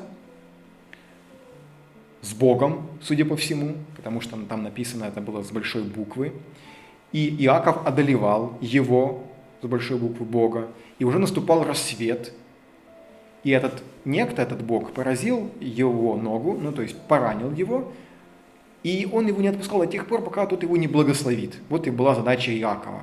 Понимаю, что это Бог, это божественное существо.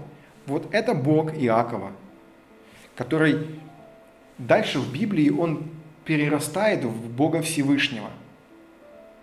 Я сейчас пытаюсь просто вас плавно подвести к многобожию Соломона. Было ли на самом деле это отступничеством или нет? С кем боролся Иаков? У кого он просил благословения? Моисей был основателем веры в Господа. Именно Моисей, когда выводил людей из Египта, когда поднялся на гору Синай, тогда впервые упоминается о Господе. Но это уже было после Иакова, после Авраама, Исаака, после Иосифа, после 300-летнего рабства в Египте. Много уже сотен лет прошло с тех пор. Только тогда упоминается о том, что вот, опять же, если бы не связь,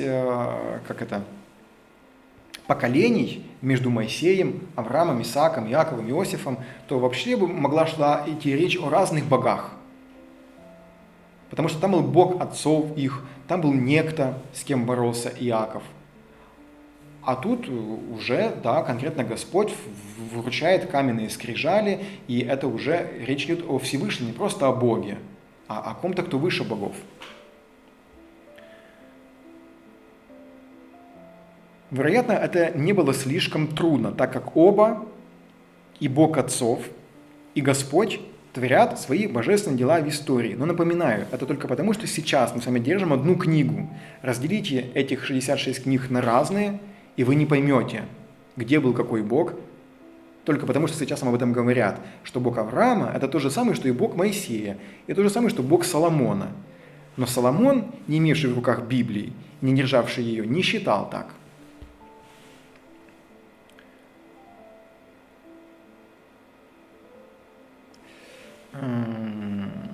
Так. Моисей был основателем веры в Господа. Ему удалось, согласно Библии, совместить кочевническую религию Бога отцов с почитанием Господа.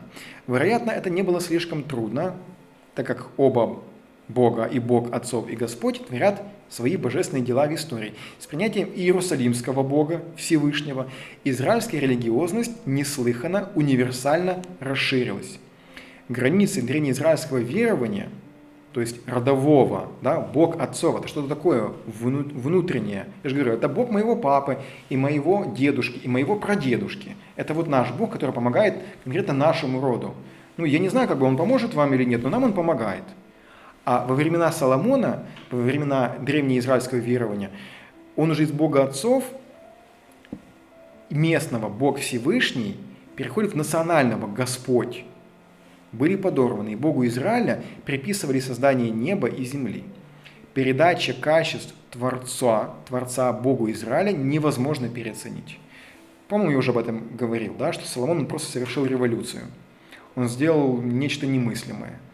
Он, по большому счету, сейчас у нас уже 2023 и 1000 лет до этого, больше 3000 лет назад, сделал то и построил такую религию в государстве, чего, наверное, нет сейчас в такой мере, как было тогда.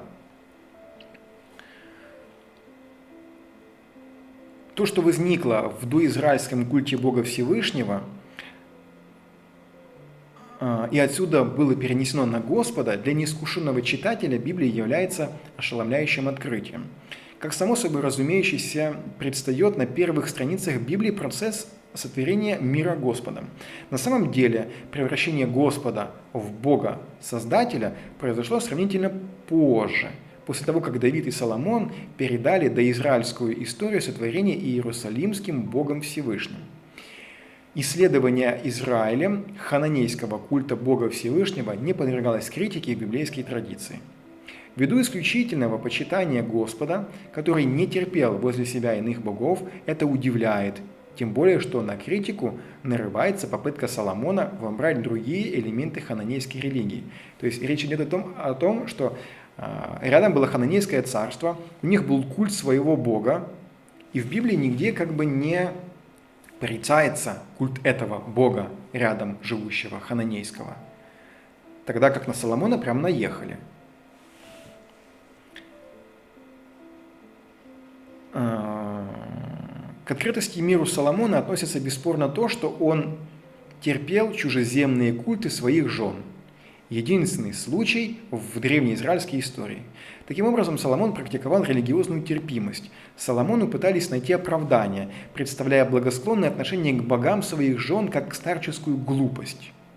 Но такой подход не историчен, поскольку Соломон женился не старым, а как раз молодым царем. В рамках матримониальной политики он начал допускать культы своих жен довольно рано. Соломон не побоялся допустить в Иерусалим культ своей финикийской жены, который она исповедовала в своей семье, культ Астарты. Это необычное явление особенно не одобрялось кругом староверов. Принятие бога женской природы, Астарта – это женская богиня, ведь древнеизраильскому Господу были присущи однозначно мужские черты. Хотя сам Господь принадлежит культу без изображения, однако как мужской бог войны он вывел войско. Хотя израильская религиозность обязывала не изображать Бога, кажется, существовала наивная убежденность в том, что Бог – мужчина. У меня не сейчас, раньше, всегда, всю жизнь складывалось впечатление, что Бог – это мужчина. Я думаю, что это навеяно духом самой Библии. Все то, как сложено, как записано, как прописано. И действительно, ведь нет прямого упоминания. Наоборот, говорится, что Бог нелицеприятен. Он обезличен.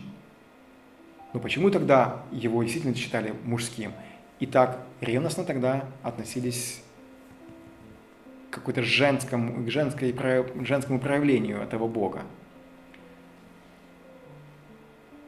В некоторых местах все-таки существуют следы божеств женщин, почитаемых в Израиле. Один из этих следов ведет нас к Рахили. Не помню, будет у нас в какой-то карте или нет Рахиль, но это жена Иакова, это патриарх Авраам, Исаак, Иаков. Иаков родил много сыновей, одного из них Иосиф, который потом спас всех своих братьев, привез их в Египет. Ну, дальше мы перешли в рабство и к Моисею, и вот в наши дни к Соломону. Быстренько рассказал вам. Так вот, возвращаемся к Рахиле. Она, как сообщается, уходя из дома, взяла с собой бога дома, это в кавычках, Терафим в скобочках, когда ее отец Лаван, пораженный потерей охранявшего дом божества, угрожает вору смертельным наказанием, Рахиль прячет божество под седлом верблюда и сама садится сверху. Да, понятно, что происходит. То есть, в принципе, был себе такой вот какой-то местный бог дома. Не знаю, хотите называть его домовым. Здесь речь идет о Терафиме. И это, на секундочку, жена Иакова, который верит в Бога Отца Своего. Бога Отца Своего. Не называйте пока его еще Всевышним. Еще раз говорю, это Библия, мы сейчас держим в руках. Тогда был Авраам, тогда был Исаак и был Иаков. Вот у него была жена Рахиль. Вот они уехали из дома, она украла башка из дома, которому они поклонялись, который им помогал, их дому. Но Иаков верил в Бога Отца Своего. Я не знаю, выстраивается ли у вас в голове эта логическая цепочка. То, что потом это перерастет во Всевышнего. Но пока, на моменте, вот в том моменте, когда мы говорим, это еще непонятно, что это Всевышний. Это просто Бог Израиля, Бог Отца, моего дедушки. Мелхола, дочь Саула и жена Давида, вот прям совсем рядом мы уже оказываемся, времена Соломона, также имела домашнее божество. Когда Саул преследует Давида, Мелхола кладет статую на постель Давида, чтобы обмануть слуг Саула. То есть прям целая статуя была в доме. Мелхола же взяла, цитата, «Мелхола же взяла статую и положила на постель, а в изголовье ее положила козью кожу и покрыла одеждою».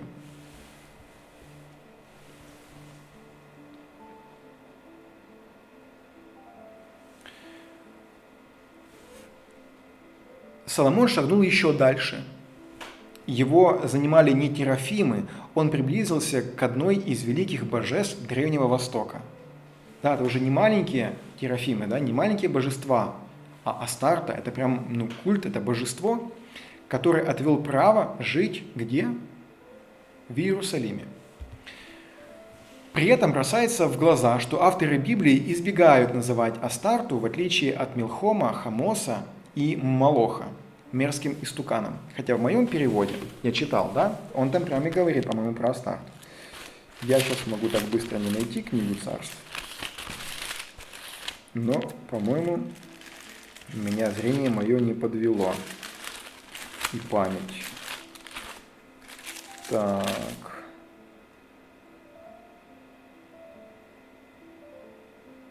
Да, вот.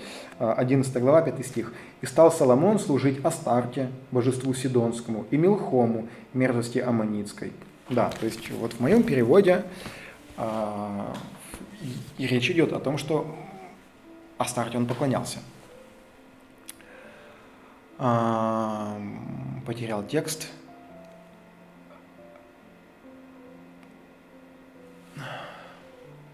Так, значит... С Астартой в Иерусалиме был введен культ, который великолепно характеризует женские черты образа Бога.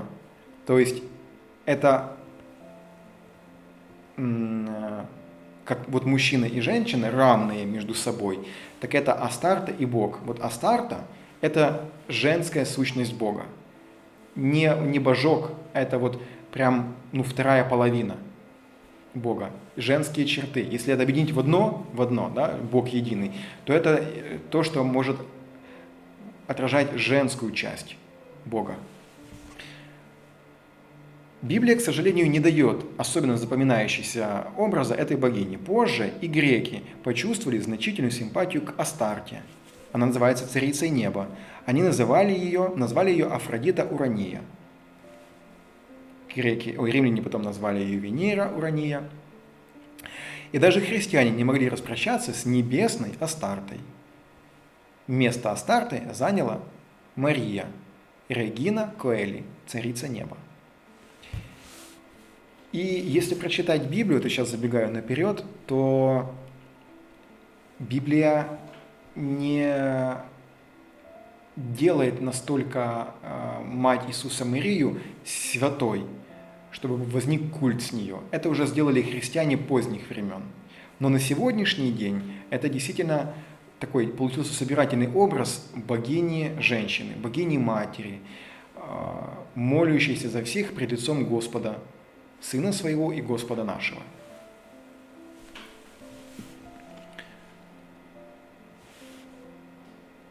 Стоит, пожалуй, обратить внимание на то, что царь Соломон занимался не только религиозной политикой под знаком взаимной терпимости, которая вела к тому, что из образа чужого божества были удалены все насильственные черты, но для него было также важно смягчить мужские черты древнеизраильского Господа при помощи женских черт богини-женщины.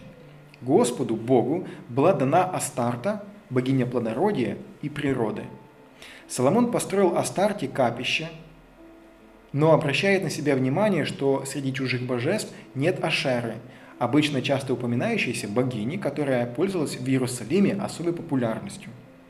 Действительно ли у Соломона с этой богиней не было никаких дел? Такое вряд ли можно предположить, ведь в более поздних текстах Ветхого Завета Астарту иногда путают с Ашерой.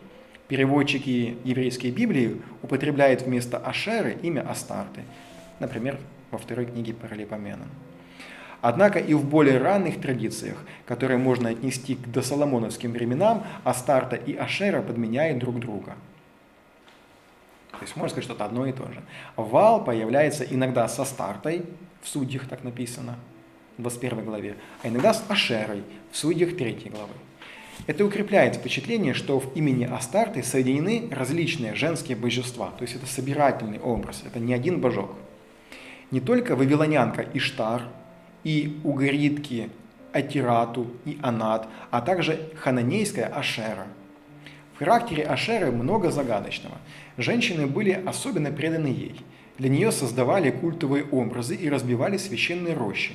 Так Раваам, это вот на секундочку уже сын Соломона, мальчики-любовники выполняли неприятные обряды, допускались формы культовой проституции. Книга Третье царств, при царе Манасии, 696 год до нашей эры, заходила даже до установления изображения Ашеры в Иерусалимском храме. Это буквально 500 лет после Соломона. И конец этому положил только царь Иосия. В библейском предании, да, сейчас чуть небольшую паузу, да, понятно, по поводу Астарты, по поводу Ашер, по поводу Анат, Иштар, Атирату, это все одно и то же, не то чтобы божество, собирательный образ богини-матери, равной по своим полномочиям и как жена для мужа Бога. Вот этот культ и образ также поддерживал Соломон. Помним об этом. И не где-нибудь, а в Иерусалиме. Вспоминаем теперь мы колонны, которых мы читали, Яхим и Боаз, которые были установлены при входе в храм. В библейском предании Яхим и Боаз, но эти имена несколько окутаны тайной. Объяснение, сбивающее с толку возможностей, содержит неоспоримый факт. Обе колонны не несут никакой архитектурной функции. Да, они отдельно стоящие и стоят на земле причем. Они ничего не подпирали в храме, и это при том, что были примерно 12 метров высотой и диаметр 1,90 м, то есть почти 2 метра. Ну, такие монументальные сооружения, при том, что высота храма, по-моему, около 15 метров. то есть почти в высоту храма. Свободно стоящая пара колонн перед храмом известна нам не только по Иерусалиму. Так Геродот сообщает, что в Тире перед храмом Мелькарт стояли 2 колонны. «И я видел его», храм имеется в виду, «богато украшенный и с многими подарками от освящения, и стояли в нем 3 колонны. Одна из чистого золота, другая из смарагда, который невероятно светился в темноте». Ну и далее конец цитаты. Раскопки в финикийском Библии также выявили свободно стоящие колонны храма времен Среднего Царства. И потом еще есть известный нам храм Ваал-Хадада в Ассоре, который был разрушен в 13 веке до нашей эры. И перед ним тоже стояли 2 колонны. Параллели доказывают, что пара колонн перед храмом Соломона соответствовала финикийской строительной традиции. Таким образом, усиливается историческая достоверность, согласно которой кузнец Хирам из Тира велел отлить колонны Соломонова храма из меди. Это в Библии записано по поводу кузнеца, вот этого Хирама из Тира. Важно, что у колен перед храмом Соломонова у колонн отсутствует цоколь основания, то есть они стоят на земле. Они растут как дерево. На это указывают еще и другие, отдельные, с трудом поддающиеся восстановлению данные. Так, на колонны были помещены капители с узорами, к которым прикреплены 400 гранат. Капитель – это верхушка колонны, которая там она в виде у нас, по-моему, лотоса в Библии описывается. В виде, цветка точно. И на карте Высшая Жрица они так и изображены. 2 ряда вокруг обеих капителей.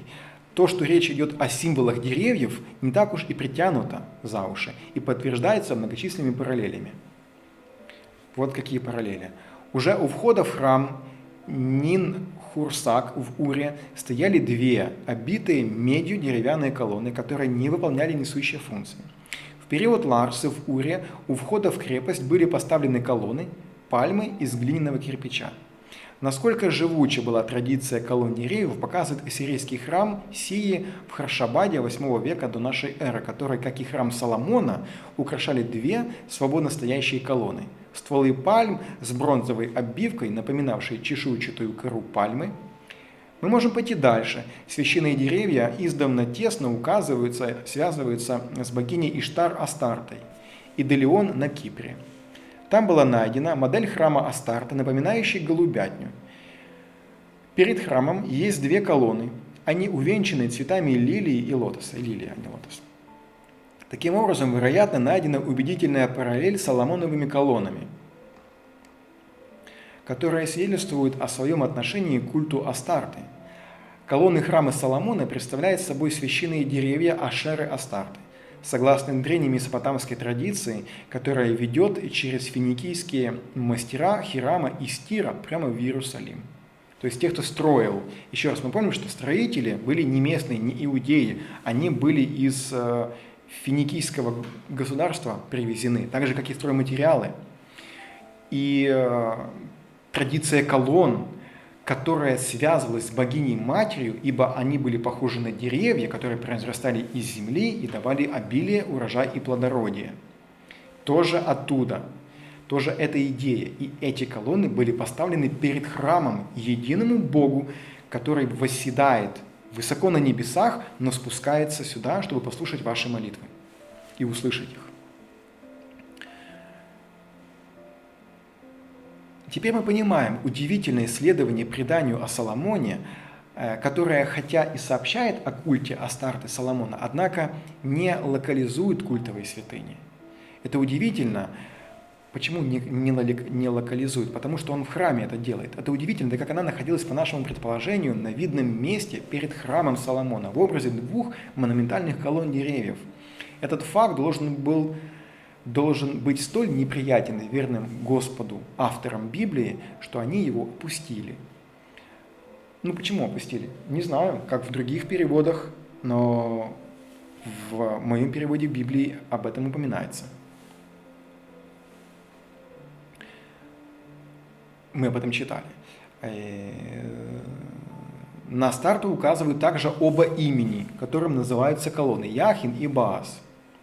Далее цитата. «И он, Хирам, который финикийский мастер, да, из Тира, установил колонны перед притвором храма.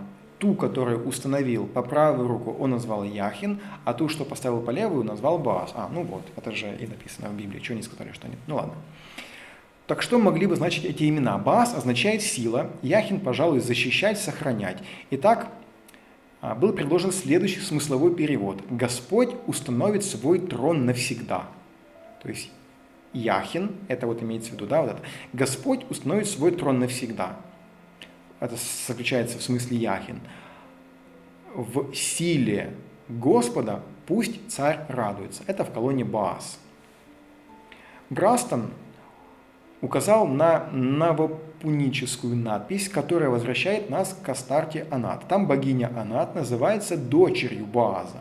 Боаз – это еще одно имя для Ваал-Пока, что мы встречались с божествами женского пола из досоломоновских времен только как с домашними божествами. При Соломоне же, напротив, женское божество Астарта переживает значительное повышение. Она выступает уже не в функции богини дома, которая, вероятно, почиталась только в узком кругу семьи, как мы читали про Рахиль, а вырастает до богини царства и получает право жительства в главной святыне Израиля в Иерусалиме. Соломон не только уважает традиционный узкий женский семейный культ, но и придает ему общественное значение. Когда Соломон помещает в Иерусалиме женский культ, то этим он придает гласности тайную традицию древнеизраильского общества.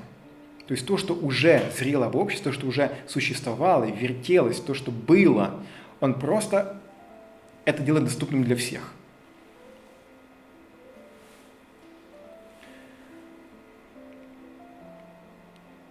В раскопках вблизи иудейского города Лахиша были сделаны сенсационные находки. Одна из найденных надгробных надписей, которую можно датировать 8 веком, была расшифрована следующим образом: «Будь благословен Уриаху, Яхве и его Астарта». Яхве – это тетраграмматон и ГВГ, 4 согласные буквы, тетраграмматон, обозначающий имя Господа. Все указывает на то, что Ашера рассматривалась как супруга Господа. Это значит, что единому Богу, мужчине, самым интимным образом в помощь давалась богиня природы.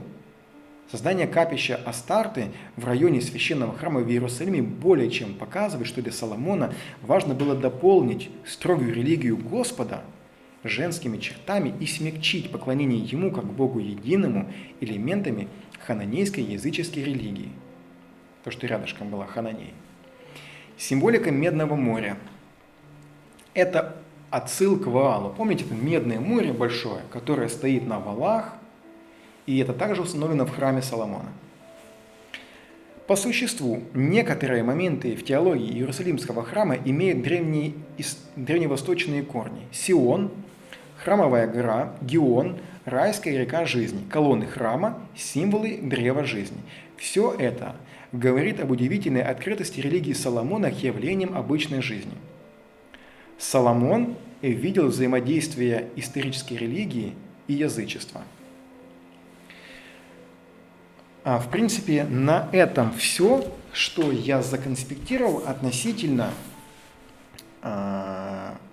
Соломона, если посмотреть на это с другой точки зрения, не сильно отступая от Библии, но пытаясь прочесть между строк и цепляясь за то, что явно в нем говорится в Библии, имеется в виду по поводу Астарты, по поводу Ваала, по поводу его жен и так далее. И вот тогда в эту канву очень все хорошо ложится, и нет противоречий в личности самого Соломона, как человека с твердой рукой, как человека, который создал мир, как человека, который был открыт для всех своей мудростью, своим знанием, своим правосудием, о чем мы узнаем дальше, как человек, который объединил религии близлежащих племен, но при этом возвел их в культ единого Бога, Всевышнего. Не просто теперь уже Бог отцов наших, а Он это делает на том уровне, на котором нам сейчас известен Творец и Всевышний, который восседает на небесах и который сотворил всю Вселенную. Это и великий учитель, это и жрец, это и теолог, это и тот, который в равной степени для всех дает и богатство, и мудрость, и славу, и возможность поклоняться и молиться единому Богу, который тебя непременно услышит, даже если ты враг был изначально израильского государства. Так, что у нас по таймингу? 5 часов. Ну, конечно, вы будете это смотреть частями, спору нету. Я же это все записываю в один присест. Не знаю, может быть, это не самое мудрое решение, но я слежу за тем, что все мои приборы пишут. Соответственно, я уже хочу это все-таки закончить. Так, по мифологии мы с вами прошлись. Биографию мы с вами осветили, да, вот альтернативную. Давайте сейчас мы с вами еще окунемся в значения. Давайте мы сейчас прочитаем текст по Уэйту. Хотя нет, прежде, да, я уже неоднократно упоминал в начале.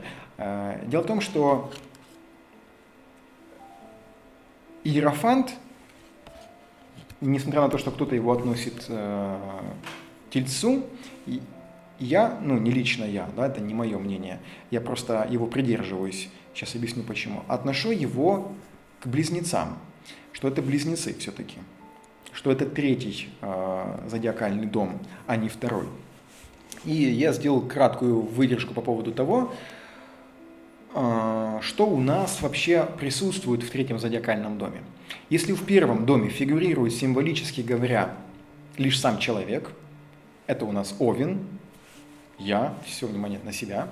Во втором доме появляется дополнительный внешний мир, Телец, который взаимодействует с этим всем. Воспринимаемый как среда обитания, то в третьем доме, в этой среде человек выделяет себе подобных. Близнецы, да? Человек в третьем доме выделяет себе подобных. Таким образом, третий дом – это человеческая среда обитания. В этом смысле в традиционной астрологии третий дом управляет знакомыми, но не друзьями, которые идут по 11 дому, и соседями, то есть людьми, с которыми человек вступает в социальные контакты, подразумевающие проявление минимума интимности и индивидуальности с обеих сторон. По третьему дому идет общая этика человеческих отношений, то есть принципы, сознательные, подсознательные, по которым человек строит свое поведение в отношении людей вообще, безотносительно к их социальному положению и отношению к нему лично, а также то, как он вообще воспринимает мир и людей и априорно к ним относится. Сложно, может быть, это все прозвучало, но сводится все к тому, что Иерофант, близнецы, третий дом, теперь Соломон, мы видим, что он был таким же человеком, который без индивидуалистики, он дает свои знания открыто равно всем, в равной степени. Ты можешь этим воспользоваться, а можешь нет, но у тебя есть такая возможность. И это круг знакомых, но не близких твоих друзей и кровных родственников, а скорее знакомых. Такая общая некая масса, без того, чтобы это выделить в какую-то личность и индивидуальность. Второй важный аспект третьего дома – это обучение, происходящее через человеческий фактор, то есть с помощью учителя или эквивалентной по роли фигуры. Да, согласны? Я тоже. По третьему дому идут газеты, тонкие журналы, брошюры, популярная и научно-популярная литература, рассчитанная на широкую публику, желающую просветиться, но просвещенную пока еще в недостаточной степени. Опять же, еще раз подчеркиваю, в третьем доме. Это массы, это для всех, это открытость. Ничего личного, ничего конкретного, но учитель, который для всех в равной степени учит. И одного, и второго, и меня, и тебя, и израильтянина, и чужестранца. Приходите, молитесь, вкушайте мудрость Соломона, она открыта для всех в равной степени. Мудрость, она на углах, на площадях, она взывает к тебе. Просто услышь ее. В жизни обучение связано с поездками и путешествиями. И, соответственно, короткие поездки идут по третьему дому. Длинные путешествия, исключая дорогу, по 9. Кстати, забегая наперед, сразу говорю, что зодиакальные дома хорошо читаются, воспринимаются в противоположностях друг с другом. противоположный третьему дому дом 9, где также карта выглядит похожим образом. У Уэйта визуально карта также парная, там изображен дьявол, это дом Стрельца, и там уже идет что-то больше личное, индивидуальное. Там же личные поездки, и там же, если и обучение, то высшее, более такое уже углубленное. Понимание этих двух карт, этих двух противоположных зодиакальных домов нам вполне раскрывает каждый из них. В частности, оно сейчас вполне раскрывает дом Близнецов, третий дом, дом Иерофанта. В общем-то, обучение, короткие поездки. Что значит короткие? Ну, в школу проехаться на автобусе, там, не знаю, в детский сад или в техникум, или пусть даже в институт, но без конкретной пока специализации. Первый курс. Это не надо тебе углубляться во что-то и ехать далеко. Нет, это вот здесь рядом по месту. По третьему дому идут родные братья и сестры, а также всевозможные дальние родственники, при общении с которыми ощущается не степень, а лишь сам факт родства. Опять же, такое нечто общее, да? То есть, вот даже есть понимание брат по крови и брат по духу, да? Там просто брат по крови, ну, такое нечто общее, или дальние родственники общие. А брат по духу – это прям что личное, свое, это по 9 дому, это вот мой, это как вот Давид и Иоаннафан, по-моему, сын врага его, которые вот просто чуть ли не влюблены были друг в друга. Недвусмысленно Библия об этом говорит. Это вот так что-то были. Хотя они не были братьями родными, но были как братья.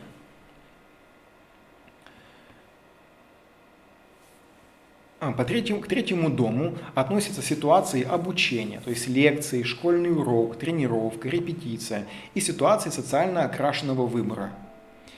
Все это мы очень хорошо увидели, соответствует времени Соломона, ему как человеку и всему тому, что он проповедовал и пропагандировал в своем тогдашнем обществе израильском, то, что исходило от него, и то, что соответствует также и этой карте. Третий дом – коммуникации, короткие поездки, коммуникации, транспорт управляется третьим домом. Натальные планеты в третьем доме мотивированы и часто помогают нам строить близкие отношения со своими сверстниками, включая братьев и сестер, коллег и одноклассников. Общение – это решение большинства проблем и основа всех успешных отношений. Поэтому не забывай уважать и развивать этот сектор своей карты. Вспоминаем Соломона, который прям устанавливал мир с соседями, со всеми, с близкими, не с дальними, не куда-то далеко, вот с теми, кто рядом, с хананеями, кто там, я не помню, финикийцы. Забываю все время эту народность, царство это. Когда планеты проходят по третьему дому, мы часто получаем важную информацию. Этот дом соответствует энергии близнецов. Вот то, что о третьем доме можно почитать плюс-минус в разных источниках, которые связаны с астрологией. Не отнести это к Соломону и не отнести это к Иерофанту, мне кажется, будет неправильным. Поэтому я соглашаюсь с тем, что это так и есть. Теперь возвращаемся к Уэйту. Что же он пишет о своей карте? На нем тройная корона, а сам он восседает между двух колонн. Но это не колонны того храма, который охраняет верховная жрица. Мы об этом сегодня уже читали. В левой руке у него скипетр, заканчивающийся тройным крестом. Правой же рукой он подает хорошо известный церковный знак, называемый знаком эзотеризма, который проводит различие между проявленной и сокрытой частями учения. То есть есть разница между тем, что для всех, и тем, что скрыто. Высшая жрица – это то, что скрыто, что-то тайное, а это для всех. Это открытые знания, доступные всем, в равной степени. В этой связи примечательно, что верховная жрица не делает никаких знаков. У его ног, Иерофанта, лежат скрещенные ключи, а перед ним преклоняют колени двое священнослужителей в стихарях. Обычно его именуют папой, что есть лишь частное проявление более общей функции, которую он символизирует. Он – правящая сила внешней религии, в то время как верховная жрица прежде всего олицетворяет эзотерическую, отстраненную власть. Очень похоже с Соломоном, да? Соломон у нас был тем же первосвященником, и царем одновременно. То, что он декларировал для всех, то, что было доступно для всех. Ничего скрытого, тайного, подковерного, эзотерического, алхимического, то, что в каких-то символах передавалось тайным орденам. Нет, вот, пожалуйста, все мои притчи, вот так вот мы будем поклоняться, вот есть храм, вот есть, хотите, капища, вот есть Астарта, вот так это все будет выглядеть. И это в равной степени всем доступно.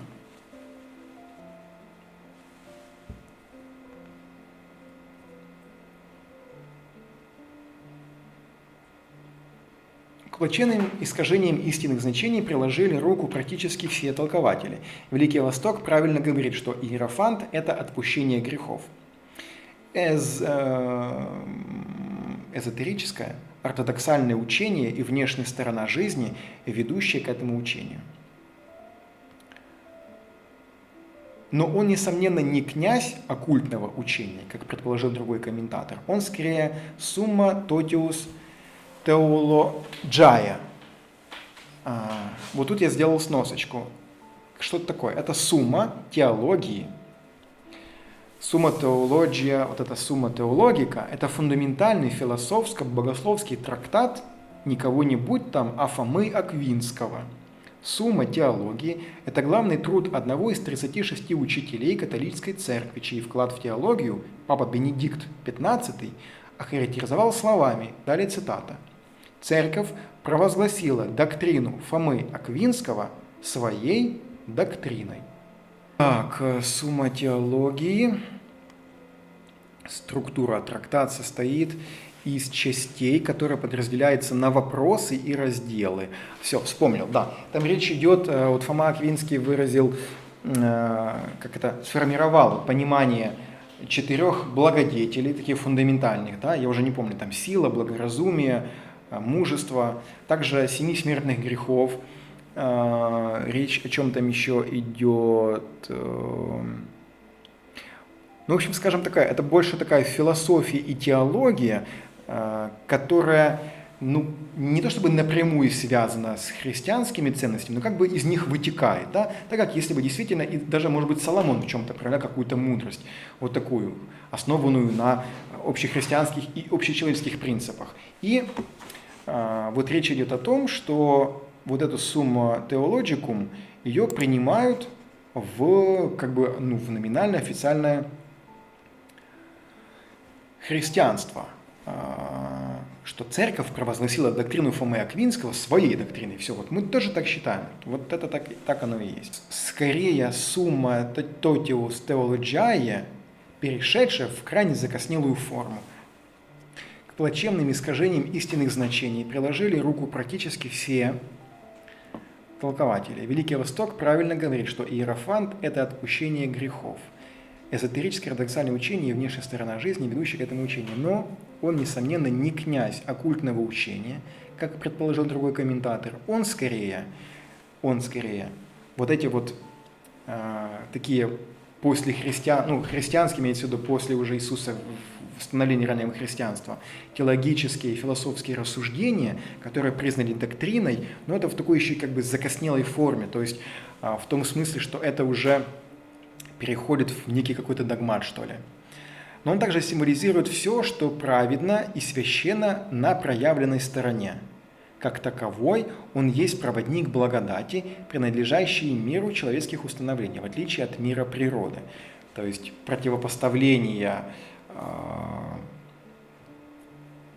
каким-то природным явлениям, да, миру природы, а больше то, что связано с религией и с тем, как человек воспринимает эту религию, и как он ее преподносит, как он ее философствует, как он ее трактует, и как он ею обучает.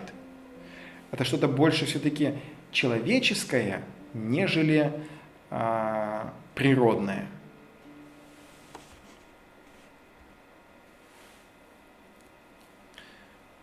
А также вождь на пути спасения для человечества в целом. Это олицетворение порядка и глава призванной иерархии, каковая является отражением, Маген Давид, это сейчас я объясню, другого, высшего иерархического порядка. То есть, что наверху, то и внизу. То есть мы обучаем так, как если бы это было дано самим Господом, что и прослеживается Соломоном, что его учения, они происходят от мудрости, данной свыше, что Господь, Он вкладывает эту мудрость, Господь дает какое-то понимание, осознание, и эта мудрость распространяется на всех людей. Маген Давид, вот мы уже с вами разбирали, два этих равносторонних треугольника, соединяющихся в себе, то, что наверху, то и внизу, или то, что внизу стремится наверх, то, что наверху стремится вниз. Такое взаимопроникновение получается. В итоге, мы разобрали с вами, что это соотносится с третьим домом с близнецами, что эти две карты между собой также соотносятся и похожи, и достаточно легко трактовать карту Иерофант из колоды Даре как традиционного Иерофанта из колоды Уэйта. С той лишь еще разницей, что мы больше знаем о Соломоне как о персоне и больше знаем о том, что он сделал во времена своего правления и какой он заложил мощный фундамент, который и на сегодняшний день вот прям очень хорошо и явно виден спустя многовековую историю. И давайте заглянем тогда по значениям, что у нас может быть. Я разделил, как уже и в прошлых лекциях, на 4 стихии, которые у нас больше отражается в каких-то разных наших сферах. Жезл у нас это огонь, это такое что-то больше социальное, какие-то внешние проявления, связи. И выделил такие слова. Привычность. Почему привычность? Потому что если мы говорим о сфере работы, то это какие-то вещи типичные. Это не будет какое-то изобретение, это не будет нечто индивидуальное. Это будет что-то типичное, это будет что-то привычное, это будет что-то, опять же, напрашивается слово «традиционное». Слово «традиционное» здесь будет встречаться сейчас много раз, и оно относится ко всем стихиям, ко всем нашим сферам жизни и проявления. Социальные связи. Мы об этом читали и по 5 дому, мы об этом читали по 3 дому, по близнецам. И это же понятно и по Соломону. Социальные связи, они у нас проходят в сфере жезлов, то есть это может касаться того, что человек как-то, если говорится о том, какая это будет работа, то это будет какая-то работа, связанная с общественностью, либо что-то традиционное такое, как у всех, условно говоря. И сюда я же еще также отнес надежность. Надежность почему? Потому что это что-то, опять же, как у всех, не выбивающееся, не выстреливающее наружу. То, что уже проверено, испытано многими, доказано многими. Ты просто бери, делай вот так, и будет такой результат. Вот уже проверено, доказано, не спорь. Отсюда же и прогнозируемость, аналогично. Если мы говорим о работе, о какой-то сфере нашего движения вперед, будешь делать так, будет вот так. Будет вот так, получится вот так. Учительство, само собой, проходит тоже под этой картой. Это может быть напрямую указывать на либо нашу работу, либо на то, как человек себя может быть проявлять в какой-то профессии. Может просто напрямую указывать на эти профессии, которые связаны с обучением. Причем, скорее всего, это будет обучение не по высшей жрице, там тоже обучение, но это такие больше оккультные знания, что-то узкие круги. Нет, это такое общедоступное, понятное всем, открытое для всех. Просто бери и пользуйся. Нравоучение. Нравоучение – это уже скорее такая, как перевернутая больше карта. То есть, с одной стороны, это учительство, с другой стороны, это поучение такие уже, это как бы тыканье носом, что ли, если хотите. Безразличие. Безразличие как будто бы недобор по этой карте выглядит, в отличие от нравоучения. Безразличие, когда вот я просто буду читать лекции, буду просто давать информацию, мне, в принципе, все равно. Вы все спите на моей лекции, или вы уйдете, сейчас станете с аудиторией, я имею в виду преподавателя, на какой-то лекции. То есть ему, в принципе, все равно. Его задача просто отчитать материал. Все, воспримите вы или нет, это уже как бы такое, я же говорю, безразличие. А нравоучение – это когда он подойдет, и как бы вроде бы он должен просто качественно преподать материал для всех, но он подойдет и будет тыкать кому-то носом. Не просто обучить его лучше, как по 9 дому, стрельцу, по дьяволу, а именно тыканье носом, одним словом. По кубкам традиционность, как всегда, традиционность. Отсюда и брак. В общем, все, что будет традиционно для вашей местности. Если вот мы сейчас читаем Библию, да, и традиционно было иметь 7 жен и 3 наложницы. Это традиционно было. Но сейчас так не традиционно. Поэтому по Иерофанту так не будет выглядеть такой брак. Если традиционно сейчас жить с девушкой там, 12 лет и не выходить, ну что она не выходила замуж, не брать ее в жены, то это уже традиционно. Если же это еще не традиционно, то не традиционно. То традиционно брать, заключать брак на основании документов. Но вы понимаете, да, вот есть разница между формальностью некой и традиционностью. То есть здесь формально это больше по карте справедливости, это по каким-то судам, по документам. А здесь же как принято в вашей местности, как принято в вашей семье, в конце концов. Да? Это может быть не принято в семье твоей девушки, но в твоей семье это принято. И поэтому, выпадая карта на него и показывая, что у него так традиционно, это совершенно не означает, что для девушки это вполне приемлемо. Такое поведение, желание звать тебя замуж, либо не звать и так далее. Традиции, любого рода традиции, которые могут быть связаны с ощущением, с какими-то эмоциями, с переживанием, с религией. Кстати, вот религия, да, она очень тесно связана с эмоциями, с искусством, с музыкой, с картинами, с фильмами, кинематографом. Все это будет очень близко, и здесь должна присутствовать какая-то традиционность. То есть, если мы бы говорили о религии в плане кубков, да, то это, конечно, номинальная религия, которая характерна для вашей местности. Вот то, что характерно для местности в Индии, там считается традиционным, здесь будет нетрадиционно. Двуличие. Что я написал двуличие? Ну да, двуличие понятно. По перевернутой карте человек, который с виду кажется традиционным, вот он таким, он радеет за то, чтобы вот все было вот так, благопристойно и чинно, чтобы там брак был вот такой-то и такой-то. А на деле копнуть глубже, получается, что он, считая так, ведет себя по-другому. Мы знаем, да, что и у церковных священнослужителей, у первосвященников, либо людей более низкого сана, у них это тоже может проявляться в буквальном смысле. Когда мы в буквальном смысле понимаем, что это двуличный человек с маской, то есть он, выходя к нам в одной маске, он там нам рассказывает, что надо делать вот так, а потом журналисты такого человека видят совершенно в других заведениях, где, стыдно наркомана там увидеть, например, да, а человек там может оказаться. И показное, да, двуличие и показное, показное и двуличие, здесь они прям рука об руку идут, да, то есть человек может показывать себя с одной стороны, а вести по-другому, это будет у нас перевернутая карта. Имеется в виду негативное прочтение, кто не пользуется перевернутое, негативное прочтение. По пентаклям сфера денег, сфера того, что можно потрогать, недвижимость, вложения, земля, дома, машины, в общем. Стандартность, то есть это не будет ничего нетрадиционного, типа там каких-то биткоинов. Вот станут биткоины через 50 лет стандартными или введут там их в США, например, в 2024 году в свою стандартную валюту, и пройдет еще какое-то время. Вот это уже тоже будет какая-то традиционность и стандартность.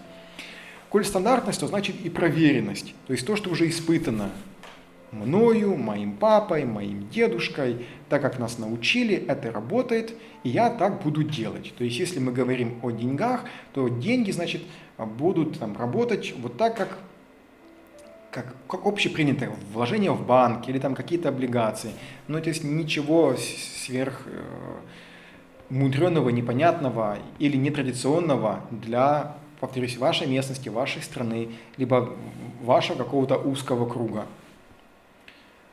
Может там карты выпустить, например, на конкретно какую-то финансовую организацию, она в перевернутом виде, и вы понимаете, что какое-то там, это нестандартное решение, значит, нужно принять в рамках этой организации. Если в рамках этой организации стандартным были, там, предположим, там, облигации внутреннего госзайма или там какие-то акции, то это что-то нестандартное, значит, нужно рассмотреть. Такой, конечно, совсем узкий круг я взял.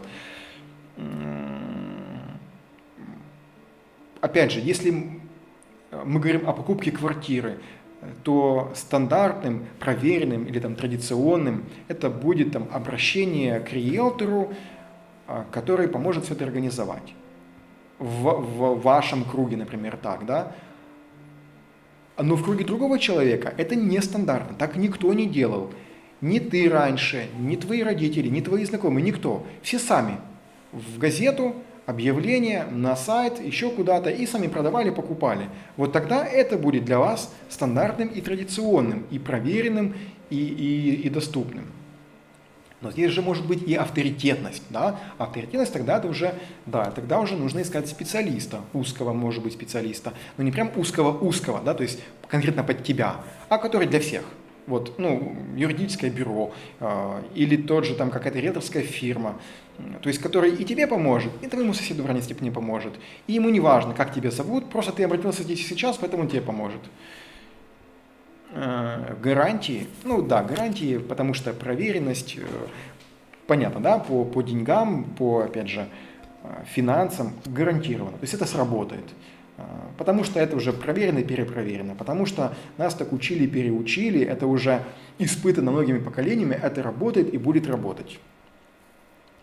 Но в перевернутом значении могут быть и устаревшие методы. То есть, когда это уже не просто гарантии или то, что проверено, а когда это уже требует пересмотрения, как то, что уже здесь не сработает. Время как бы, Пентакли хоть и стихия Земли медленная, но она все же меняется со временем. И невыгодно уже вот в этой валюте делать вклады. Надо пересмотреть свое отношение к портфелю валют и добавить еще что-то или убрать что-то. Вот это тогда в перевернутом значении можно будет трактовать таким образом. Стихия мечи – это у нас скорее такое понимание, знание, разум, саморазвитие, в некоторой степени в противовес кубкам, там, где больше эмоций, что-то внутреннее, интуиция, шестое чувство.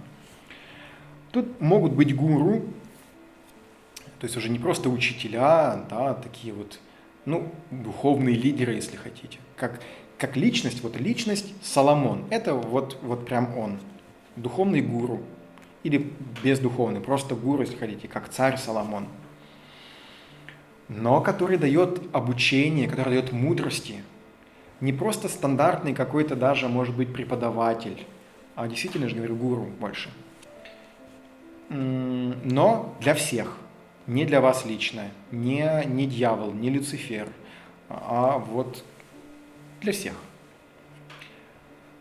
Но может быть и поверхностность в перевернутом значении этой карты, то есть когда, да, это для всех, да, это общее знание, общедоступное знание, мудрость, но так, пробежаться по верхам. Кстати, близнецы, третий дом в этом прослеживается тоже. Авессалом Подводный разделяет третий дом на несколько этапов развития, несколько ступеней. И вот самая первая, такая самая слабенькая, она вот блещет прямо этой самой поверхностью, когда можно нахвататься всего-всего-всего по верхам, не сильно углубляясь. И вот перевернутое значение карты вполне этому отвечает, то есть у нее негативное прочтение. Отрицание нового. Да, с одной стороны, это приверженность традициям, но с другой стороны и отрицание нового, того, что уже вот-вот как бы переходит в стадию того, чтобы стать тоже традиционным. Я говорю, в 2024 году США вводит официально в обиход криптовалюту. Это новое, это нетрадиционное, но будет же какой-то момент переломный, когда еще вчера это было нетрадиционно, а сегодня традиционно. А где вот эта серединка? Где это серое между черным и белым? Вот и нужно будет ловить этот баланс и это понимание, когда из отрицания чего-то нового, с одной стороны, да, нужно будет ловить баланс с тем, чтобы это было традиционно. Шаблонность, я бы тоже отнес к негативному прочтению. Шаблонность, почему? Потому что, да, с одной стороны, опять же, это учение для всех, но с другой стороны, если происходит шаблонизирование, то это может превратиться в догматизм, который не учитывает перемены ни во времени, ни в аудитории. Одно дело, когда у тебя меняется личность перед тобой, повторюсь, это больше по 9 дому. Другое дело, когда ты понимаешь, что, вот в целом, как царь Соломон, да, он понимал, для кого вообще вот это вот все будет уместно, что он делал. Мудрость, религия, правосудие, мир. Это было здесь и сейчас уместно для тогдашнего израильского народа и окружающих их племен.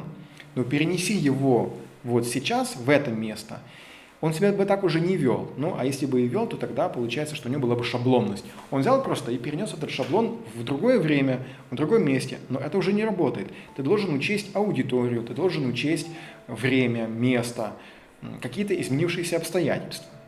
Но сохранить тот имеющийся накопленный багаж знаний и выдавать его также в равной степени для всех. Общественная, да, мы уже об этом говорили, догма двуличия, я также об этом сказал. Не даю я, как вы видите, каких-то конкретных прямых значений, как эта карта может проиграться в том или ином виде.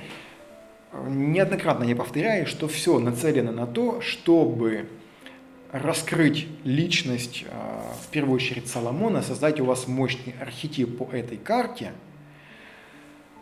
показать все, на что он способен был за свою жизнь, и на что он теоретически может быть способен, поместив его в какую-то, условно говоря, конкретную ситуацию. С покупкой автомобиля, или с тем, позовет он на свидание девушку или не позовет. Вот. Сейчас уже будем закругляться. Хорошо.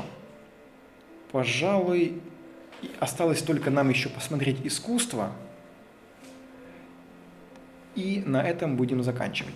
Искусство, вы знаете, искусство в целом можно разделить. Так, я понял, ты будешь мне мешать. Можно разделить на искусство, я имею в виду живопись, картины, на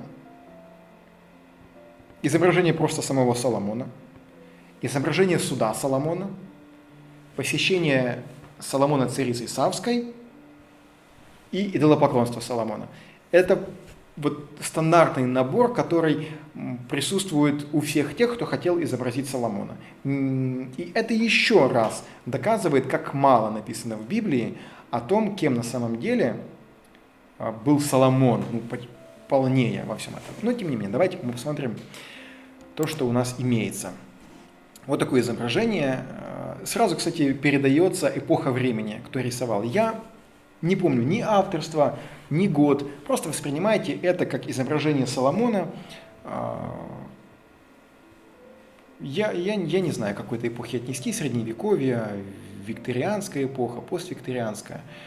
Ну вот так, безбородый человек, совершенно не молодой, в руках держит книгу, держит скипетр, обозначающий власть, и книга открыта. Открытая книга, обозначающая какую-то мудрость, открытую для всех он не прячет, не скрывает ничего. Вот такой Соломон. Соломон, здесь прям показано, да, это суть Соломона. Вернемся к этому потом. Вот такой Соломон. Соломон blessing the congregation of Israel. Это у нас прям цитата из книги Царств, 4, первая книга Царств, 4 глава, 14 стих. Обращается он к израильскому народу, и выглядит он совершенно не похожим на иудейских царей. Это гравюра, видно, что очень много людей. Соломон при этом, видите, он возвышается над народом. Мы его увидели нескольким другим человеком, который стоял на одном уровне с народом, который опустил себя до уровня людей. Но было и такое видение, есть точнее. Вот Соломон, царь Соломон, который, судя по всему, может, кому-то помогает, может, что-то судит. Присутствует некая девочка, которая не то тушит огонь, не то что-то, наоборот, подливает в огонь. Царь Соломон явно указывает на что-то человеку, который на коленях сидит перед ним, и на заднем плане видно целую очередь, которая выстроилась. Возможно, это как раз речь идет о том, что люди приходят за мудростью к царю Соломону. Вот просто царь Соломон с бородой, что-то действительно больше похоже на его восточные одежды. Несколько необычно, у него корона, его головной убор, но уже больше похоже на восток все-таки. Так, это мы сейчас вернемся туда дальше. Давайте мы глянем еще. Такие вот современные есть рисунки. Соломон сидит на своем троне в окружении львов, и статуи львы, может быть, тут даже живые львы. Это, по-моему, освящение как раз храма Соломона. Вот эта картина показывает нам сон Соломона. Заметьте, что в храме, что вот во сне не столько Бог является, сколько скорее ангел, да? А вот гравюра Дере как раз из книги. Можно ее так поближе рассмотреть. Также вот такое вот указание, как выглядел престол Соломона, его трон. Он был на таких вот на возвышениях, на ступенях, 6 ступеней и 7-я платформа. 12 львов лежат. Вот так что-то выглядит, я не совсем понимаю, что это. Вот тот самый, мы уже на него смотрели, море, которое относится также к божеству Ваалу. Вот интересная картина, которая показывает нам Соломона. Видим, да, где у нас находится Соломон, он в белых одеждах с короной. В целом такая вся картина, ну, я бы сказал, вполне соответствует духу времени. Во всяком случае, то, как мы сейчас представляем себе израильское государство тех времен. Видим какого-то человека, полуголого, сидящего по правую руку от Соломона, в руках молот. Это кузнец. Это кузнец, который, по одной из легенд, сказал ему, что если бы я своим мастерством не изготовил все эти изделия для твоего храма, то не было и самого храма. И Соломон его ставит по правую руку от себя, несмотря на то, что он простолюдин. То есть такая вот легенда, которая раскрывает нам Соломона как человеколюбивого правителя, очень демократичного, который вот готов на один уровень стать со своим народом, при этом невероятно богат, умудрен опытом. Ну, вот такие совмещал он себе противоречивые, может быть, на первый взгляд, черты. Вот такая вот картина, показывающая сон Соломона возле Гиона или Гивиона, я не очень помню название, когда после жертвоприношения ему явился Бог, здесь мы видим прямо самого Господа, и говорит о том, что ему была благоугодна жертва, и проси, чего ты хочешь. И он просит как раз мудрости. Здесь Соломон предстает совершенно в другом обличии, сразу что-то мне навеивает какие-то такие римские, греческие мотивы в изображении. А вот следующая картина показывает нам жен Соломона. Очень их много. Не 700, но приличное количество. Видно, что он уже такой дедушка здесь в летах, но окружен красавицами. С пышными формами, пышногрудые, многие из них прям с обнаженной грудью. Я думаю, это сделано было автором намеренно, для того, чтобы подчеркнуть, собственно, причину, главную причину, да, почему же он возле себя их держал. Или каким образом они могли на него повлиять. Понятно, каким еще образом. Вот сиськами могли на него повлиять, больше никак. Все они выглядят такими, я бы сказал, однояйцевыми близнецами. Все сестры как будто бы. Но не в этом суть. Суть в том, что именно по библейской версии именно жены склонили сердце глупого царя на старости лет к тому, чтобы он начал поклоняться другим божествам. А вот тут мы уже и видим, собственно, картины, которые показывают нам идолопоклонство Соломона. Мы видим царя, он у нас здесь изображен больше молодым, он по центру, показан корона и скипетр власти лежат ниже, он цепочкой с кадилом, и рядом его окружают женщины, которые видно, что склоняют его к этому. Царица склоняет, потому что у нее корона на голове. Вот прям она виновата в том, что, как Ева, да, что в том, что он начал поклоняться другим богам.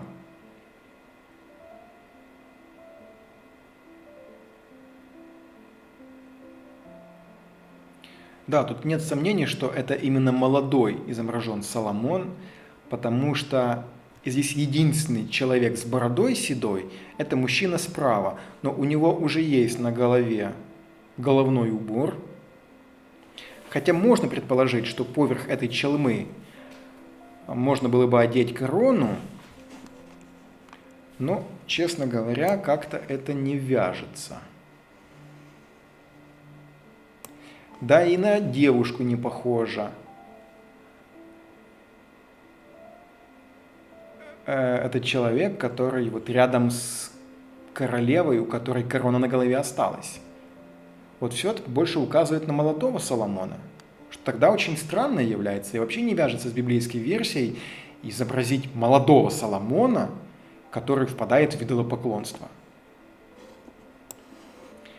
Вот еще одно изображение, давайте так чуть отъедем, которое показывает нам Соломона, который преклонил колени, который просто с таким безумным взглядом смотрит на какие-то курения, которые непонятные статуи с каким-то непонятным жрецом превозносятся. Если приблизить картину, рядом видно жену. Непременно жена с оголенной грудью. Это уже не первая картина и не последняя, где показана обнаженная верхняя часть его жен или жены. Для чего, еще раз, намек, чем еще вообще можно взять Соломона, мудрейшего человека, кроме как женским телом. Мы с вами будем рассматривать «Потерянный рай» Джона Мильтона. И хотя там всего 3 карты, но мы чуть больше, мне кажется, раскроем это. И вот там Джон Мильтон, он так полно раскрыл книгу «Бытия», момент сотворения и изгнания из рая, и так много он навалил на Еву, опять же, раскрывая мировоззрение тогдашнего времени, что я нисколько не удивляюсь, что вот прям, да, они виноваты в том, что совратили царя, и единственное, чем они могли его пленить, так это их прекрасными телами. И только так этот глупый царь мог забыть о Господе и предаться идолопоклонству и беспорядочным половым связям. Вот такая гравюра, которая показывает Соломона, который поклоняется какому-то башку и явно по указанию его жены. Она ему прям пальцем показывает. Мало того, что жена над ним стоит, а он на коленях. Он все забыл о своей власти, он бросил рядом скипетр, стал на колени, поклоняется, а она ему показывает. Вот ему и поклоняйся. Вот, да, моему Богу служи. Нет единства даже в этом, да? Помните, как он любовью прилепился к ним, сказано даже в Библии об этом. А тут она выше него.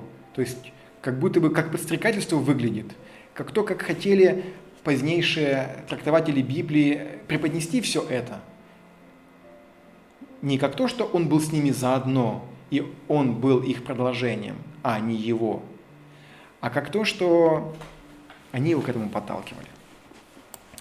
Следующая картина выглядит так, что Соломон, где наш Соломон? Соломон, я тебя не вижу. Да, вижу. Вот он. Выглядит, кстати, он не стариком, да, с бородой, но она не похожа на длинную седую бороду старика. Видно жертвоприношение, режут агнцев, много жен присутствует рядом, все они прямо обступили его, и все они давят на него, они склоняют к тому, чтобы он поклонялся каким-то истуканам, каким-то богам, которые вот здесь на земле стоят, не настоящим.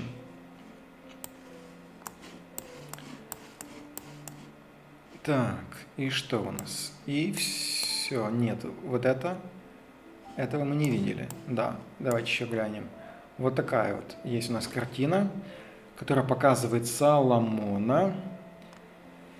Соломон у нас, видите, здесь седой, да, здесь он старик, в плясках. И в целом такое все похоже на праздник Сатурналии, такие вот какие-то развратные танцы.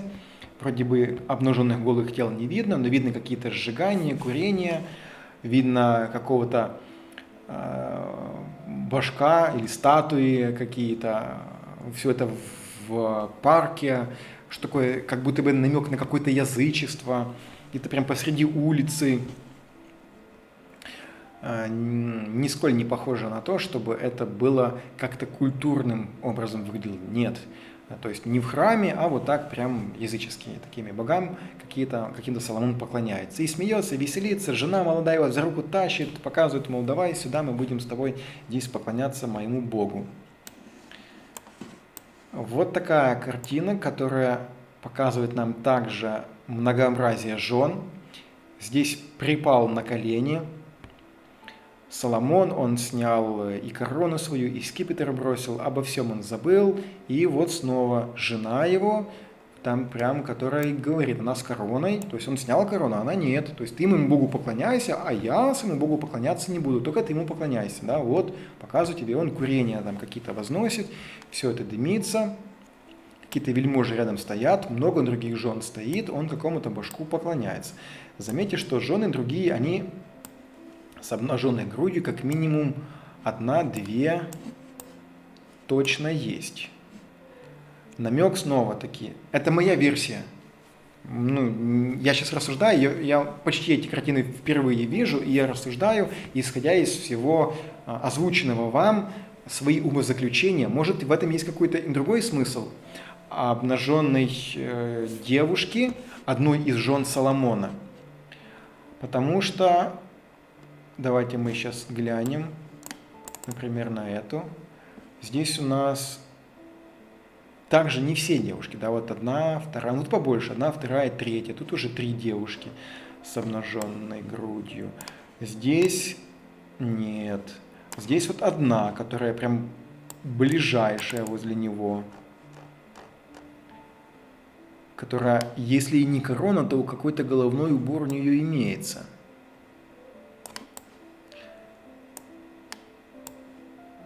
Прям женщины со всех сторон обступают и, задурманили они голову Соломону, забили они ему мозги, старик совсем обезумел, впал в какое-то старческое слабоумие, окружил себя молоденькими девушками, которые ему демонстрируют свои прелести, и он, ведясь на это все, мало того, что им разрешил поклоняться их божествам, так еще и сам уподобился этому.